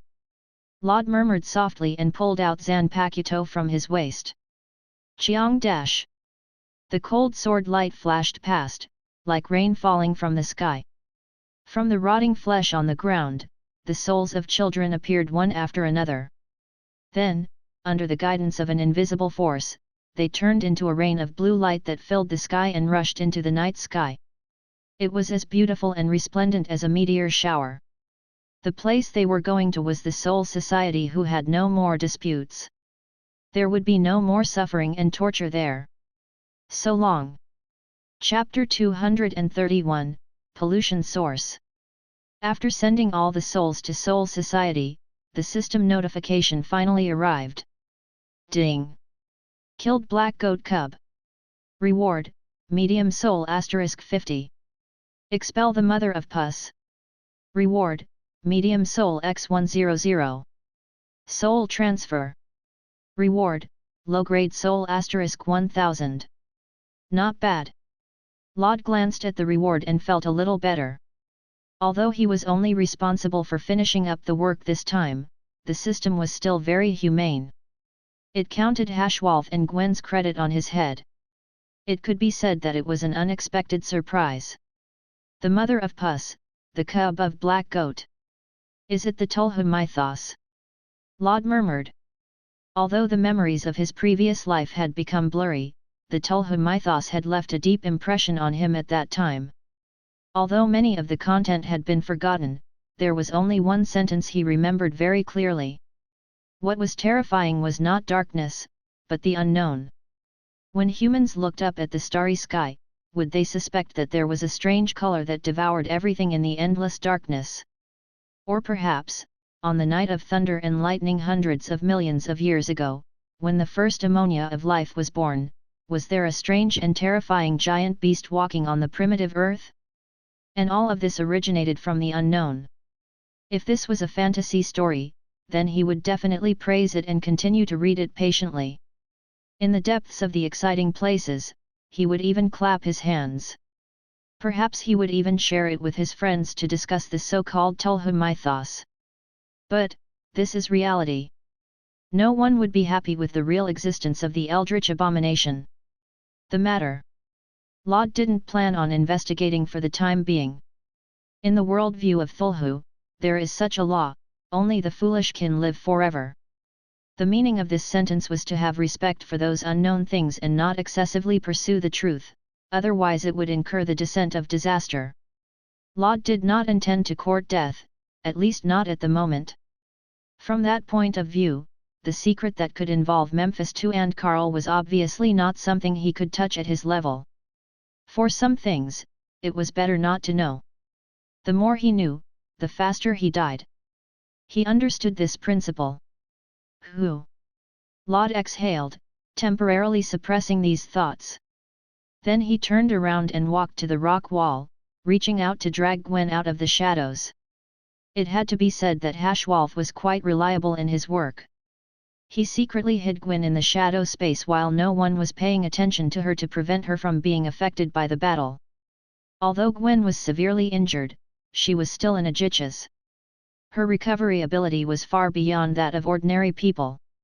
As long as there was a supply of spiritual power in the follow-up, the super-fast regeneration will kick in and her injuries could be healed quickly. I almost forgot. Laud slapped his forehead, turned around, and slashed out with his sword, wiping out the remaining pieces of flesh. These were the remnants of the mother of Puss and the cub of the black goat. Who knew if there would be any future troubles left behind? Therefore, for the sake of being conservative, it was better to eliminate all of them so as to avoid encountering people who were too curious that day and using these remnant organizations to stir up trouble. Yes, it's clean. After Laud confirmed that there was no meat left, he left with Gwen in relief. Not long after the two of them left, the roar of the engine tore through the night sky. Several pure black beak-shaped fighter jets slowly landed on the ground, their tails spewing out ring-shaped flames. As the hatch of the fighter jet opened, a bald man wearing a black leather windbreaker walked out with large strides. It was Nick Fury, who had not appeared for a long time. The person beside Fury was his most trusted assistant, Agent Hill. More than a dozen people came out of the doors of the other carrier eagles, including a few familiar faces. Hawkeye, Natasha, and Shield were all here. Apart from the first time, there was also an elite team and some others. Hill, is this source of the pollution? Nick Fury had a gloomy face. Even in the night, he could see the flames of anger in his single eye. Hill held a professional detection instrument in his hand. After carefully observing the value on it, he nodded and said, "Director, from the detection data, the energy source that is emitting pollution is in the giant karst cave that is 100 meters underground." "Very good." Nick Fury nodded slightly and then ordered the people around him, "Barton, Natasha, take your people down and see what's going on inside. Destroy the source of pollution at all costs." "Yes, Director." Hawkeye and Natasha were fully armed, wearing black carbon fiber soft armor, and their expressions were quite serious. Originally, as the director of Shield, there was no need to personally come to the front line. However, the reason why he had no choice but to personally take action and even bring all the elites over was precisely because of this pollution source. Just a few dozen minutes ago, through the satellite, Shield's staff discovered that a large-scale strange phenomenon had occurred in a region with a diameter of 40 miles in Manhattan. Its specific form included but not limited to madness, ravings, self-mutilation, murder, and so on and so forth. Moreover, all the creatures in the area had smelly and rotten pus growing on the surface of their skin. For a time, they wailed everywhere. At first, when he got the news, Fury thought that someone had put in biochemical weapons. After all, these phenomena were almost similar to the damage caused by biochemical weapons. Moreover, the US military had always had a fairly mature experience in biochemical weapons, so Fury contacted the military immediately. However, the reply he got was, "This is not a biological weapon, nor is it a secret experiment of the military. Shield, don't think about throwing the blame away."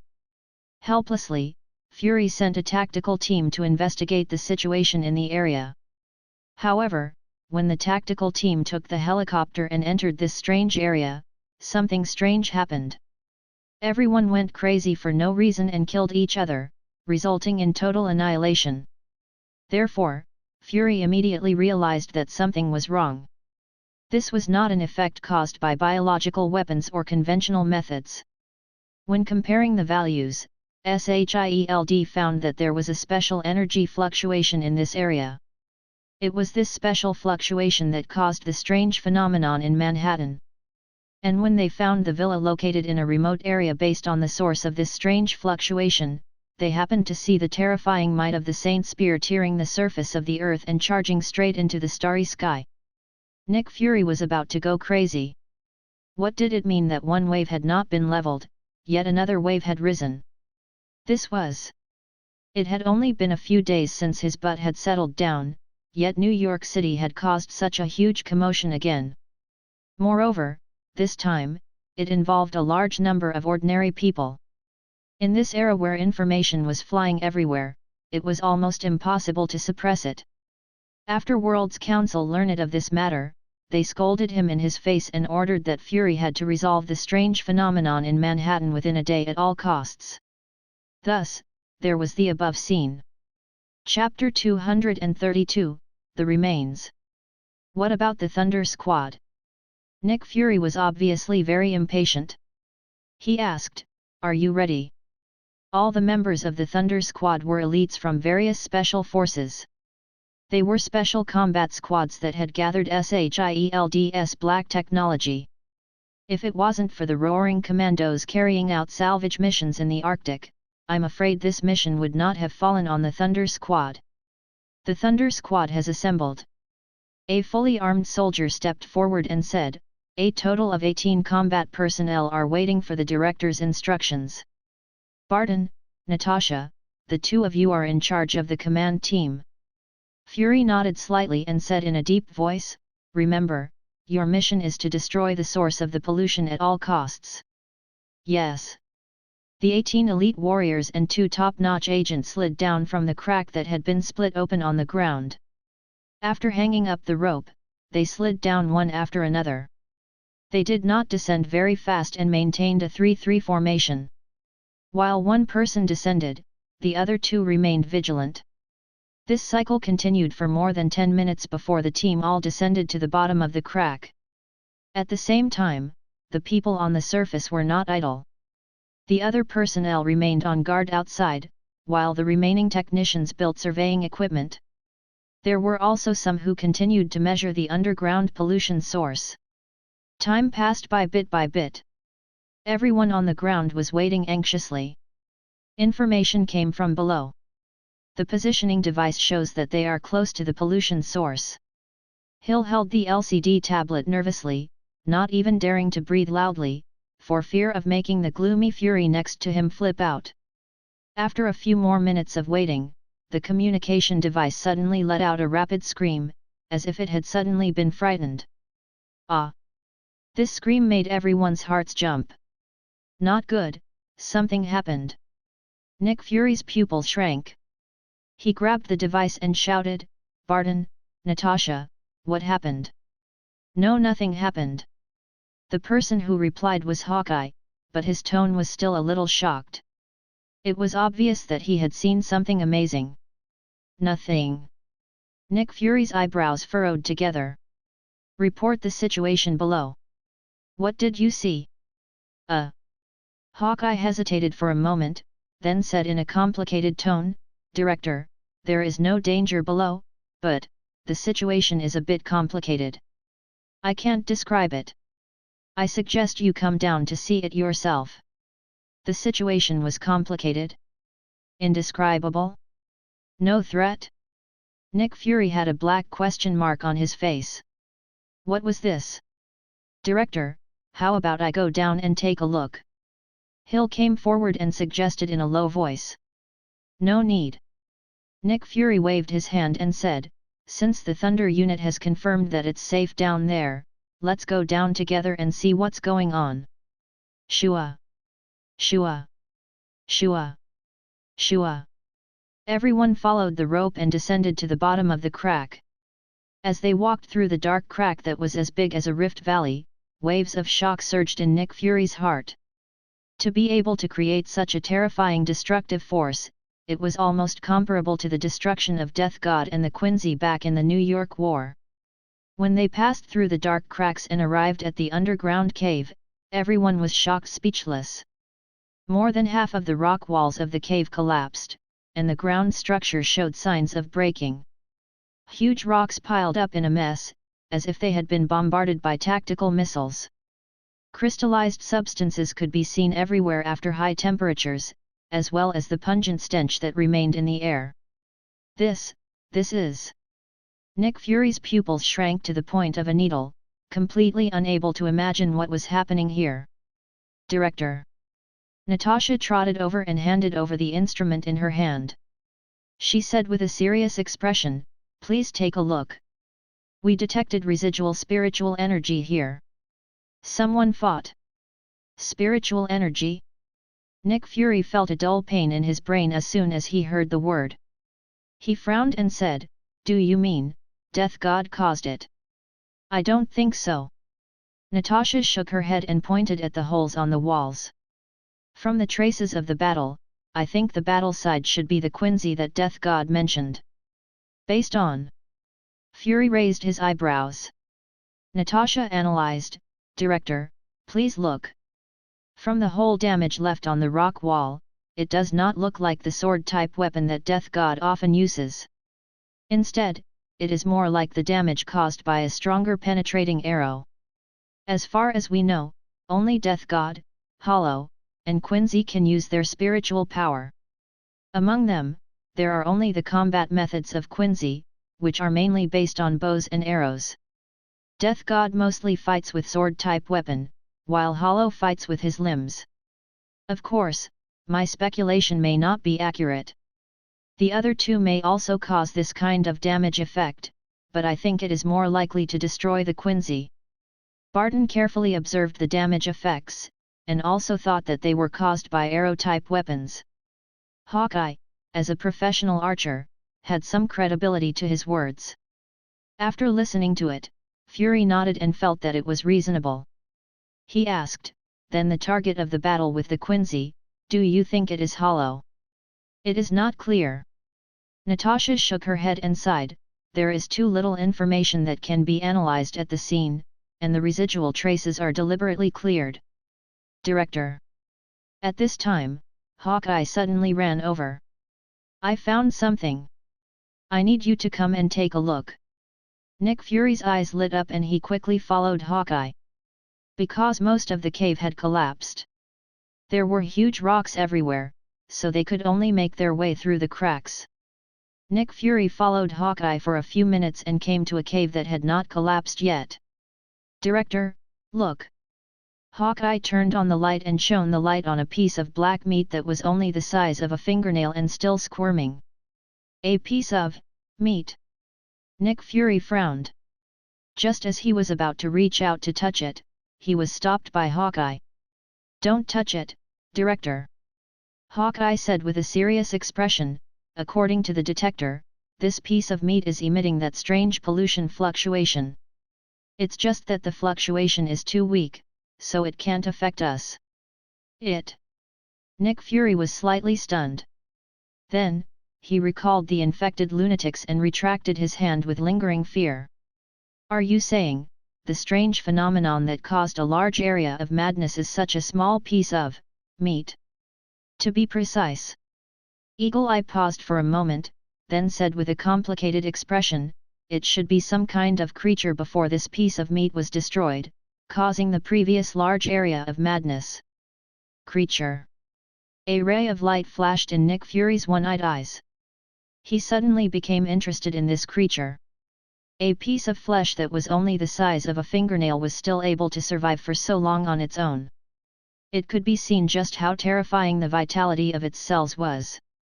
Moreover, there was an unknown and strange fluctuation that could affect living things in a large area. The heart of death was burning fiercely. The human's exuberant desire for knowledge urged him to understand what this creature was. "Take it away."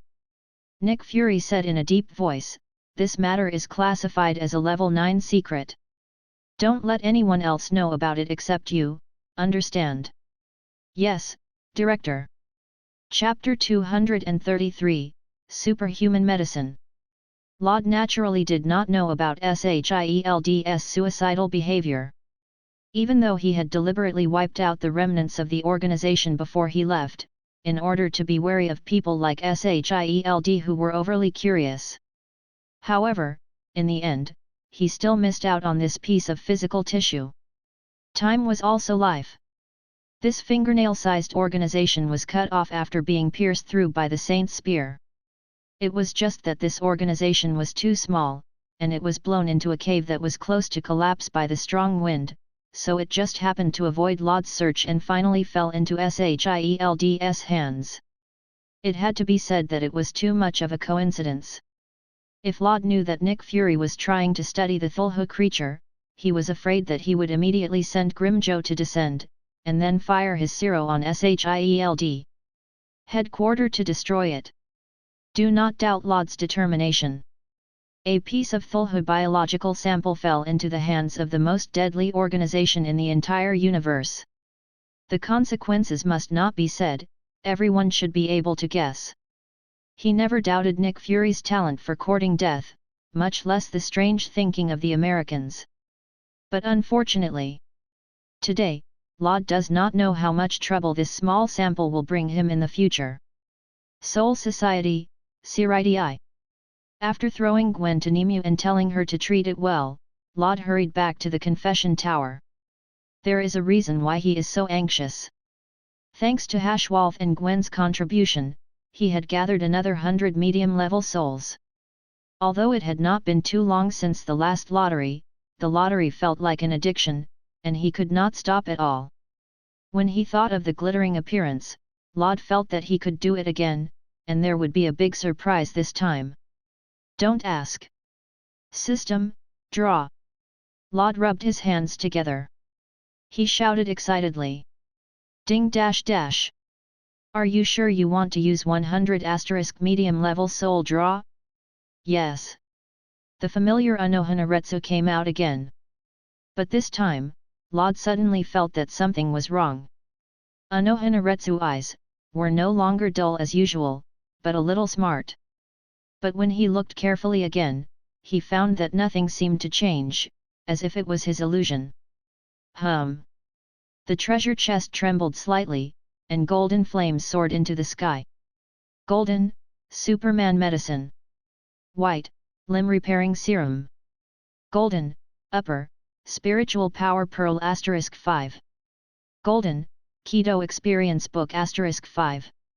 Golden, special building, blood pond hell.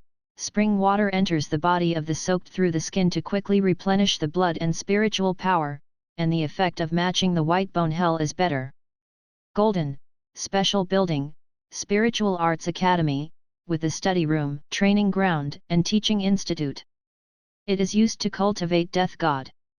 There are 10 professional mentors inside. It cannot be used in battle. Purple, experimental notes, remnant. Purple, black cloak. White, Shinigami Women's Association flower, blazing special edition, dissipated Kenpeki edition. Purple, Kisukura Hera's special spiritual power, sword, specialized sword blade with a long level spiritual power poured into the body of the soul, can forcibly awaken the power of death god in the body of the other party. Laud was very calm, not at all. From the bulging veins on his forehead, the crazily raised corners of his mouth, and the wrinkles on his eyes, it could be seen how happy he was. 5 gold, 3 purple, 2 white. This was the true opposite shore that could never be achieved in a lifetime. Spiritual Arts Academy. He had been looking forward to this special building that could be used to cultivate death god for a long time. Today, he finally got it. With Spiritual Arts Academy, he would not need to worry about the problem of death god being too few in the future.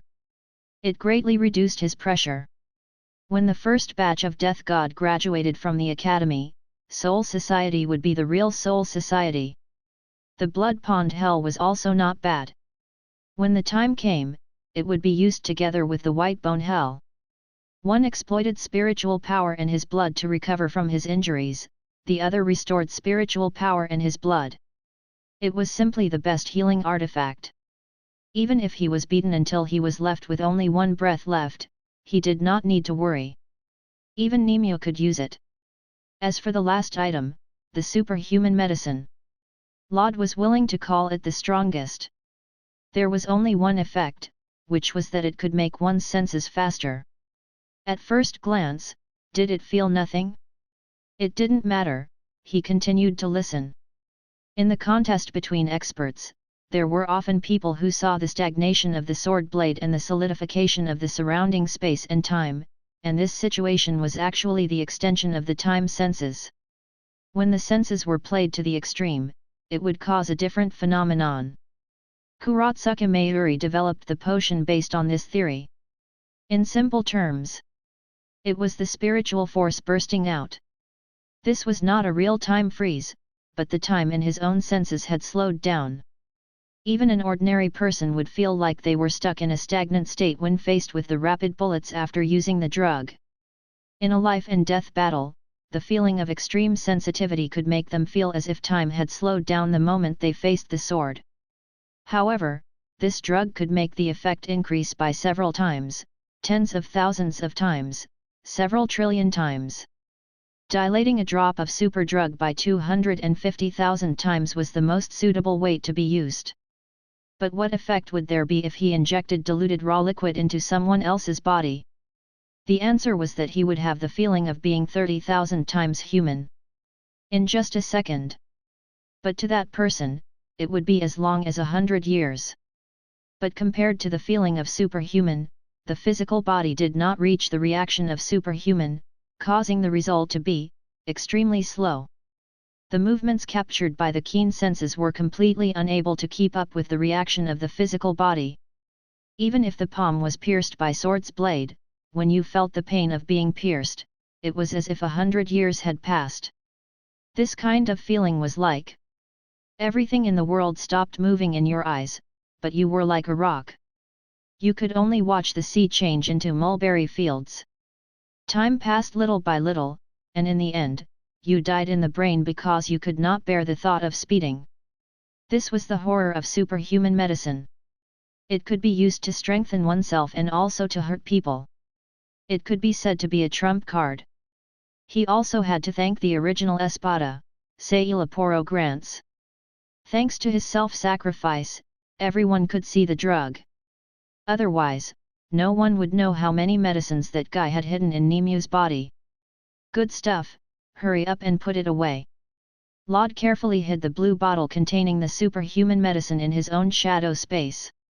After packing everything up, Laud used Spiritual Power Pearl and Kido's experience book. Spiritual Power plus 10,000. Spiritual Power plus 10,000. Spiritual Power plus 10,000. Kido Experience plus 10,000. Kido Experience plus 10,000. Kido Experience plus 10,000.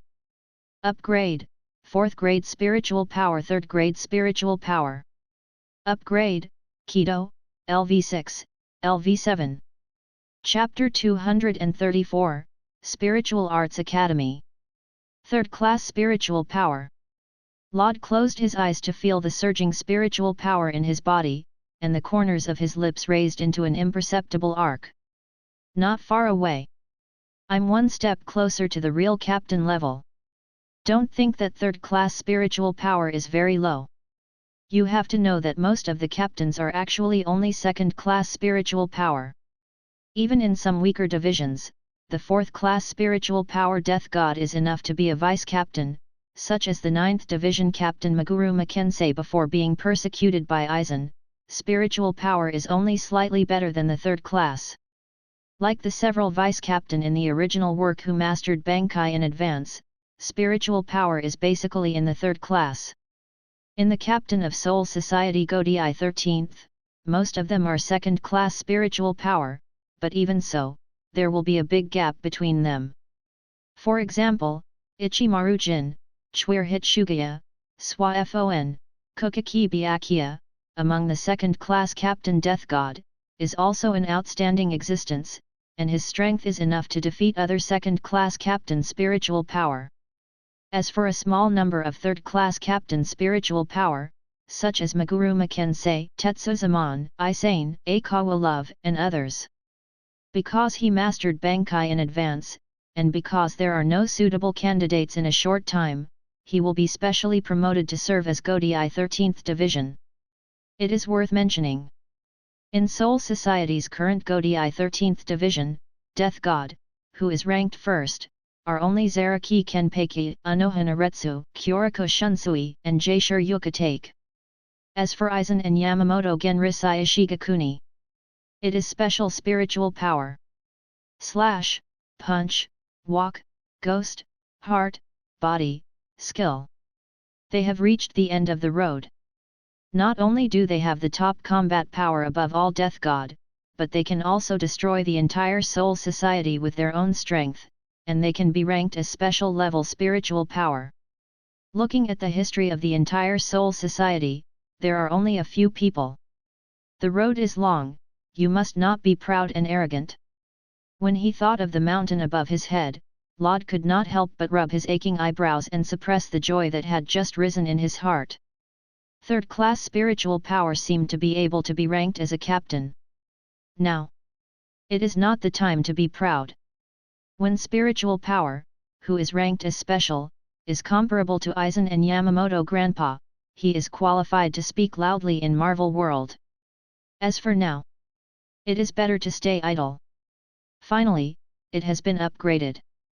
Lod turned his eyes to Kido, and a satisfied smile appeared on his face. Kido was a high-level curse technique.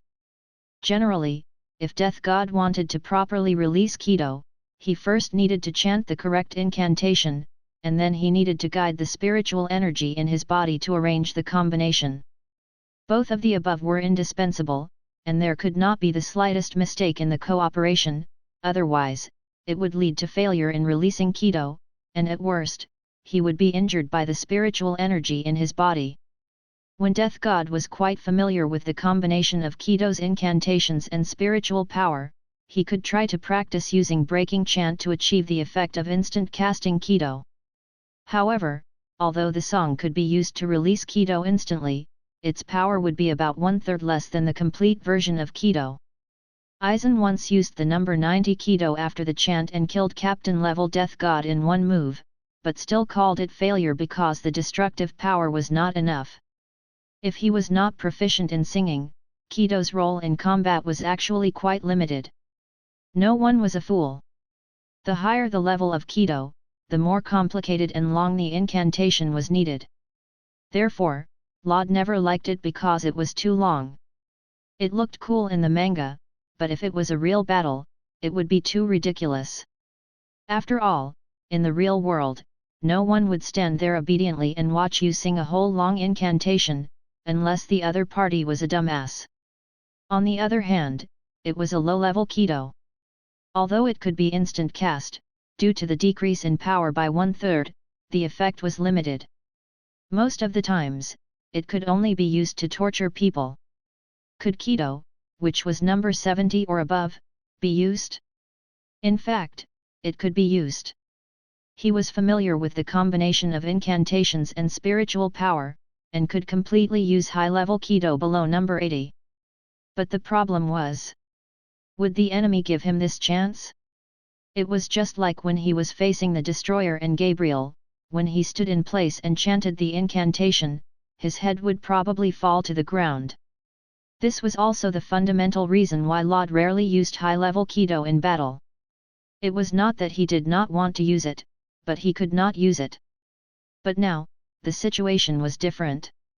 After his Kido reached LV.7, all Kido below number 70, could be released instantly with Yat chanting, and its power would not weaken at all.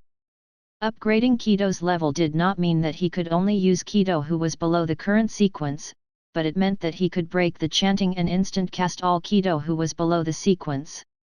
Ignoring the combination of spiritual energy and the side effects of breaking the chanting, this was the true power of the system. And this was only the beginning. When Kido level rose to LV.10, he would be able to instant cast Kido above number 90.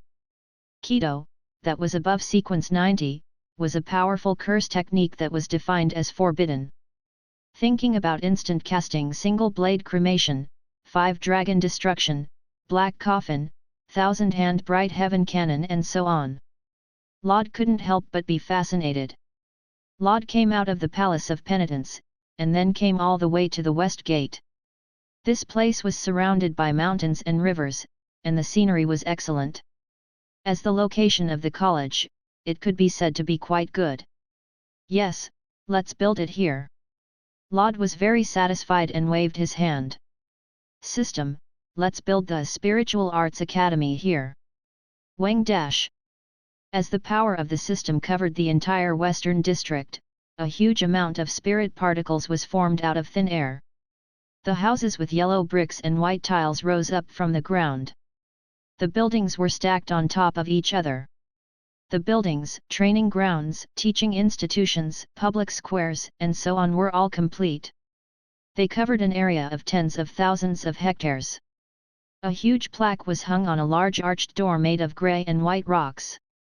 The plaque was written Spiritual Arts Academy.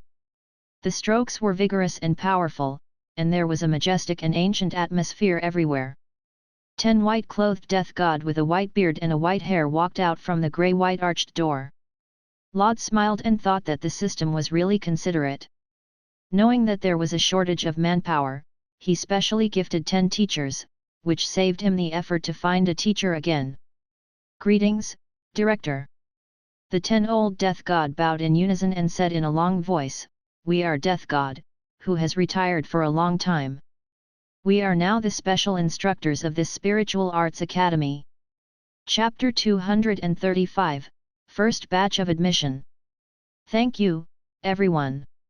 Laud put on a gentle smile and said, "I hope that all of you will do your best to continue cultivating the next generation of talents for Soul Society." The 10 old men all stroked their beards and laughed. To be able to nurture the next generation of talents for Soul Society, this is our lifelong wish. These people had been fabricated by the system with Hollow's fake memories, so they would not have any doubts about him and their own origins. Although they were craftsmen, they were not emotionless wood. In their memories, they were the old death god who had contributed his entire life to Soul Society and retired. Finally, he came to this newly built Spiritual Arts Academy and continued to bring glory to Soul Society. Everyone said that there was an old man at home, as if there was a treasure. Although they could not participate in the battle, for the newly built Soul Society, they were indispensable and important existences. The ones who supported the Spiritual Arts Academy were precisely these 10 aged death god. Lord Director. The oldest old man among them walked out of the crowd and bowed towards Laud. He said in a loud voice, "We are all ready. I wonder when we can officially begin the recruitment." "In the next few days." Laud thought for a moment, then said, "I'll have to trouble you to take out the specific regulations, and then you can open the West Gate and recruit students on Ryūkonga. I will obey the orders of the director." The old men cupped their hands and bowed. Then, they turned around and entered the academy to prepare for the specific recruitment process. A few days later, a shocking piece of news spread throughout the 4 major Ryūkonga. The Spiritual Arts Academy was recruiting students. All the souls can go to the 4 main gates of Ryūkonga to participate in the recruitment of Spiritual Arts Academy. Once you pass the test, you can enter the school. After graduation, you can directly enter the Godei 13th and become a death god of Seireitei. Since this news came to Ryūkonga, all the souls that died here were crazy. After they were led to Soul Society, they vaguely learned some information, such as this was the world where Soul Society lived after everyone died, and inside the White Wall, it was the place where Death God gathered. Now that they heard that the Spiritual Arts Academy established by Seireitei is recruiting, and it is said that once it is possible to become Death God, all the souls can't sit still.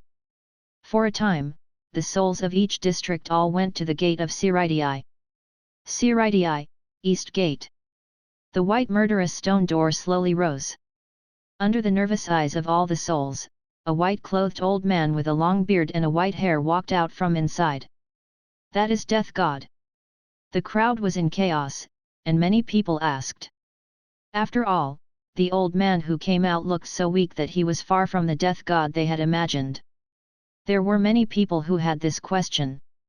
In their eyes, Death God should be the kind of person who exuded a gloomy and strange aura. Was this person really Death God?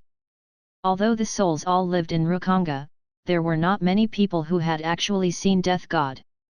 Only a very small part of the soul was drawn to soul society through the formal process of soul burial, and most of the souls were attracted by the power of hell after death, illegal stowaway. These people had never seen Death God, nor had they had relevant knowledge, so it was reasonable for them to have such an unrealistic idea. I am Death God, who is in charge of recruiting students this time, the Aoyama family. Aoyama's eyelids were half drooping, and it seemed that he had not woken up. He said lightly, "Everyone line up in turn and test here. Anyone who passes can enter Seireitei with me." Although his voice was not loud, in such a noisy environment, it was very clear to everyone. The noisy crowd, which was still noisy, suddenly became quiet. According to what the old man said, they lined up in order. "Not bad, at least you have some brains." Aoyama nodded slightly. These wandering souls were quite sensible, which saved him the trouble of making a move. Next, Aoyama roughly explained the rules. The recruitment process of the Spiritual Arts Academy is very simple. You only need to walk forward and put your hand on a special instrument.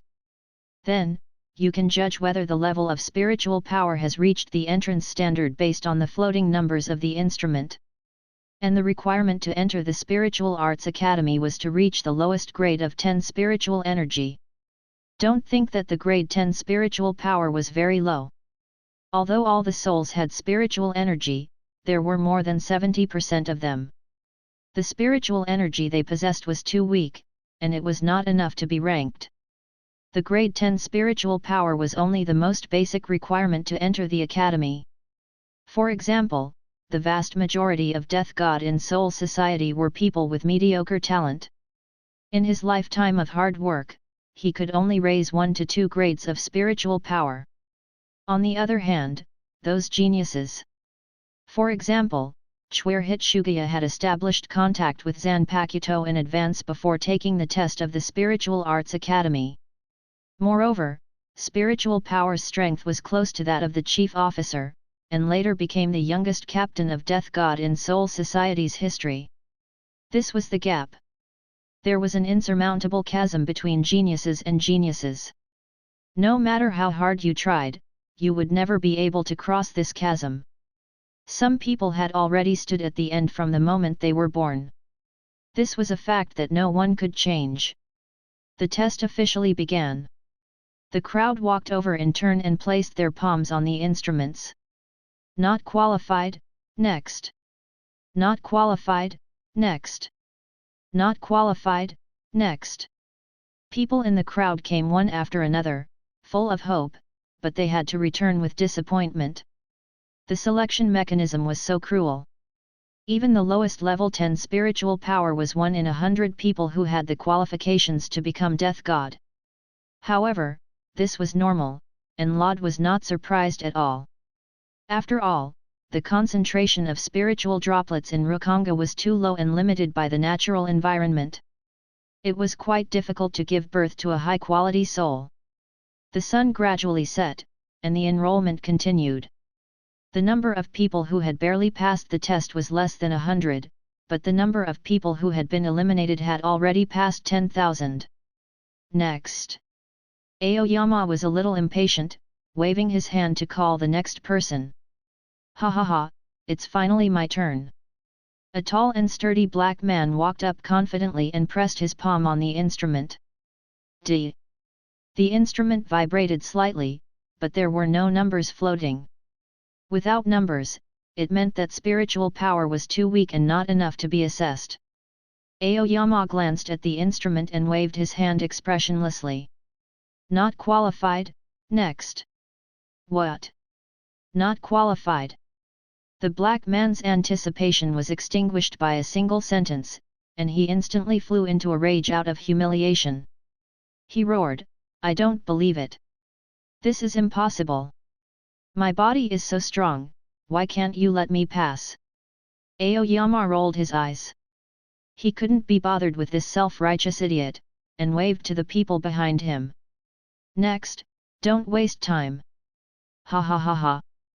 The crowd burst into laughter, causing the black man's face to turn green and purple.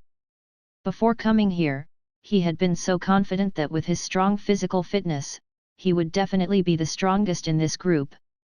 Wouldn't it be easy for him to pass the test and become Death God? But unexpectedly, the old man did not look at this at all. The physical fitness he was so proud of was completely useless and he was directly rejected. "Impossible. I am obviously so powerful." The black man complained, and there seemed to be some dissatisfaction in his eyes. "Excuse me." At this time, a little girl whispered and then slowly walked over. Chapter 236, 6th Grade Genius. The little girl was dressed in tattered clothes, and her entire body was covered in mud and stains. She emitted a stench that made the people around her frown. She looked like a little beggar who had just crawled out of a garbage dump. Compared to the other clothes around her, which were clean and proper, in order to leave a good impression on the Spiritual Arts Academy, this little girl who was covered in dirt and reeked of a stench could be said to be a crane standing out from a flock of chickens. The little girl seemed to have been hungry for a long time. Her footsteps were abnormally slow, and her thin and petite body was shaking slightly. It made people worry that a gust of wind would blow her away.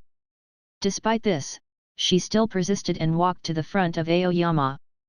"Hello, old grandpa dash dash." The little girl was very polite and bowed respectfully to the old man. "Well, let's go to the test." The old face of Aoyama showed a smile, and the good feeling in his heart was born. After all, a polite child was still pleasing to the eye. "Yes." The little girl's physique was very weak. She only said a few words and took a few breaths.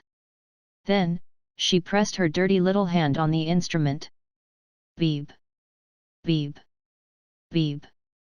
In an instant, the instrument made a buzzing sound. The number on it began to jump wildly and finally stopped on the number 6. "Hey!" The eyelids of Aoyama, which had drooped down and seemed to be dozing off, suddenly lit up in their cloudy eyes. "It's the 6th grade spiritual power." Everyone was shocked. They waited from day to night. This was the first time they had seen such a strong reaction from that instrument. They believed that as long as they were not fools, they would understand what this meant. That girl was different. Sure enough. Aoyama, who had been sitting for a long time, slowly stood up, a gentle expression on his face. He stroked his beard and laughed loudly, "Not bad, not bad. I finally found a good seedling. When I go back now, there will be no need for the other old fellows to laugh at me." This time, there were 4 recruitment strongholds, which were set up in the north, south, east, and west respectively. He was the examiner responsible for the test at the east gate. After a whole day, he had only recruited less than 100 people, and all of them were grade 10 spiritual power. Originally, he had already given up hope and was prepared to be ridiculed by the other old fellows when he returned. But he never expected. When it was close to the end, the heavens suddenly gave him a surprise. The first assessment was grade 6 spiritual power. If there were no accidents in the future, it would be almost certain that he would become a captain-level death god. This is impossible. The black man felt extremely angry and thought that he had been discriminated against. He roared, "You are discriminating against me. Why didn't I pass? Did this damn bastard pass? Damn old man, are you secretly playing tricks behind my back? Child, what is your name?" Aoyama completely ignored the black man who was like a clown and continued to ask the little girl. The little girl raised her head and said in a hoarse voice, "My name is Chen." Only then did Aoyama notice that although the girl was not old and full of dirt, he could still see the foundation of her beauty. The only regrettable thing was that her eyes had no pupils, only a pale white color, which looked quite terrible. Chen. Aoyama stroked his beard and asked curiously, "Child, do you have a full name?" The girl shook her head and said sadly, I don't remember. F*ck. By Chi. The black man's eyes flashed fiercely, and the jealousy on his face grew stronger. On what basis? That thin little bastard could pass the test, but someone as strong as him was eliminated. This must be discrimination. That's right, that damned old man must have done something on purpose. Otherwise, how could someone with such a strong physical fitness fail the test? The more the black man thought about it, the more he felt that this was the case. His heart was extremely unbalanced and gradually twisted. Since he could not get something, no one else could get it. Destroy her. Kill this damn bitch. Go to hell, you damn little bastard. The black man let out a roar and suddenly exploded from behind, punching at the defenseless girl. Ah! The crowd was stunned by this scene. It was too sudden. No one had expected such a thing to happen. The tall and sturdy body of the black man instantly formed a very strong contrast with the thin body of the little girl. There were even many people who closed their eyes and could not bear to see the end of the girl. With the physical fitness of the little girl, it was absolutely impossible for her to withstand this punch. Die, die, die, die. The black man's eyes were filled with cruelty and brutality. He roared with a ferocious expression, "Die for me!" However, everyone seemed to have forgotten that there was another death god present. How dare you! A cold light flashed in the eyes of Aoyama. He slowly raised his fingertips and said lightly, "Bakuto number 1, restrain." Phew! Invisible spiritual power surged out from his fingertips and instantly bound the black man's hands and feet.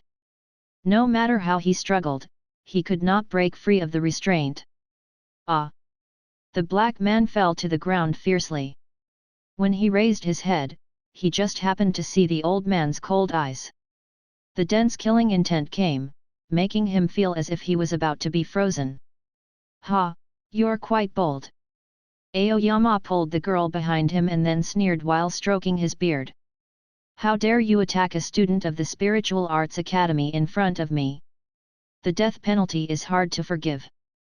No, you can't kill me." The black man was completely panicked. Only then did he remember that the old man in front of him had walked out from the white giant wall, Death God. The black man looked frightened and wriggled wildly on the ground. He wanted to stay away from the old man in white and then began to talk nonsense. I am a citizen of the United States of America. You can't kill me. You don't have the right to judge me." Before he could finish his words, a light of sword swept past his neck. Chi! A head fell to the ground, blood gushing out like a fountain. Hiss! The surrounding hundreds of people witnessed this scene and gasped, their faces turning pale. The law! The blood dripped from Aoyama's sword. In Soul Society, Seireitei is the law. After that, Aoyama glanced at everyone coldly. "Do you have any objections?" "No, we have no objections." "That's right, that guy deserved to die." "Yes, yes." The surrounding onlookers shook their heads and turned into the righteous side. They pushed all the anger and guilt to the black man who had lost his head. What a joke! Who would dare to object to the sword in your hand? Many of them looked disdainful. They brought out the laws of the United States of America. This person's brain was probably flooded. This was Soul Society. "Child, come here." The cold expression on Aoyama's face disappeared. He then revealed a gentle smile and said, "From today onwards, you are my disciple." "Yes, teacher." Chapter 237, School starts. 3 days later. The first recruitment of the Spiritual Arts Academy ended. Laud sat in the office and flipped through the student information that was compiled at the side of his hand. He raised his head and said, "Xian Fang, how's the enrollment situation?"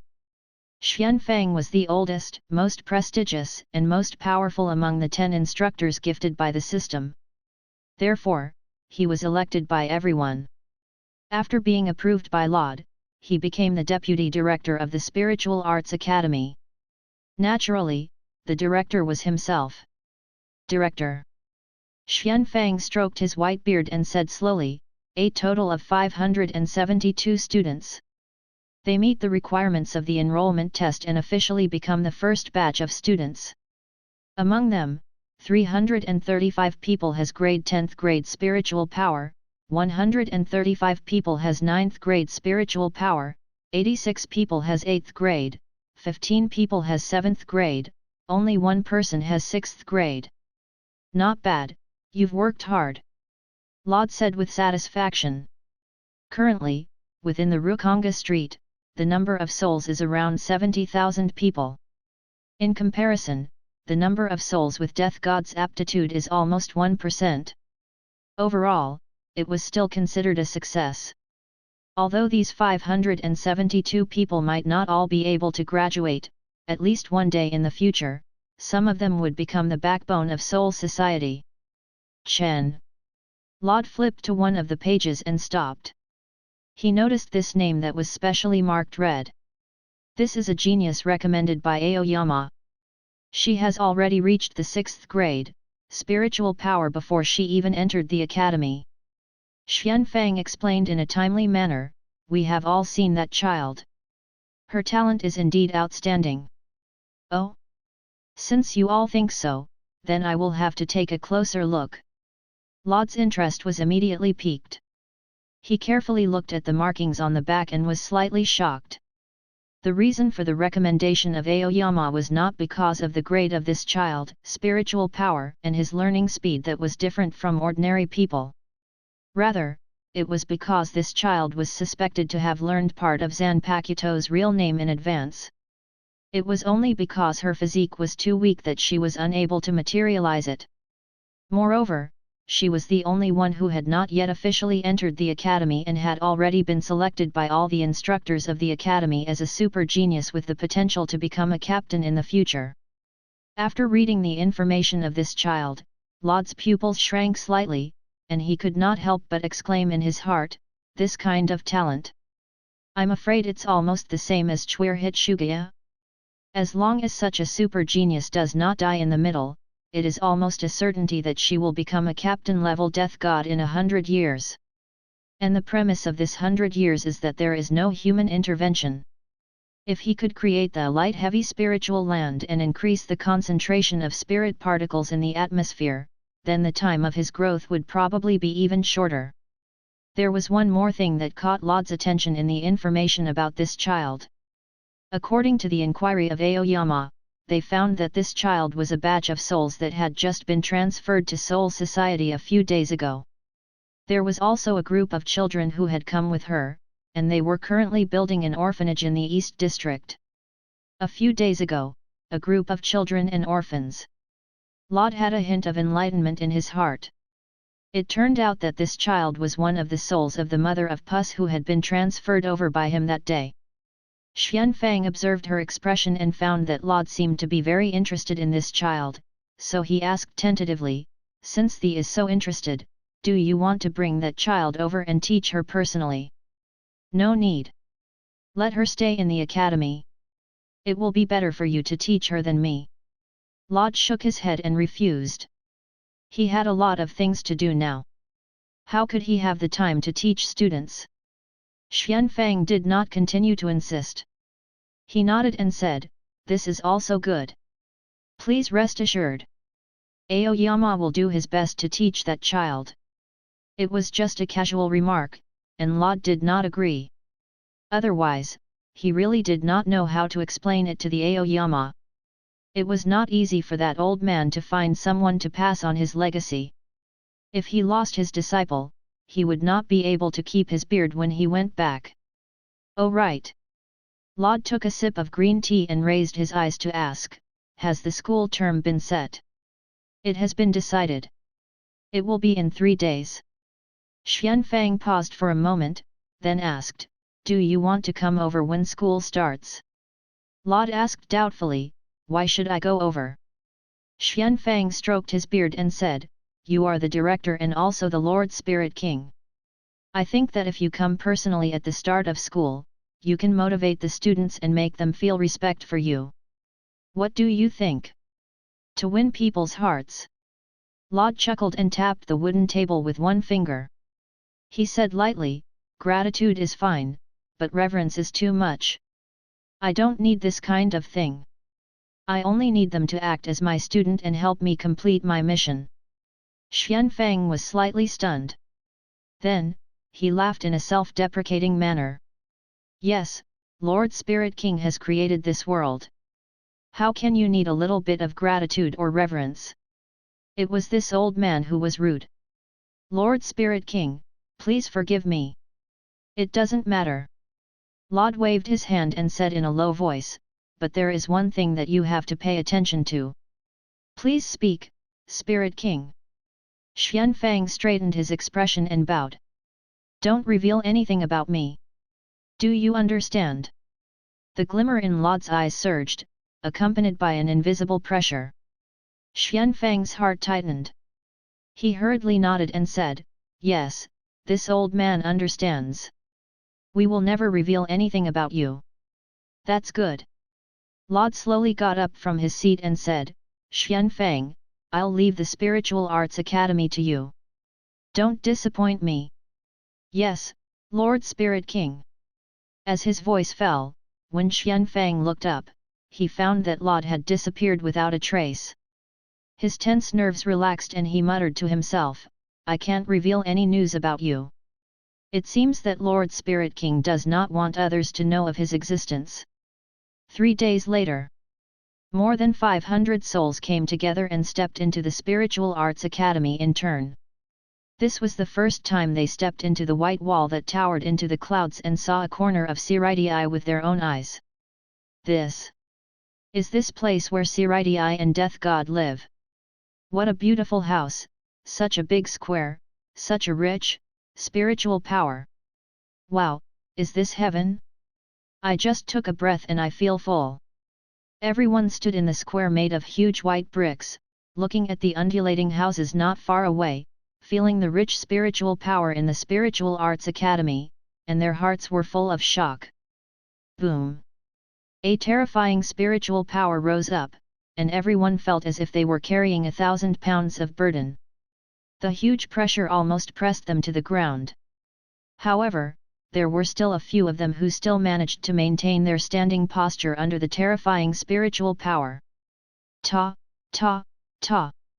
The white-bearded, white-haired old man held a walking stick in his hand. His eyes were as bright as the sun, and spiritual power's body surged as if it were format Ariel, causing surging waves to roar. Although the old man's footsteps were slow, he was abnormally firm. He walked in front of everyone.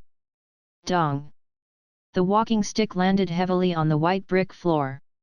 The old man's eyes emitted a terrifying light that was like the sun, sweeping through everyone in the square in turn. The moment everyone was swept by those eyes, they felt as if they saw the sun, and their souls felt as if they were being burned by boiling hot flames. "This old man is called Xianfang." Xianfang's voice was like a thunderclap that rumbled through the entire square. "From today onwards, you are the students of the Spiritual Arts Academy. I hope that all of you will be able to forge ahead in the future. You will not forget your original heart and become a death god. In order to protect Soul Society, you will offer your own strength." Chapter 238, Arankar Experiment. The Tower of Penitence. Hashwalth stepped into the cell leisurely. "Sir, I have finished what you ordered me to do." In the dark cell, Laud sat cross-legged. Bathed in the scarlet brilliance emitted by the reality stone, he slowly opened his eyes. "The number has been gathered." "Yes." Hashwalth was expressionless.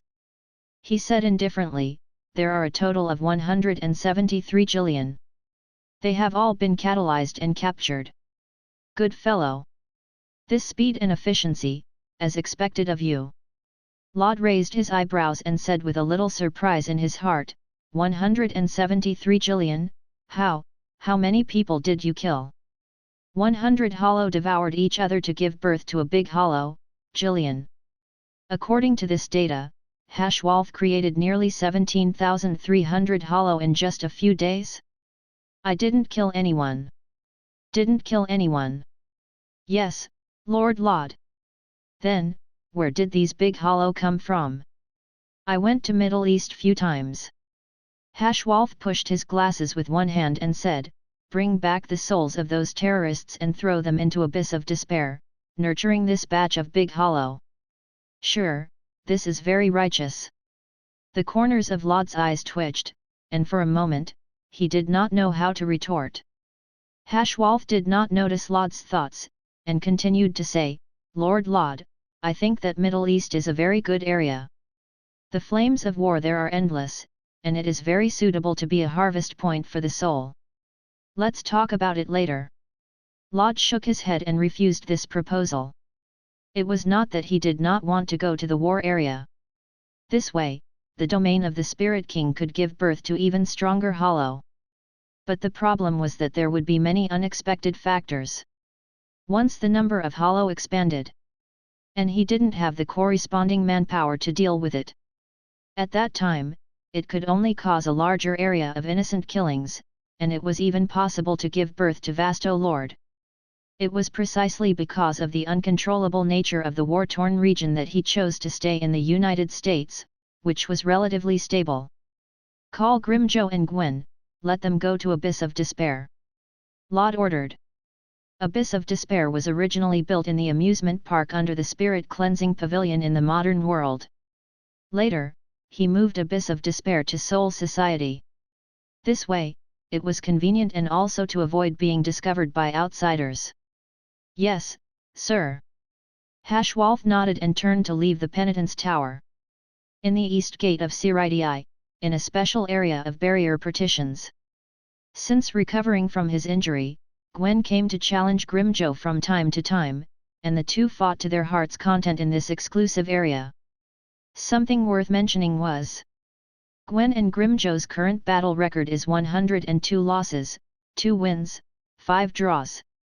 Ever since the battle in the underground cave, she comprehended the death she symbolized. Not only did Gwen's spiritual power take a step further, but with the addition of the special poison ability, she even suppressed Grimjo to the point where he could not raise his head. Do not underestimate the poison. There were at least tens of thousands of deadly poisons in nature. Even if Grimjo was immune to most of them, he could not avoid all of them, so in the process of fighting Gwen, he would always be defeated by some strange toxins. Grimjo. This time, I won again. Gwen half knelt on the ground, panting. One hand covered the 3 huge claw marks on her chest, and the other hand bent down strangely, looking miserable. Don't be proud too early. Grimjo said weakly, but he did not refute Gwen's words. He had indeed lost this battle. Although it did not look as miserable as Gwen on the outside, it was in fact much more serious. Gwen had planted more than 10 types of toxins in its body. These toxins were wreaking havoc and destroying its internal organs.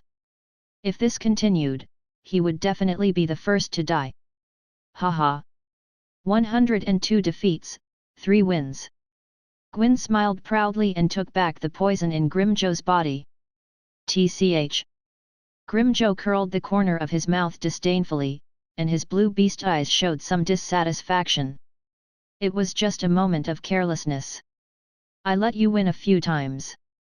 Don't forget that I won 102 and lost 3 times. There are still 5 draws. Gwen emphasized. Hat. You won't have a chance next time. Grimjo said arrogantly, I am already familiar with your abilities. I will definitely defeat you next time. You will not succeed. Gwen said seriously, I am no longer the old me. I will continue to win in the future. Let's wait and see. Grimjo took a deep look at her and licked the messy hair with his barbed tongue. He said lightly, but you have to be prepared. I won't show mercy next time. This sentence, I will also send it to you. Gwen did not back down at all as she argued back. Bang! Dust flew everywhere as Hashwalth, dressed in a white military uniform, suddenly appeared. Lord Hashwalth!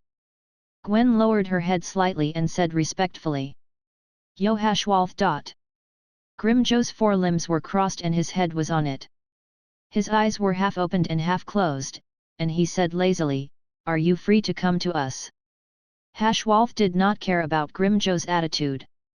He just said calmly, Grimjo, Gwen, you two come with me. Lord Lot is calling you for something. Him. Grimjo frowned. Although it was usually unruly and looked like it was not convinced of anyone, it was still a little afraid of Lot. So he slowly stood up and said, Since it is his order, then I will go with you. Abyss of Despair, located at the end of Soul Society. This place is very far from Seireitei and Rukanga, and the huge enchantment is completely cut off there, in case a soul is lost and comes in. Hashwalth, Gwen, and Grimjo stood side by side, looking down at hundreds of Jillian under the huge abyss. Tisk! That lord sure has a bad taste. Grimjo licked his hair and said with a smile that was not a smile, There are so many Jillian gathered here. Do you intend to give birth to an Aegis from them? Shut up and just watch. Hashwalth coldly glanced at the leopard. Grimjo sneered, and then no longer said anything, quietly looking down. Buzz dash! The power of space surged and rippled.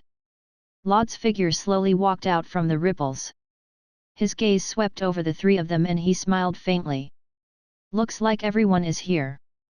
Then, the experiment can begin. Experiment. Grimjo and Gwen had different expressions. Just a simple experiment. Lod nodded slightly and said, An experiment on Arrancar. If you succeed, you will have the form of a human and the power of Death God. Your strength will improve further. Then what are we waiting for? As soon as he heard that his strength would improve, Grimjo said without hesitation, As long as you can give me strength, even if it is an experiment, it doesn't matter. Sir, I am willing to participate in the experiment. Gwen was unwilling to fall behind, and he followed closely behind. Don't worry. Lod waved his hand and said, I will first use these Jillian to test it. If it is really feasible, then you can do it. All right. Grimjo can only temporarily suppress the impatience in his heart. The power of Arrancar? Hee. I like you more and more. Chapter 239, Arrancar Experiment Part 2. In Death God's view of the world, there were two extremely special powers. Death God's Hollow Transformation, and Hollow's Death God Transformation. The former was Death God wearing Hollow's mask, breaking the inherent restrictions in his body, completely indulging his instinctive desire to kill, losing his heart as a person, thus obtaining a powerful power similar to Hollow's. The latter was Hollow breaking the mask on his face, regaining the lost heart, filling up the hole left behind by Hollow's transformation, and then using the method of sealing the spirit core into sword, obtaining power similar to Death God. Death God and Hollow were like two sides of yin and yang. They stood against each other and kept each other in check, but at the same time, they were also important factors to break the other side's boundaries. The Arrancar was the symbol of Great Hollow's evolution after breaking the boundary. If we want to completely understand the meaning of Arrancar, we first have to sort out the evolutionary process of Great Hollow. The evolution process of Great Hollow had always been accompanied by fear. From the moment Hollow, whose soul had fallen after the death of a human, had been devoured by 100 ordinary Hollow and fused with each other, the Great Hollow, who possessed a huge amount of spiritual power and lacked an individual consciousness, would be born. And among these hundreds of Jillian who had no individual consciousness, a special Jillian with an individual consciousness would be born. It needed to devour hundreds of its own kind before it could evolve into the second stage of Great Hollow, Aegis. When it reached this stage, Aegis would always face the great threat of degenerating again. Once the mask was swallowed by other Hollow, Ajichas would completely stop evolving and gradually degenerate to Jillian, who had lost all intelligence. Therefore, they could only continuously devour their own kind and increase their strength at the same time, ensuring that they would not return to Jillian. After countless slaughters and devouring, there will be a very small number of Ajichas who will successfully break through the boundary and reach the ultimate apex Vasto Lord. The most obvious feature of Vasto Lord was that he was close to the size of a human and had an extremely high IQ. Moreover, he no longer needed to rely on hunting to evolve, nor did he need to worry about the threat of degeneration. Every single individual had a powerful combat strength that far exceeded that of a captain. However, this was not the end of Great Hollow's path of evolution. There was a new power above Vasto Lord, and that was Arrancar. When the Great Hollow was able to regain the lost heart and break the mask on his face, he would automatically seal the core of the power into the style of ZANPAKUTOU, and then obtain the power of Death God. This process was known as the Arrancar. In other words, the first condition to break through was that it had to be Great Hollow, who was at the Vasto Lord level. Looking at the whole chapter of Bleach, the real confirmed and no doubts, independently evolved Arrancar, is only Coyote Star K alone. All the remaining Vasto Lord managed to get to Arrancar level with the help of Aizen's Hugyaku. The only one who can be called a controversial Ulquiera, there is no detailed description in the original work that it is self Arrancar, which is inferred based on clues, and there is no solid evidence, so it is temporarily shelved. Just the tough requirement of the Arrancar was enough to make Lod stop. So, under normal circumstances, it was basically impossible to make Grimmjow and Gwen Arrancar. But it was different now. From Aizen Experimental Notes, Remnant 2, Lod finally found the record of mask breaking. Firstly, he had to give Ajichas a strong emotional stimulation, and secondly, he had to use a special spiritual power frequency to guide him. With the power of Hugyaku, he could complete the Arrancar transformation. Although there was no Hugyaku yet, the power of the Reality Stone should be able to replace it. Therefore, he only needed to find the strong emotional stimulation, and find the special spiritual power frequency wave section to complete. Speaking of which, I have to thank Aizen. If Aizen did not use Hugyaku to find another way and found the correct method of Arrancar through countless experiments, I am afraid that he has no way until now. Let's start. Lod thought in his heart, collected his divergent thinking and walked step by step to abyss of despair. Roar! Roar! Roar! Roar! Roar! Hundreds of hollow Jillian were trapped in the abyss. On the white masks that looked like clowns, their scarlet eyes flashed with a violent aura, and their gaping mouths let out shrill howls. Boom! Boom! Boom! The ominous and chaotic spiritual power, accompanied by an evil howl, turned into a huge pillar of air and crashed into the clouds. They seemed to feel the impending threat and twisted their huge bodies uneasily. So noisy! Grimmjow was irritated by the noise and rushed forward, directly rushing to the front of this group of big hollow. His blue eyes were cold. All of you shut up! Ajichas had almost absolute control over Jillian, who was a level lower and had no intelligence. This was both a physiological suppression and an evolutionary suppression. Sure enough.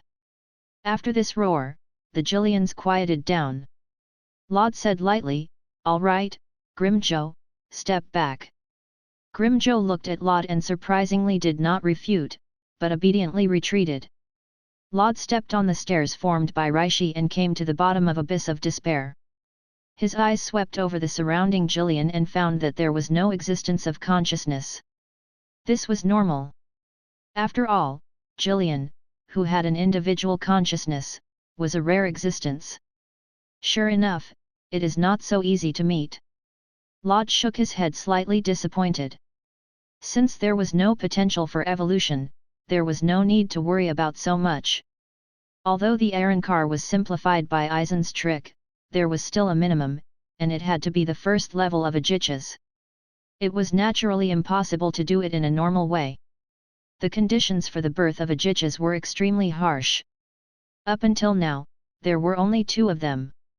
He couldn't possibly use Gwen and Grimjo for an experiment, right? Therefore, he could only change the method. Use the power of the Reality Stone to forcibly catalyze a batch of Ashoka's level Great Hollow.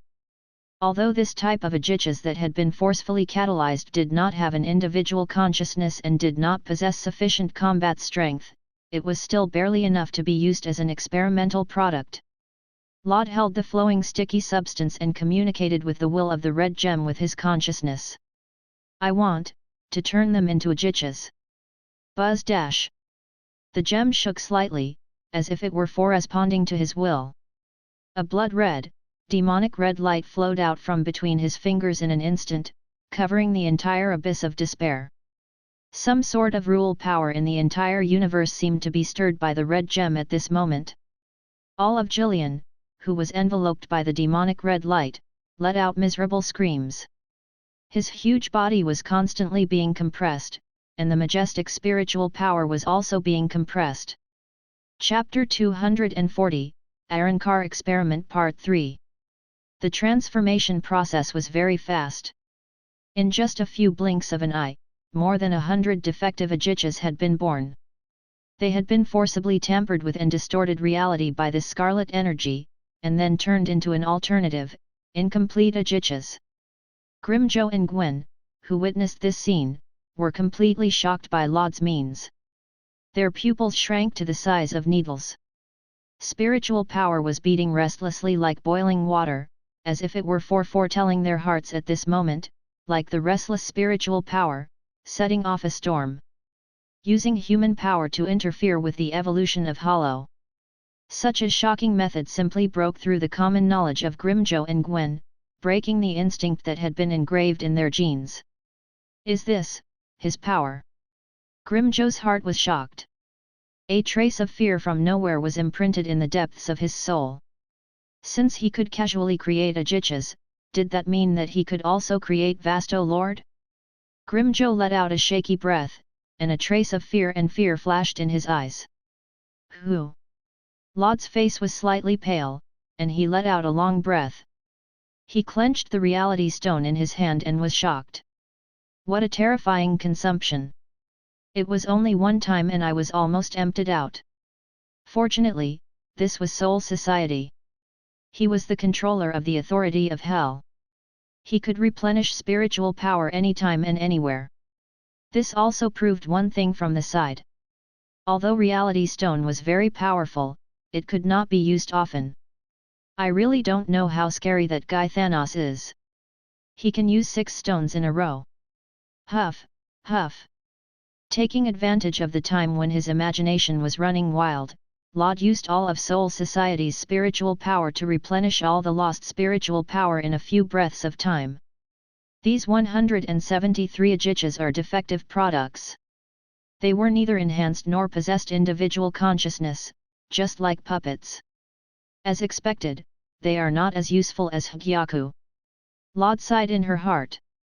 In fact, it could be seen from here that the power of the Reality Stone was limited in the end, and it could not completely distort and define reality as she thought. In fact, thinking about it carefully, this was also very normal. If a single Reality Stone was really as powerful as what the Dark Elf, Malekith, boasted about, and could cause the entire universe to fall into eternal darkness, then as the Titan race, why would Thanos need to seize the other 5 stones? Forget it, let's not think too much about it. Laud shook his head, expelling these thoughts from his mind. It's more important to do business. If it's defective, then it's defective. As long as it can be used, it'll be fine. After picking out a fish from among them, Laud's fingertips wrapped in a thick scarlet energy and directly stabbed into the other party's mask. Kaka! The scarlet energy violently invaded the brain, and the white mask of the Ajichas shattered. He succeeded. Gwen's heart tightened. No, he failed. Hashwalth only glanced at it and saw that the transformation had failed. He shook his head and said, although the mask of Ajichas was broken, there was no change in the essence of the soul and the core was not sealed into the form of Arankar. It failed. Laud withdrew his fingertips and sighed regretfully. It was indeed as Hashwolf had said. The reality stone did not awaken the heart of this Ajichas. It simply broke the mask. However, it was not like he had not gained anything from this failure. The energy is not enough. I need to increase it a little more. Laud summarized the reason for his failure and then turned to the next experimental subject.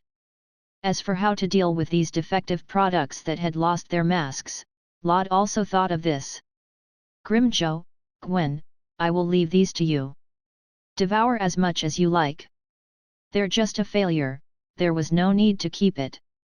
Rather than throwing it here as trash, it was better to give it to Gwen and Grimjo to devour. This was also one of the reasons why they were called over. Yes, Lord Laud. Gwen licked his lips excitedly, a greedy look in her eyes. Hee, since that's the case, I will gladly accept it. Grimjo showed his sharp teeth and rushed forward impatiently. No Ajichas would refuse to devour bodies of their own kind. Devour their own kind, step on the corpses of their own kind, and evolve towards a higher peak. This was the gene engraved in every single one of the Ajichas. The survival of the fittest. This was the path of Hollow's survival and evolution, filled with blood and cruelty. The experiment was still ongoing. No, the energy is still too little. I can't wake up their lost hearts. Tisk tisk tisk. Did you input too much energy? Well, the way to control it seems to be more precise. There are too few activated neurons. I need to double it. 173 Ajichas died continuously in the experiment, either their masks were broken, their heads were blown off due to excessive energy, or they degenerated back to Jillian. However, Laud was not discouraged. This was how the experiment worked. Failure was the mother of success. One had to go through continuous failures in order to success. When the 167th Ajichas were there, the experiment finally showed a glimmer of hope. Kaka. With a crisp sound, the mask of this ox-head-shaped Ajichas shattered and fell off. Spiritual power in his body began to surge violently like a chemical reaction, and the surrounding air turned into a vortex to wrap it up. It's this spiritual power frequency. Laud's eyes lit up, as if he saw hope. At the same time, the huge body of 3 or 4 meters high began to shrink in size, gradually approaching the appearance of human, and the core was forcibly condensed with the help of external force. Success! Laud was delighted. The experiment had finally succeeded. The first Arankar was born. Roar! Deafening roars resounded through the sky, and rings of chi that could be seen with the naked eye continuously surged and exploded around the ox-head hollow. Accompanied by an indescribable terror, spiritual power almost covered the surrounding space of a few thousand meters. Ho! The vast and mighty spiritual power rushed towards them, as if water from the rivers, lakes, and seas had poured down, causing Gwen and Grimjo to bear the unbelievable pressure, and their bones and muscles faintly let out sad cries of unable to bear the burden. This is the Arankar. Grimjo's heart was shocked, and the eyes of the beast shrank slightly. Feeling the pressure from spiritual power, the grey-white hair on his body could not help but stand up. What a powerful spiritual power! Gwen gritted her teeth. The Arankar! What a terrible power! Grimjo and Gwen's faces showed a longing expression at the same time. Grimjo, Gwen. Laud lowered his eyes and stared at Hollow for a moment. Then, he said indifferently, the two of you, go and test its strength. Whether or not the experiment of the Arankar was successful depended on this final step. If this ox-head Hollow had the power to crush Ajichas, then it could prove that his Arankar experiment was successful. Chapter 241, Trample the World, Giant Warrior. Yes, Lord Laud. Gwen and Grimjo took a deep breath, and then turned into 2 streams of light and rushed to Oxhead Hollow. Zero. Grimjo turned around and went around Oxhead Hollow's vision, suddenly appearing behind it. Then, before Oxhead Hollow could react, the cheetah suddenly opened its mouth, and the scarlet energy that had been suppressed for a long time instantly erupted. Boom! A cluster of scarlet shock waves, carrying a destructive force, swept through layers of air currents, dyeing half of the sky red. The thick and fast Zero shot straight at Oxhead Hollow. The next moment, the Oxhead Hollow suddenly turned its head around. Then, he slowly raised his right hand. His 5 pale white fingers spread out slightly as he faced the incoming Zero. Bang! The Zero that Grimjo shot over was actually firmly grasped in the palm of Oxhead Hollow. Whoosh! Oxhead Hollow suddenly clenched his 5 hands. An incomparably powerful force forcefully crushed the Zero, causing terrifying shockwaves to leak out from between his fingers. They exploded in the surrounding air one after another, and the violent winds swiftly swept past with a destructive force.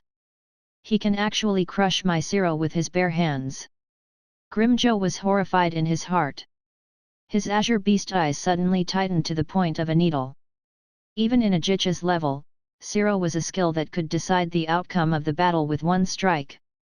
Under normal circumstances, not to mention crushing Zero with his bare hands, even if he wanted to block Zero head-on, it would be an impossible feat, unless the enemy's spiritual power was far weaker than him. In exchange, the difference in strength between it and the Oxhead Hollow after its appearance had been broken to such a degree. Bang! Just as Grimjo was confused, he saw that Oxhead Hollow suddenly disappeared in the same place. What a fast turn! Grimjo was shocked. The almost abnormal battle felt like a ringing alarm, driving it to quickly leave the place. Shua! Grimjo just flashed away, and a deadly cold light fell immediately after. Sword's sharp wind pressure suddenly swept across the ground like a flood dragon. Accompanied by the extremely violent spiritual power, the entire earth instantly split apart. Rumble! The ground was instantly cut off by sword, revealing a huge chasm that was like a canyon, extending to about 1,000 meters away. Roar! The ox-headed hollow stood on top of the ruins, raising his head and letting out an irrational roar. The black-red spiritual power was violently rubbing against the air.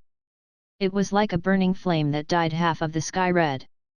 It rolled up a huge storm like a divine dragon that swept across the world. It roared and wreaked havoc on the space within 100 meters of it. Bang! The sound turned, and it turned again. It disappeared again. Grimjo's pupils suddenly shrank, and then a palpitation suddenly emerged in his heart. His grey hair stood up, and he felt that there was a wind pressure behind him that was rapidly approaching him. The Oxhead Hollow was behind him. Grimjo growled, his 4 beast feet stepped hard, and the airflow under his body shattered as if it was solid, and he forcibly turned his body in the air. He did not dodge, and he did not retreat. Because he knew that at the critical moment of life and death, he could not retreat again and again, let the momentum of the other side suppress him, otherwise he would lose. No retreat. A head-on battle. This was his style. Even if it would be severely injured and on the verge of death in the next second, it would still leave a scar on the enemy. Claw of the Panther King. Grimjo forcibly turned his body in the air, and then with the power of rotation, condensed spiritual power on his right claw, and turned into 6 huge blue blade-like light marks, tearing the space in front of Hollow in hundreds of feet. However, before the claw of the Panther King fell, it was caught by a pale white bone hand, followed by a pair of scarlet eyes full of tyranny, reflected in Grimjo's eyes. My claw of the Panther King was blocked. Grimjo's pupils slightly trembled, and he screamed in his heart. Buzz! The surrounding space shook violently, and a black and red evil energy gathered at the tip of the ox-head's finger. It's Zero! Grimjo pupils shrank again, all the hair on his body stood up, and a strong smell of death came to his face. Not good. This distance. If I am hit, I will be finished. Even if the recovery rate of Ajich's was amazing, if it was hit by this Zero at a 0 distance, he's afraid that only half of his body will be left. Let go of me. At this critical moment, Gwen finally caught up to the two of them. She took advantage of the moment when Oxhead Hollow released Zero. Then, she formed a fist and attacked. Bang dash! The fist that was wrapped by spiritual power fiercely attacked. The terrifying force contained within it actually shattered the air with a loud bang, causing a thunderous rumble. Bang! Oxhead Hollow was hit by Gwen's punch. The flesh and bones in his chest instantly exploded, leaving behind a huge hole. The huge force pushed Oxhead Hollow back extremely quickly. The speed was so fast that it even left a shadow in the air. It dragged a long wave of air and scattered in all directions. Then, it crashed into the ground like a meteorite, creating an earth-shattering sound. Rumble. The terrifying impact directly caused the earth to collapse and sink. Dense cracks spread out in all directions like a huge spider web, accompanied by thick smoke and dust rising. The surging air waves mixed with gravel made shrill noises in the air. Roar! Roar! Roar! Roar! Oxhead Hollow pulled out sword from his waist and stabbed it several inches into the ground. Then, he raised his head and roared, "Trample the world, giant warrior!" Boom! Boom! Boom! A surging momentum rose to the peak in an instant. Then it turned into a surging wave, stirring up a storm that covered the sky and covered the earth, engulfing the entire battlefield in an instant. Even the two powerful Ajichas couldn't help but tremble under the suppression of this violent momentum. Their bones, flesh, and even their souls seemed to be slowly crushed by a huge millstone. At this moment, they felt as if the entire sky was collapsing. In the midst of the black and red spiritual power storm, a huge figure gradually appeared before their eyes. A pair of ferocious curved horns grew out of Hollow's head. His body expanded like a balloon under the violent spiritual power, until he became the size of a hill. His body was covered in thick muscles that were coiled like roots. Black and red lines were carved on the surface of his pale white skin. His scarlet eyes were the size of copper bells, and he was emitting an extremely brutal and terrifying aura. Roar!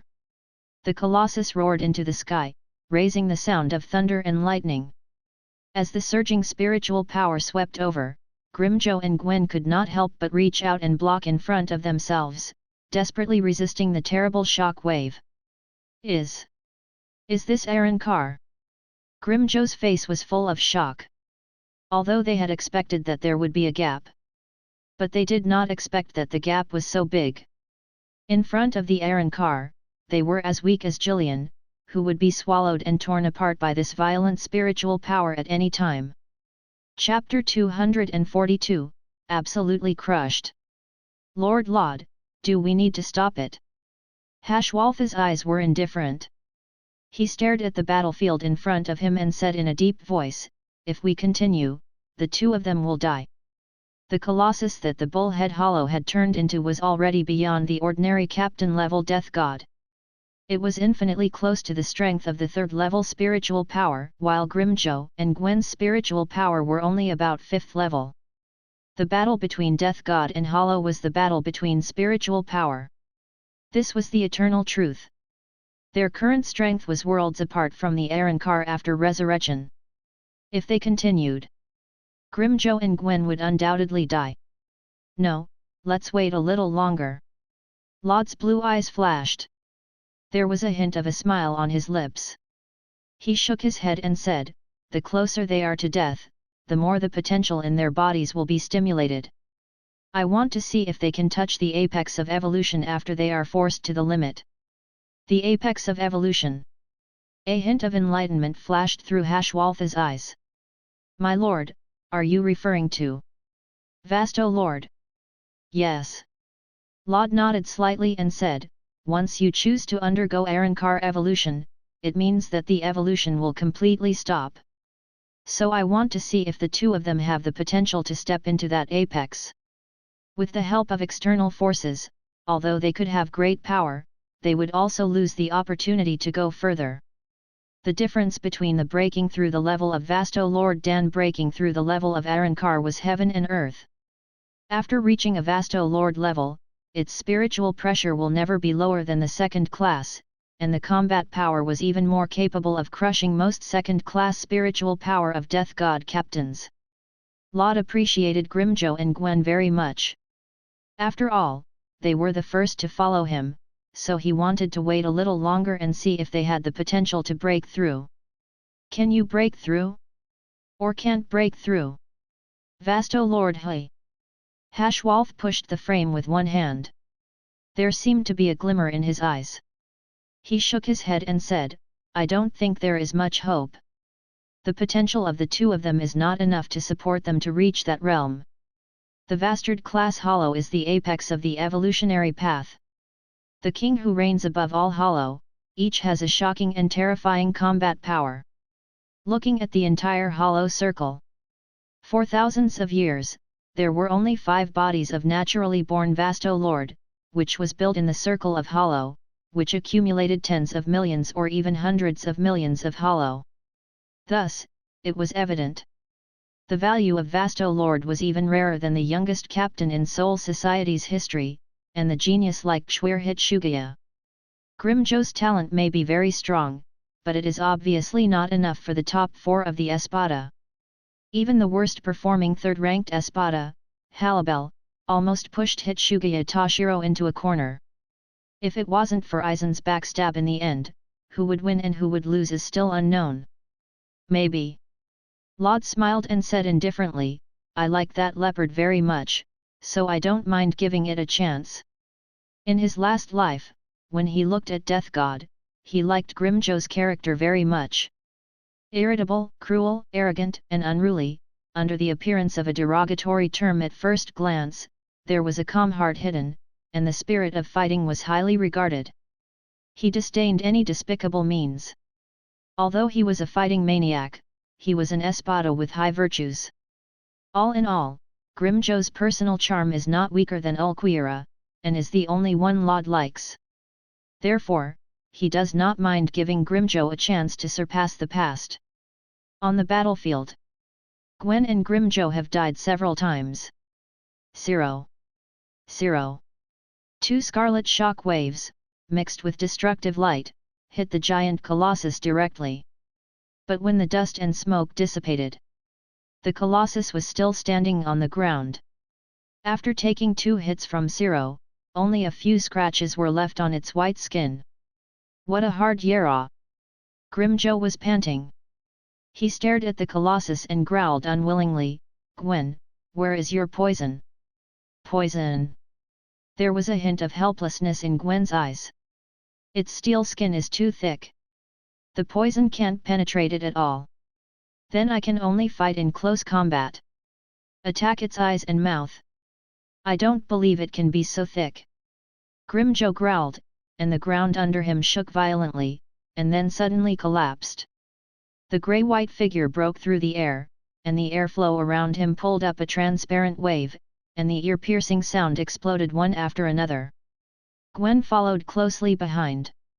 While Grimjo was attracting attention, she turned around and rushed directly to the eyes of the colossus. 2 white thorns came out of the fist bone, and purple spiritual power, which was wrapped in hundreds of toxins, stabbed at the fragile eyes of the colossus brutally. Go to hell! Gwen, who had unleashed all of her power, launched an almost suicidal attack. However, the colossus only closed its eyelids, and the hard steel skin blocked Gwen's attack. Roar!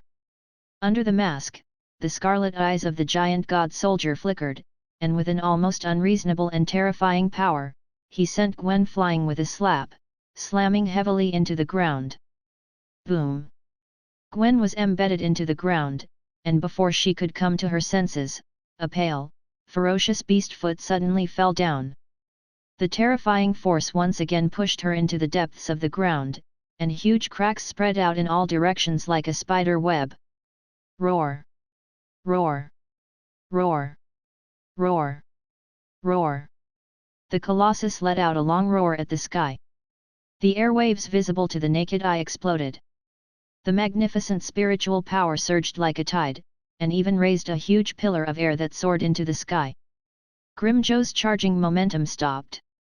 He was directly sent flying by the huge air wave. After rolling in the air for dozens of times, he landed on the ground. The gap was too big. They had tried their best, but they could not even break the steel skin of the Colossus. Even Grimjo, who treated the battle as a pleasure, could not help but feel a little desperate at this time, not knowing how to defeat such a monster. Roar! The Colossus did not give them time to think. They directly raised their hands that were as huge as mountains and crashed down on them as if they were overturning the entire sky. Rumble! The huge palms almost covered the sky and covered the space within 1,000 meters. A majestic aura rose up, and along with the raging wind, it seemed to pour down a vast ocean. The surging spiritual power formed by the giant palms burst out. The space instantly let out a cry that could not bear the burden. Like a broken mirror, clear lines split open. There was no way to escape. Grimjo and Gwen were powerless to resist. Their bodies were close to the ground, and they could only tremble under the suppression of the heaven and earth destroying palm. Even when they raised their heads, it became an unattainable hope at this moment. It's enough. When the giant palm fell and the two were about to die, a calm voice suddenly echoed on the earth. Chapter 243, The Forgotten Abomination. The palm strike of the giant soldier suddenly stopped. Time and space seemed to freeze at this moment, and all things in the world stopped moving. Only a calm figure was slowly walking over. It is enough. As Laud raised his hand, he casually locked the Colossus in place. Grimjo and Gwen, who were looking at the deep pit below, said indifferently, I have seen all of your performance. Let the test end here. Lord Laud. Grimjo's hair was dyed red by blood. He staggered up from the deep pit, and a hint of unwillingness flashed across his face. He growled, I haven't lost yet. Please let me fight it again. I am also Lord Laud. Although Gwen said that, in fact, she was worse than Grimjo. After being slapped by the giant god soldier, her lower body became bloody. No need. Laud shook his head, a trace of disappointment in his eyes. He said, I have fully seen your potential. There is no point in continuing to fight. Anyone could hear the disappointment in his tone, especially when he looked at Grimjo and Gwen. There was an indescribable sense of loss in their eyes. Go back and heal your wounds. Prepare to undergo Arankar evolution in a few days. Laud turned around and disappeared after leaving those words. Hashwalth, is he disappointed in us? Grimjo asked, clenching his teeth. This was the first time in his life that he felt deeply humiliated. No. Hashwalth shook his head slightly and said bluntly, Lord Laud is not disappointed in you, but the expectations you have for you are too high. Expectation. Yes, expectation. Hashwalth pushed the lens with an expressionless face, and then said, Lord Laud thinks that you two have the potential to enter the Vasto Lord level, so he arranged this battle, but you let him down. Vasto Lord. Grimjo's eyes focused, and murmured absent-mindedly, so, this is his expectation for me. Lord Laud. Gwen lowered her head in shame. Don't feel ashamed. Hashwalth said the most heart-wrenching words with a calm face. This is not your fault. After all, your aptitude is only this, so there is no need to be ashamed of things that you can't do at all. In his eyes, Lord Laud thought highly of them. Even if they were forced to the edge of death, they still could not burst out enough potential to reach the final apex.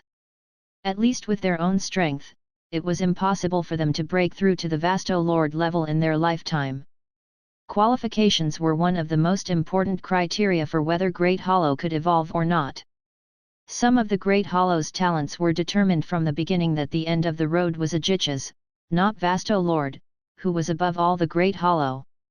There was no need to feel shame. Because this was an inherent fate. This was the meaning behind Hashwalth's words. He did not intend to deliberately ridicule, but put this cruel fact in front of Grimjo and Gwen. No matter whether you were angry, unwilling, or resentful, it could not change these things. Surprisingly, this time Grimjo did not speak to refute. He just raised his head and looked at Hashwolf with his blue beast eyes. There was an indescribable pride and confidence in his calm and quiet eyes. Perhaps you are right, Hashwolf. Grimjo slowly stood up and said, but I don't believe that there is a predestined fate in this world. If there is, I will use my own claws to tear the so-called fate. Interesting. The green eyes under Hashwolf's lens shimmered, and the corners of his lips curved slightly. Tear fate apart. Can you do it with just you? Grimjo Jakka. Just wait. Hashwolf. Grimjo grinned and showed a ferocious smile. I, Grimjo Jakka, will definitely become the king above all the Great Hollow. Hashwolf pushed the lens and smiled. I look forward to that day.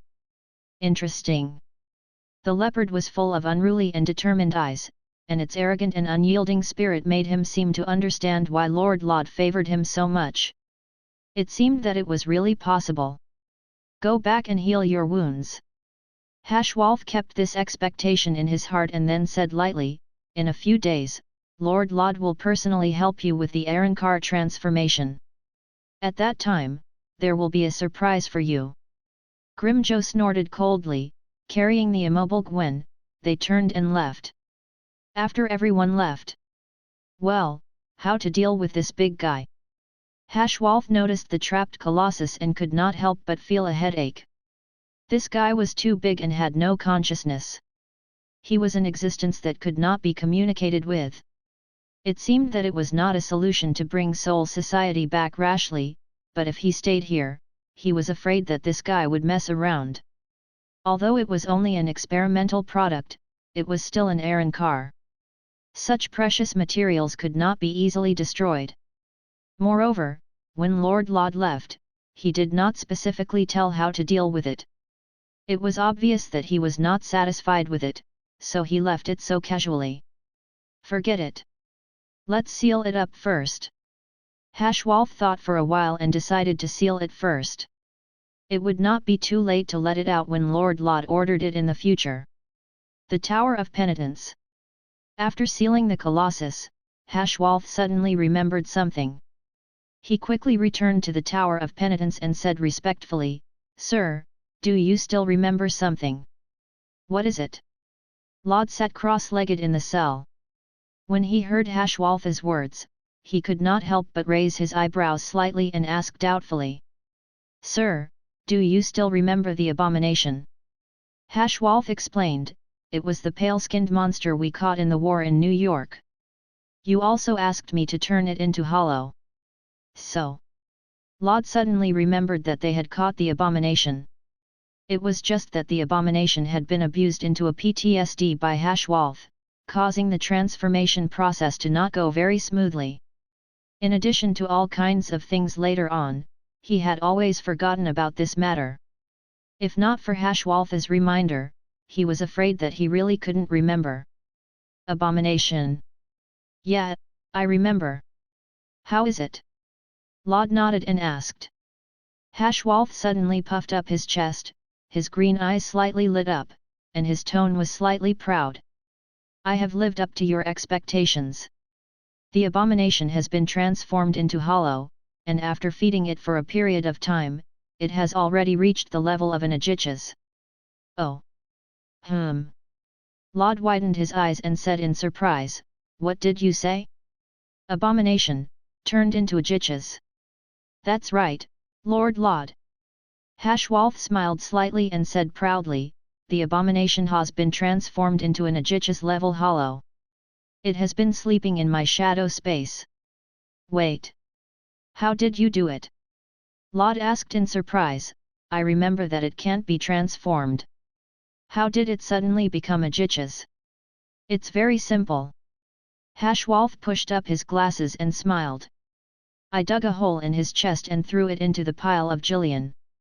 He was infected by the group of Great Hollow's spiritual power and transformed. Chapter 244, Arrancar Transformation. A hole in the chest. This kind of strange hobby, are you all queera? Laud resisted the desire to ridicule him and forced a smile. It's wonderful. How did it become a jichas? I let it devour some souls. Hashwalth pushed the lens, and his eyes were cold. When I was collecting and cultivating the soul of Hollow in the Middle East, I let the abomination devour some. Before Laud could speak, Hashwalth immediately explained, Please rest assured, Lord Laud. I will remember the rules you have set. The souls devoured by the abomination are the despicable terrorists. Well done. Laud was relieved and nodded slightly. He was very satisfied with Hashwalth's actions. He asked again, Are you sure that the dead are all terrorists? I'm sure, Lord Laud. Hashwalth nodded and confirmed, I investigated before I made a move. They all belong to a terrifying organization named the Ten Rings. The Ten Rings? Laud frowned and thought for a moment, and a strange look gradually appeared on his face. If he remembered correctly, the Ten Rings seemed to be the sworn enemy of Iron Man. Under the rule of the leader, Mandarin, a terrorist organization that did everything to destroy world peace. They once colluded with Obadiah to plot the kidnapping of Tony Stark, which indirectly contributed to the birth of Iron Man. The US government hated this terrorist organization very much, and its degree of hatred was no less than that of the United Kingdom. It was rumored that the US Pentagon had sent agent and special forces many times to attack the leader of the Ten Rings, Mandarin, but unfortunately, several operations ended in failure. However, the US military did not know that the Mandarin that they had always wanted to assassinate was actually the real Mandarin who was hidden in the dark, a puppet that was specially supported. Mandarin's true identity was a doctor named Aldrich Killian, who had participated in the research and development of the desperate virus. It was worth mentioning. A small detail had appeared in the movie, and that was that Mandarin, who was used as a puppet, had 10 rings on his hands. On the contrary, Dr. Killian, who claimed to be Mandarin, had no rings on his hands. And in the manga, Mandarin had 10 magic rings on his hands. After knowing this, he turned around to look at the real and fake Mandarin. It could be said that he was extremely scared. Is Killian really Mandarin? Is that sloppy old man Mandarin? I'm afraid the truth is not as simple as it seems. Sir, you seem to care a lot about this organization. Hashwalth observed carefully and noticed that Laud's expression was strange, so he asked curiously. No, nothing. Laud shook his head and dismissed the thoughts in his mind. He said, It's just a little familiar. There's no need to take it to heart. Whether it was the 10 rings or Mandarin, it didn't matter. Real or fake, he was just a clown, not worth his effort. As long as he revealed a trace of dissatisfaction, Hashwalth would dare to rush to Middle East immediately. In a single night, he had 10 rings and Mandarin disappear from Earth. Even their souls could not be left. The problem of 10 rings was left to Tony to solve by himself. Laud stopped thinking and looked up. In 3 days, the Arrancar experiment will be conducted. Tell them to get ready. Yes, Lord Laud. Hashwalth nodded and then slowly left the Tower of Penitence. 3 days later. In view of the astonishing spiritual power hurricane that would burst out when the Arrancar was broken, Hashwalth deliberately chose the place to be tens of thousands of kilometers away from Seireitei, on a desert that had not been transformed, and set up Keto enchantment in advance to prevent the aura from leaking out. On the desolate plain, there were 4 figures standing. Hashwalth was in a white military uniform, his hands naturally hanging on both sides, and his eyes calmly looked into the distance. Behind him were 3 Ajichas who were ready to break through, Gwen Stacy, Emil Blonsky, Grimjo Jaeger Jakka. The 3 of them resisted the surging excitement in their hearts and raised their heads to wait for the arrival of the Lord. Not long after, a calm figure leisurely walked over as if he was taking a stroll in a courtyard.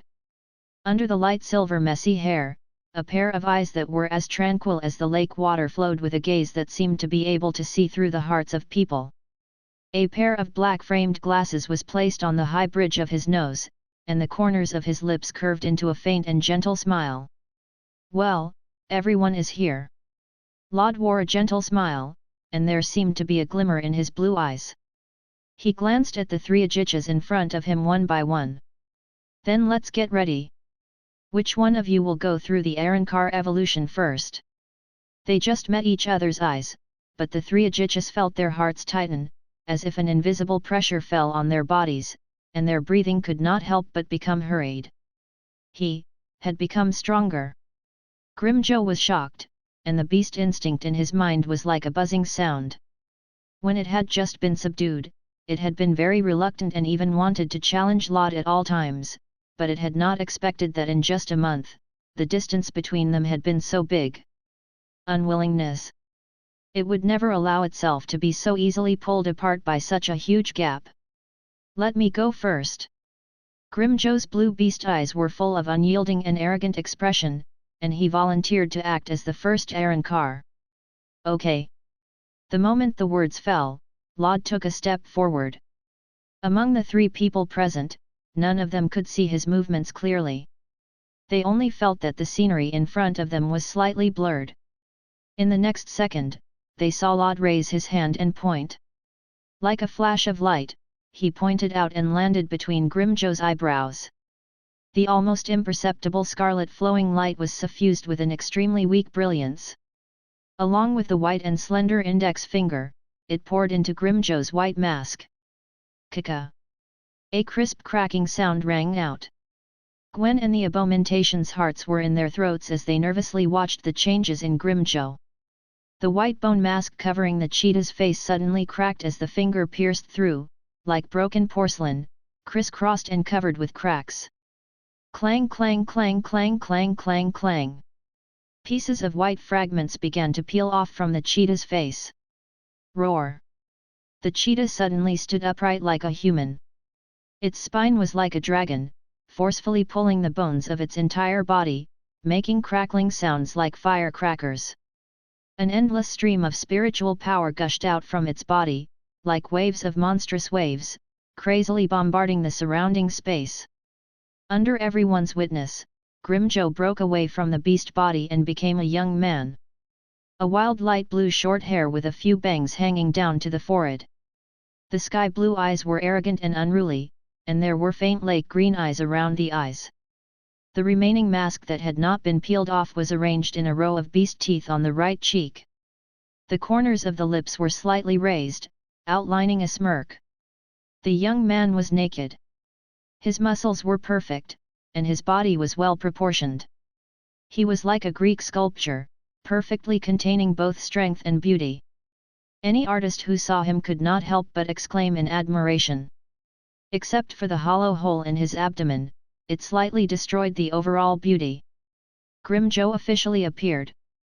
Chapter 245, The Birth of Espada. A perfect Arankar. At this time, Grimjo finally showed the transformation of real Arankar to the other 2 Ajichas. Unlike the ox head hollow before, it was evolved from an incomplete Ajichas, so even after the transformation of Arankar, it was still unable to leave the appearance of a beast. In Grimjo's case, his appearance is no different from that of a human. The more the form of Great Hollow is close to a human, the more powerful the combat power is. And Arankar was the power that made them infinitely close to this form. Is this, the Arankar? Grimjo clenched his fist in disbelief. Feeling the surging spiritual power in his body, as if he only needed to use a little force to break the space, the corners of his mouth could not help but rise slightly, and gradually laughed wildly. Rumble! A sky-blue spiritual power was burning like a raging flame, and the violent astral winds that rose howled and howled. It was as if millions of steel sharp swords had cut through the air, and they emitted ear-piercing sounds of explosions. Ha ha ha ha!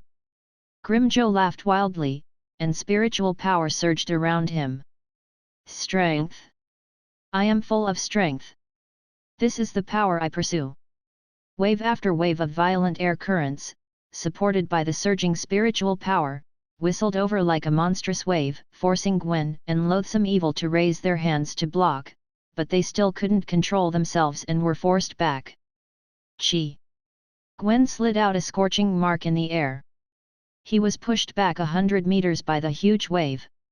Only then did she manage to get rid of the huge force. She lowered her trembling arms and looked at the arrogant blue figure in horror. This is Ahankar? What a terrifying spiritual power! The abomination was in even more trouble than Gwen. If not for Hashwaltha's help, it would have been blown thousands of meters away. Pa! A crisp applause suddenly sounded.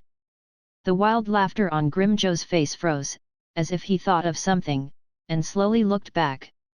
The corner of the white feathered garment fluttered in the wind, and amidst the dust and storm that filled the sky, it was actually untainted by dust. Under the silver hair, within the black-rimmed glasses, a pair of azure blue eyes was looking at him with a calm gaze. He gazed at him with satisfaction, as if he was admiring his own creation. Not bad, it's actually a third-class spiritual power. Laud narrowed his eyes and said with a smile, it seems that the effect of the Ahankar transformation is not bad. It has been improved by about 2 levels. As expected of the Great Hollow in the original work, who was only 1 level away from Vasto Lord. The improvement effect of Grimjo after the Ahankar is far more than he imagined. It has crossed 2 levels and directly reached the third-class spiritual power. Click! Grimjo clicked his tongue, and his eyes paused for a moment on Laud, and his eyes trembled imperceptibly. Even if I have already broken through, is the gap between me and you still so big? Although he had successfully broken through, he still could not see through Laud, spiritual power. Do you want to try? Laud smiled gently and said, you should have some chance of winning after breaking through. Hee, forget it. Grimjo shook his head with a sneer and said in a self-deprecating way, I'm not interested in courting death. A monster like you, even if Vasto Lord comes, he might not be able to win. Although it was just an intuition, he was certain of one thing. That was that Laud's true strength was far stronger than what he appeared to be. This guy, spiritual power, was simply a monster. Grimjo could not help but close his eyes and sighed in his heart. Okay. Laud shook his head and turned his eyes to the remaining 2 Ajichas. Next, who will do it? Lord Laud, next, let me do it. Gwen could no longer sit still. Seeing that Grimjo's combat power had increased after the transformation, her heart suddenly burned. Bang! Lord Laud, I'm ready. Gwen respectfully knelt in front of Laud and raised his face covered in a white mask. Okay. Laud nodded. Without any nonsense, he directly pointed and shattered Gwen's mask. Clang, clang, clang. When the white bone mask peeled off, it gradually revealed the familiar golden short hair and the beautiful young girl's face. Then, the pale white skin on Gwen's appearance gradually faded, and a layer of white and tender skin was born again. It was as tender as a newborn baby's skin, enough to make any woman envious to the point of madness. The hole that was originally imprinted in the center of her chest was transferred to the position near the shoulder blade on the left side of his chest. Moreover, the area was much smaller than before, only less than 3 centimeters in size. Not bad, grade 4 spiritual power. Laud pursed his lips, somewhat dissatisfied. Perhaps because Gwen's talent was not very outstanding, the strength that was increased after the Ahankar was limited. It was only in the middle of grade 4 spiritual power, slightly better than the defective Oxhead Hollow, but it was more than 10 streets away from Grimjo. Thank you, Lord Laud. Gwen gritted her teeth, her eyes clearly becoming a little dim. She said in a low voice, I'm sorry to disappoint you. It's all right, Gwen. Laud raised his hand and rubbed Gwen's golden hair. He smiled faintly and said, Ahankar is just the first step. Don't be blinded by talent. I believe you won't disappoint me. Yes, my lord. Flames lit up in Gwen's eyes again. He took a deep breath and stared at Grimjo with a strong will to fight. Wait for me, I will definitely surpass you again. He dash dash. Grimjo corner of his mouth held a hint of unruly smile. I will wait for you, but I am afraid you won't have the chance. I will not let you surpass me again, Gwen. Seeing the sparks between the two people, Laud was very satisfied. This competitive environment could give birth to stronger subordinates for him. Come here.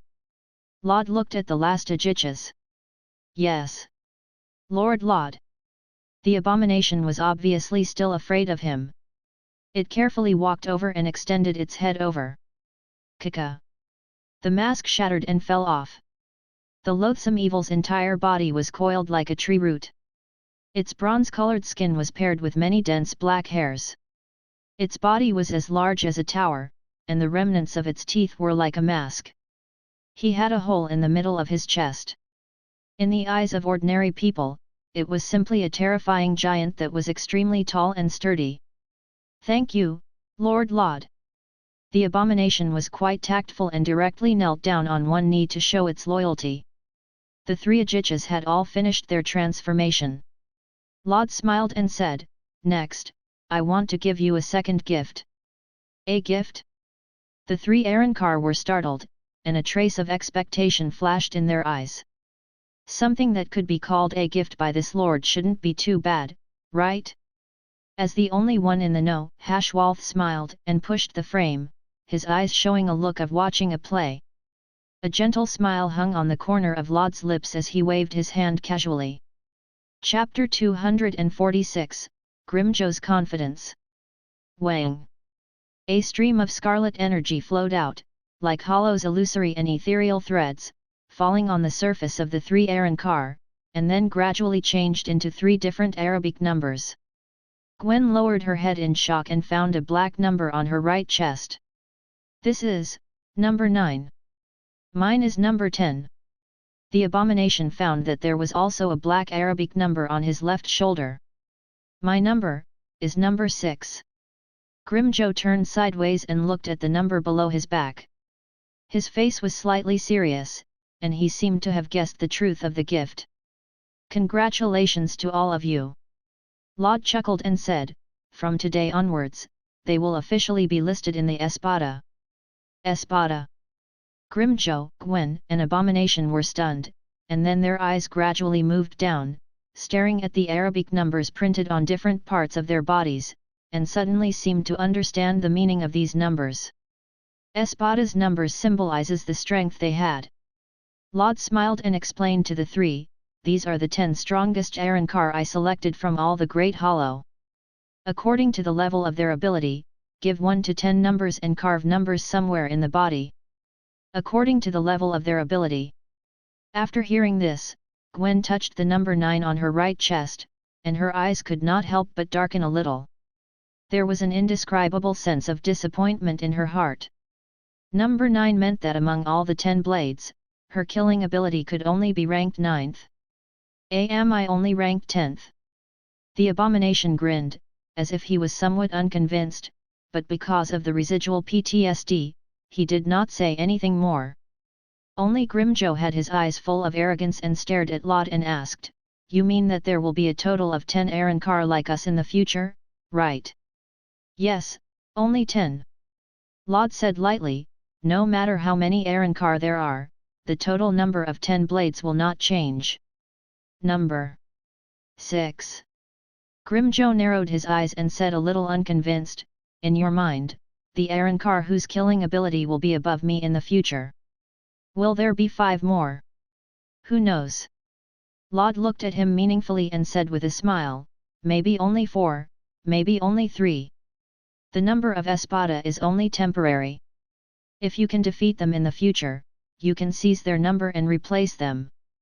No one knew what would happen in the future. However, the number given to Grimjo number 6 was more or less mixed with his own selfishness, from Grimjo's resentment left in his last life. Exactly what I want.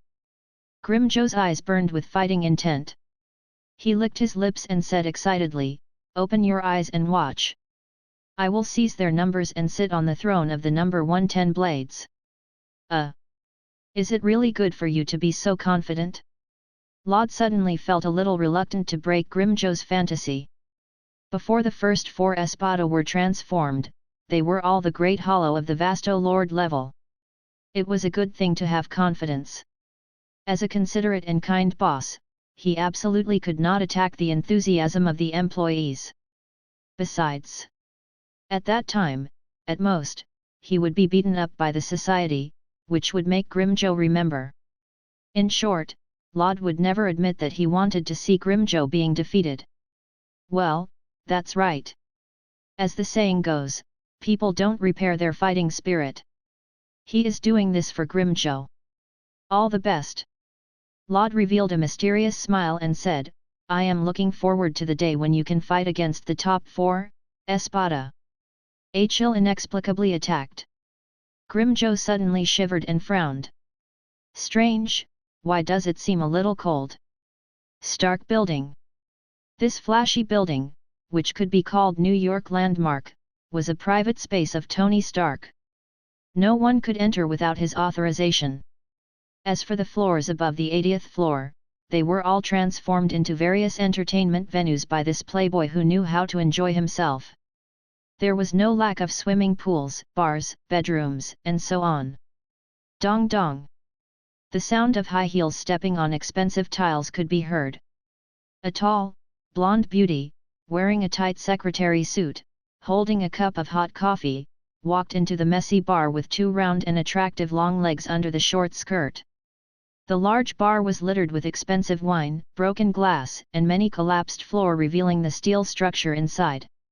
If one did not know the situation, they would probably think that this place had been robbed. However, no one could raid the Stark building. The one who caused this scene was Tony Stark, who was lying on the ground in broken glass and wine, wearing golden red armor and drunk like a puddle of mud. Playboy, billionaire, super genius, the owner of Stark Group. Tony Stark sat in this series of titles, and the wealth of the capital was enough to make the president jealous. He was once one of the most authoritative people in the American political world, and also the playboy who slept with the most Hollywood stars and models. But now, he was just a dying person. Billions of assets, a genius mind, none of these could save his life.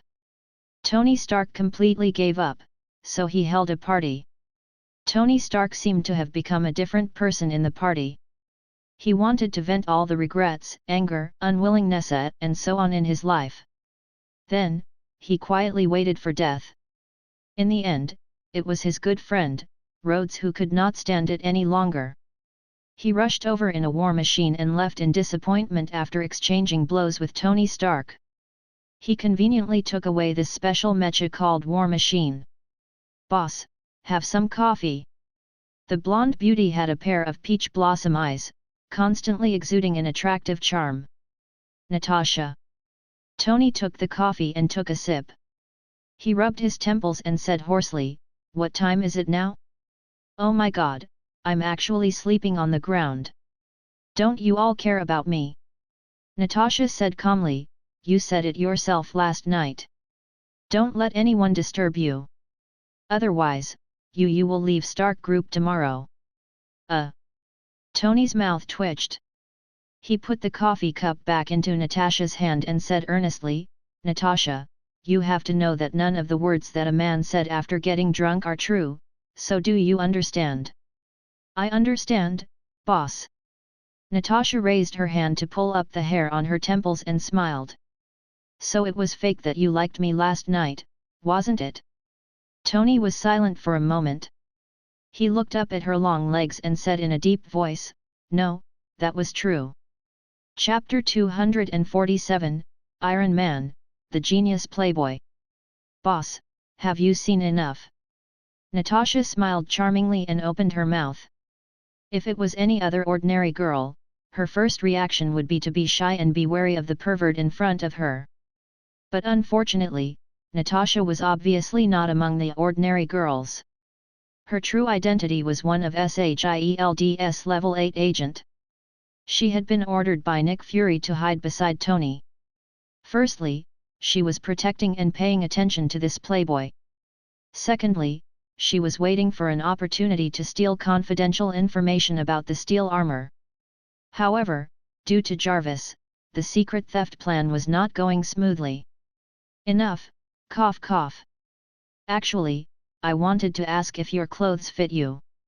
Tony, who had been caught, did not look embarrassed at all. Instead, he shamelessly said, if you are free at night, we can discuss what kind of clothes you should wear. Okay. Natasha smiled and said meaningfully, but before that, someone wants to see you, boss. I won't see anyone.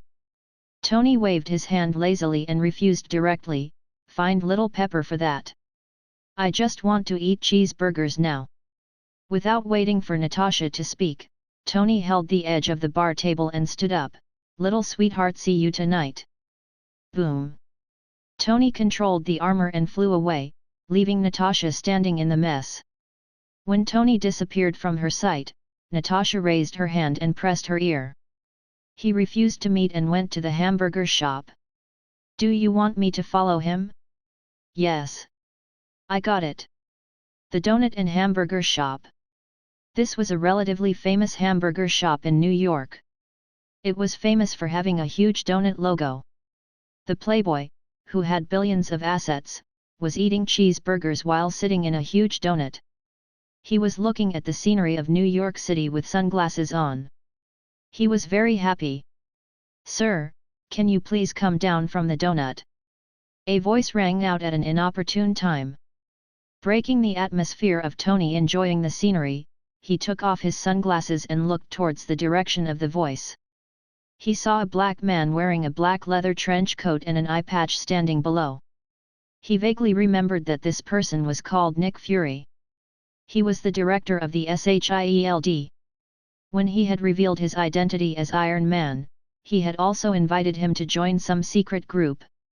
Why are you looking for me? Tony bit his hamburger, showing no intention of coming down. Do you want me to continue talking to you with my head up, or do you want to come down and talk to me face to face? Nick Fury put a hand on his forehead, blocking the sunlight that was shooting at him.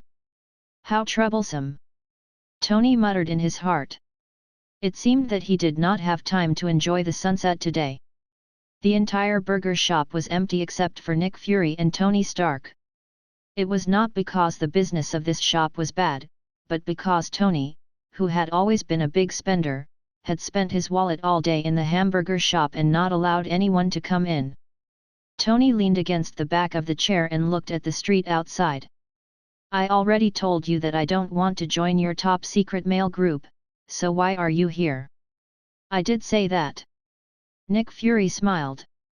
I still remember you saying that you are used to doing everything by yourself, right? What's the result now? Tony was inexplicably annoyed. He raised his head and looked at Nick Fury. He felt that there was something in his words. Sorry, what are you referring to? Nick Fury smiled and said, you know what I mean, Tony. I don't know. Tony's eyes flashed. He looked around and said, to be honest, I'm still a little drunk. I can't even confirm whether you are real or not, and whether I should stare into your eyes or your blindfold. You can look anywhere you want. Nick Fury was already used to Tony's poisonous tongue. He reached out and twisted Tony's face to the other side. Then, he stared at the obvious vein lines on Tony's neck. You don't look too good here. Being touched by a man made Tony feel a little disgusted. I've experienced something even worse. This small matter is nothing. Da. At this moment, the sound of high heels trampling sounded. Natasha, dressed in a black tight combat suit, came to Nick Fury. We have already sealed off the surrounding area, but I'm afraid we won't be able to maintain it for long. Hey. Tony lowered his head slightly to let his sunglasses slide down. He stared at the dark red-haired beauty in front of him and instantly understood her identity. He said with some anger, I'll officially inform you that you have been fired by me. This is not up to you to decide. Natasha looked calm and sat next to Nick Fury. Nick Fury smiled and put his arm around Natasha's shoulder. He introduced, Tony, this is Agent Romanoff. Are you monitoring me? Correction, it should be protection. Natasha looked into Tony's eyes and said, after you were attacked by Obadiah, the director was worried that someone else would harm you, so he sent me to you. Thank you so much. Tony sneered and said, I suggest you apologize. Otherwise, I will let you experience the feeling of being watched. With only one that could command Jarvis, the most advanced AI in the world, Tony's words were as lethal as an atomic bomb. No one wanted to be invaded by information, especially a secret organization like SHIELD. Nick Fury raised the corner of his eyes and quickly changed the topic. You have been very busy recently. You let your girlfriend be the executive president and donated everything. Then, you let your friend wear a suit and fly away. If I don't understand you, you really don't understand me. I didn't give it to him. The suit was taken away by him. Tony interrupted Fury expressionlessly. Oh, he took it away. Nick Fury put on a surprised look. You are Iron Man. He can take away the armor that belongs to you from your hands, and it is without your permission, right? That Rhodes rushed into your room and beat you up. Then, he took away a piece of your armor. Is that possible, Natasha? Natasha smiled and exposed Tony's lie. According to Mr. Stark's data security, there are many rules to prevent unauthorized use of the armor. What are you guys trying to do? Tony was silent, his eyes wandering back and forth on the faces of the two people in front of him. What do we want? Nick Fury laughed and repeated, then shook his head and said, No, Tony, it is not what we want, but what you want. Your situation has become a problem, and I need to solve your problem. Natasha got up from her seat. She walked to the back and took out a syringe. She then placed it on Tony's neck and pushed the liquid inside into it. Ah! Tony covered his neck in pain. What did you inject into me? Lithium dioxide can alleviate your symptoms. Nick Fury stared at the fading marks on Tony's neck and said, Now you can go back to work, Tony Stark. Give me a few more boxes of this, and I will be fine. Tony could feel the condition of his body and immediately stared at Natasha with envy. This thing cannot cure your illness. It can only temporarily alleviate the symptoms. Natasha knew what he meant and shook her head. What a pity. I can only live a little longer. Tony was a little disappointed. Chapter 248, Iron Man, The Genius Playboy Part 2. Nick Fury said, It seems that your problem is not so simple to solve. The current Tony Stark no longer had the previous high-spirited, proud and conceited look on his face, and he was as gloomy as a dying person. It is palladium poisoning. Tony's lips moved slightly, and he let out a breath of turbid air. He leaned weakly against the chair and said dejectedly, I have tried all the substitute elements, but unfortunately, all of them can replace the palladium element. All elements? Nick Fury asked back, and then his eyes burned. He shook his head and said, I'm here to tell you that there is another element that you have never tried before. Tony raised his eyelids and revealed a look of contempt. Even I can't find the element, so it is even more impossible for you to find it. This sentence was not in the least bit derogatory, and it was not because of his conceit. It was Tony who firmly believed that a genius like him could not find a new element that could replace the palladium element, so it was even more impossible to find it with SHIELD's technical level. You are right. Nick Fury shrugged and said indifferently, but the person who discovered this element was not us, but one of SHIELD's founders, your father, President Howard Stark. Howard. Hearing this familiar name, Tony's mocking expression froze for a moment before it was replaced by deep shock. Are you saying, my father has discovered a new element? No matter how high his eyes were, he still thought highly of himself. However, Tony was full of admiration for his father, the man who was shrouded in the color of legends. That man had a mind that surpassed the geniuses of the era. He had single-handedly changed the situation of the Second World War. He had invented many black technology that had surpassed the current era by several decades. He had built Stark Group from scratch and became one of SHIELD's core figures. How could such a charming man not be admired?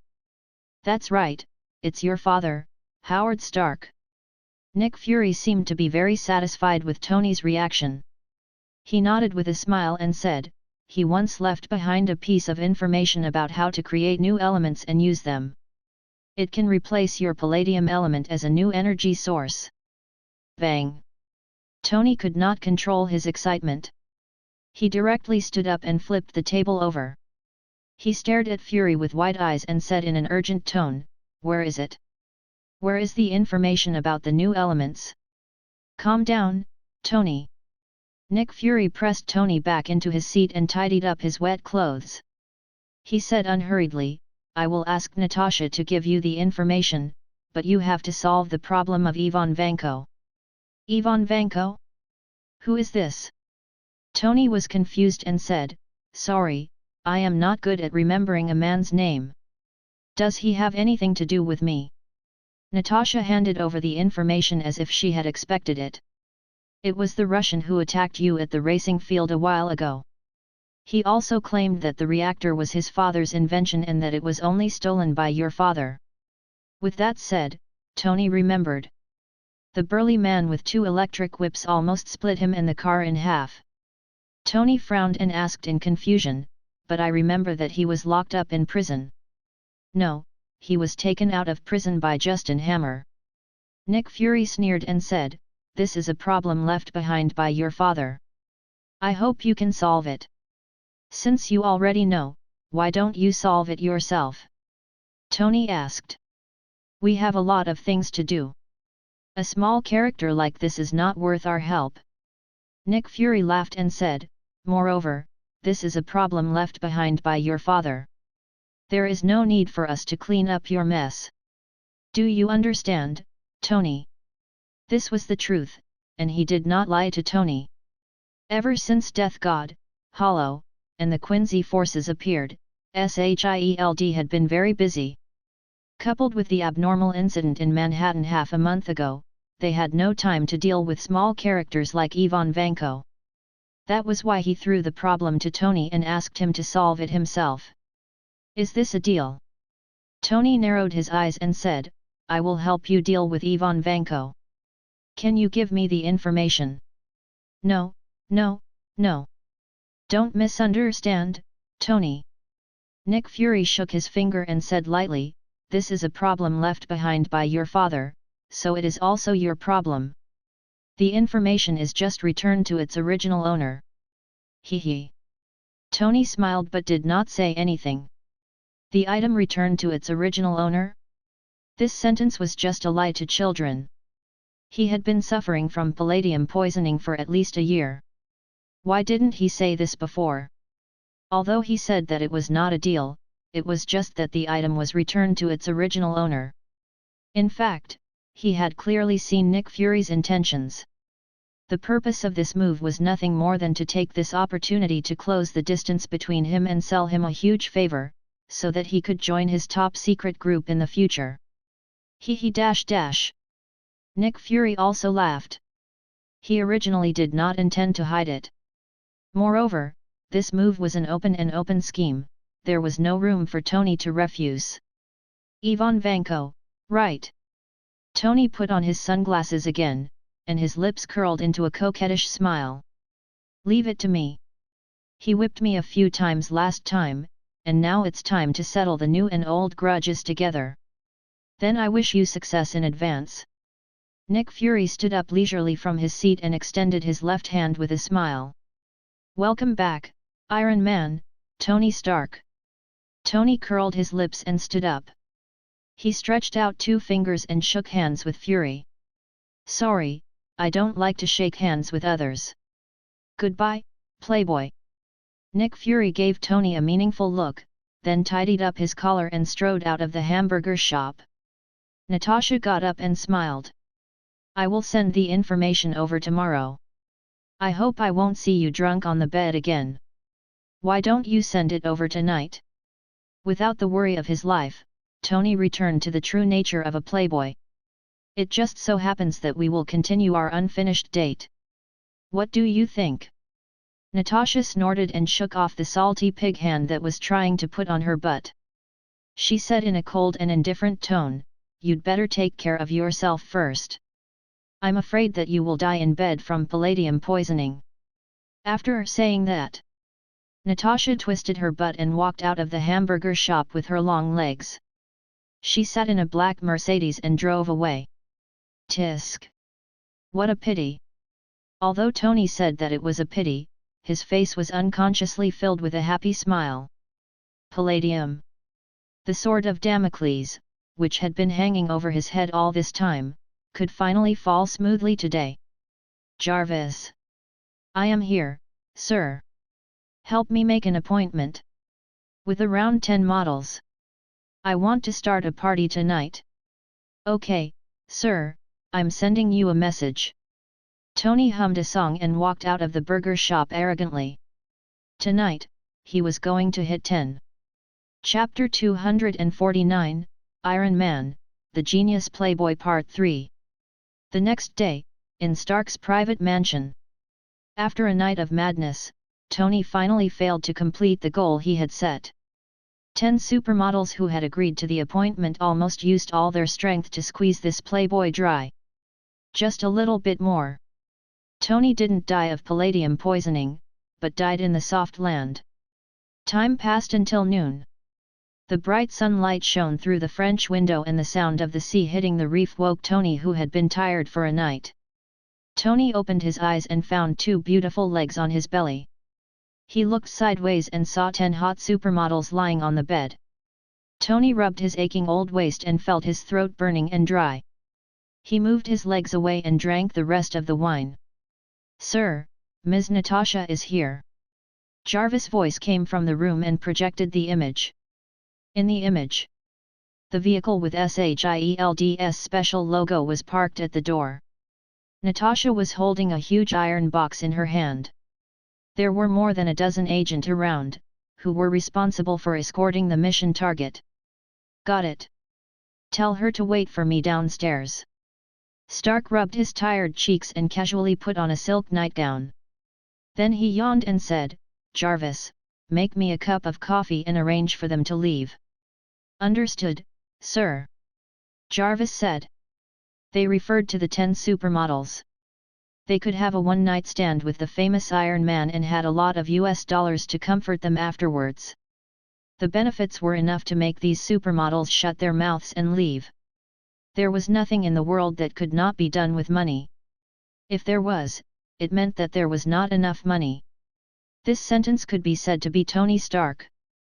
The philosophy and reality of the first half of his life. Natasha sat alone on the sofa, holding a huge iron box that was half a meter long.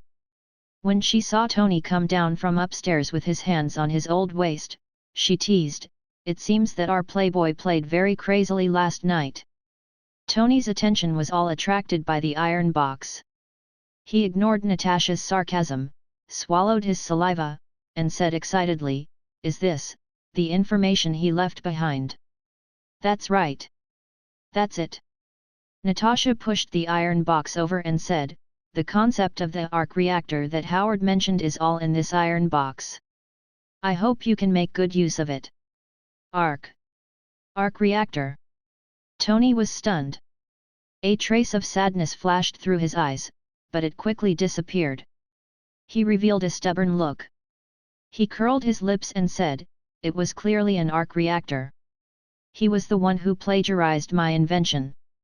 Arc reactor, or even the arc reactor." Regardless of whether it was just a name or not, even Tony himself did not know why he had to tangle with this thing. Natasha looked at him with a smile. Tony's current appearance and tone were very much like a child who was angry with his father. Tony felt a little uncomfortable from being stared at. He felt as if he had been seen through. He hurriedly said, "So this arc reactor is developed based on new elements?" "That's right." Natasha did not hide it. They had already seen the truth of the content and said bluntly, "According to Mr. Howard, the arc reactor is the cornerstone of the new era." "The cornerstone of the new era?" Haha, he really dares to say that. Tony felt a dull pain in his waist, so he changed to a more comfortable sitting position and activated Sundara mode. Even if the arc reactor is really powerful, isn't it a bit too exaggerated to say that it can open an era? Not at all. Natasha shook her head and said, originally, Mr. Howard wanted to use this opportunity to start the energy competition. He wanted to compete with the military preparation competition and surpass the Soviet Union at that time. However, he was limited by the era and still could not do it. Tony still knew about this history. In the last century, the United States of America and Soviet Union had a Cold War. They had opened the military preparation competition to expand and develop new technology. For a time, the two countries were in full bloom. All kinds of black technology were born, and there was no lack of crazy designs. How do you know so much about it? Tony frowned and asked, my father. What does he want to do with this? I don't know the details. Only the director knows what Mr. Howard wanted to do at that time. Natasha shook her head, indicating that she didn't know the details.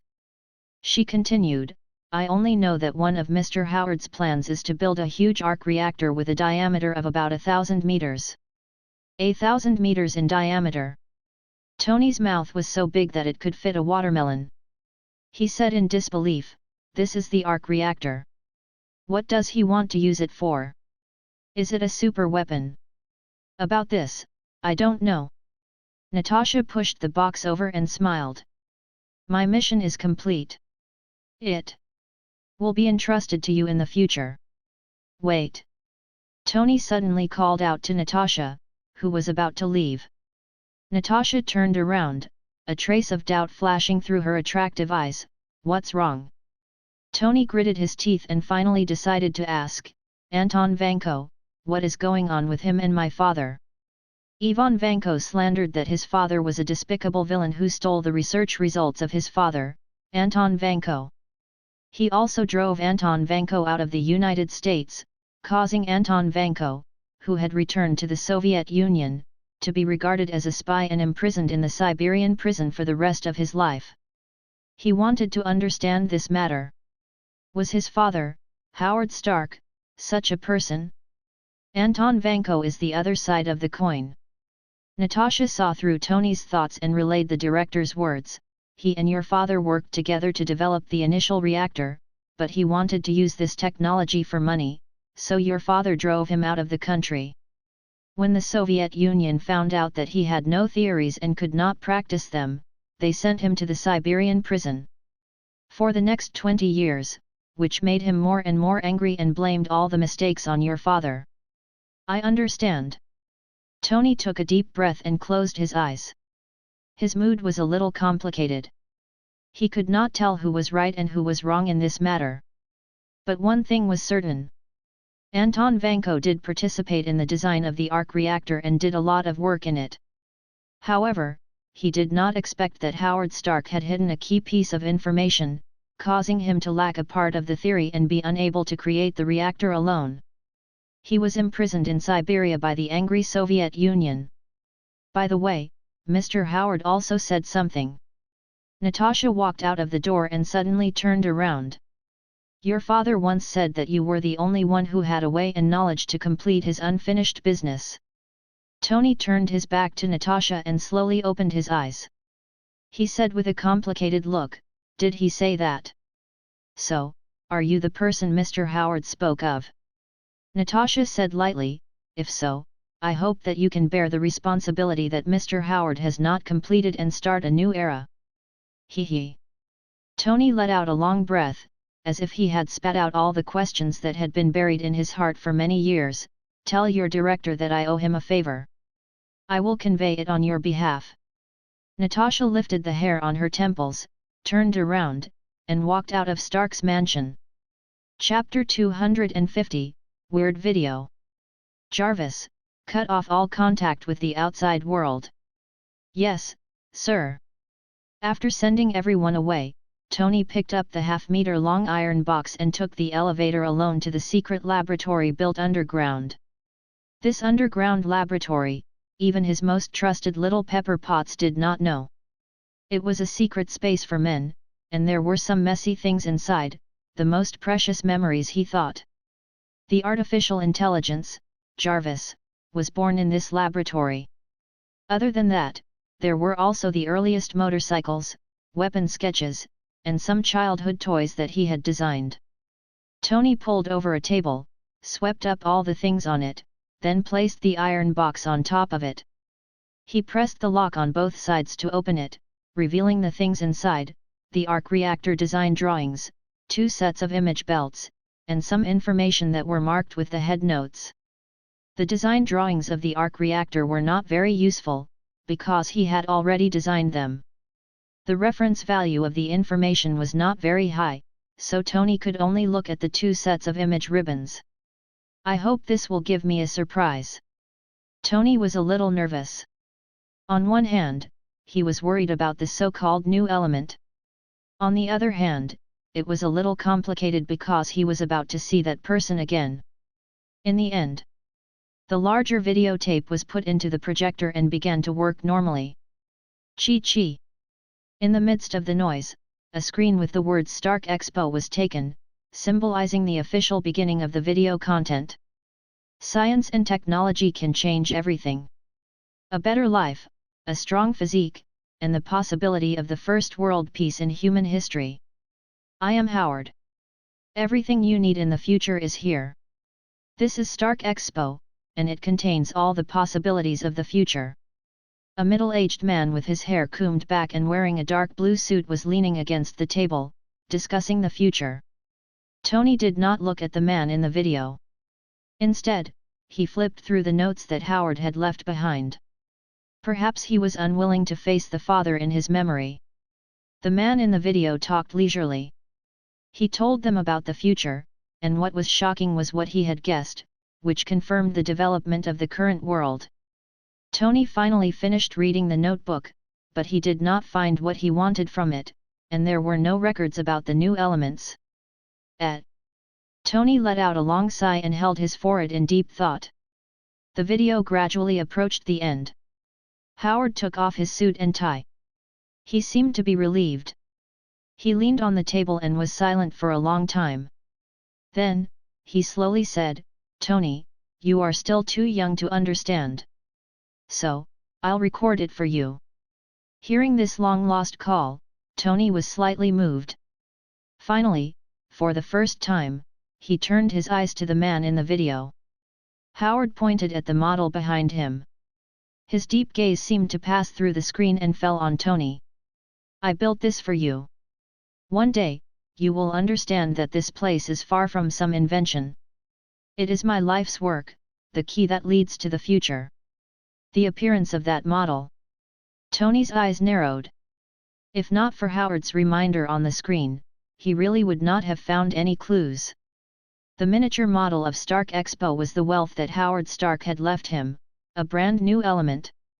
Howard continued, "I am limited by the technology of my era, but one day you can unlock it. At that time, you will be able to change the entire world. In my life, from beginning to end, my greatest creation is you. I love you, Tony." This sentence was like a key that opened the softest place in Tony's heart.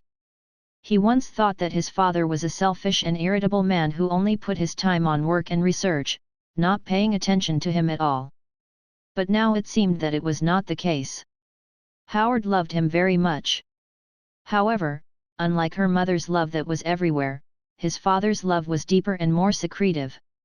"I love you too," Tony silently thought in his heart.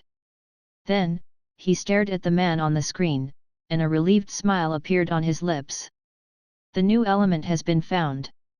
Tony stood up impatiently and was about to go to Stark Building to retrieve the miniature model that was placed there when his gaze fell on another video clip. "I almost forgot, there is still a video clip." There were no signs on the surface of this video. Moreover, the outer shell was very old and there were many scratches and abrasions. It could be seen that it had been around for a long time. "Forget it, let's take a look first." Tony thought for a moment and decided to finish watching this video before going to the Stark Building to retrieve the miniature model of the expo. Chi chi chi chi chi chi. But unexpectedly, the video did not have any content. Other than the snowflakes on the screen, there was only the sound of the piano from time to time. After Jarvis checked, he found that the content of the video was not damaged, which meant that it was originally like this. Strange. Tony frowned slightly. Why did he leave this video? There was no content in the video. What kind of special secret was it that made Howard put it in this box? Tech Expo. As a meeting held once every 5 years in the United States, the world's most famous technology companies gathered here, displaying the latest research to their heart's content, among which there was no lack of conjectures that surpassed the era. In previous years, the leading role of the Science and Technology Exposition had always been dominated by the Stark Group. But this year, it was slightly different.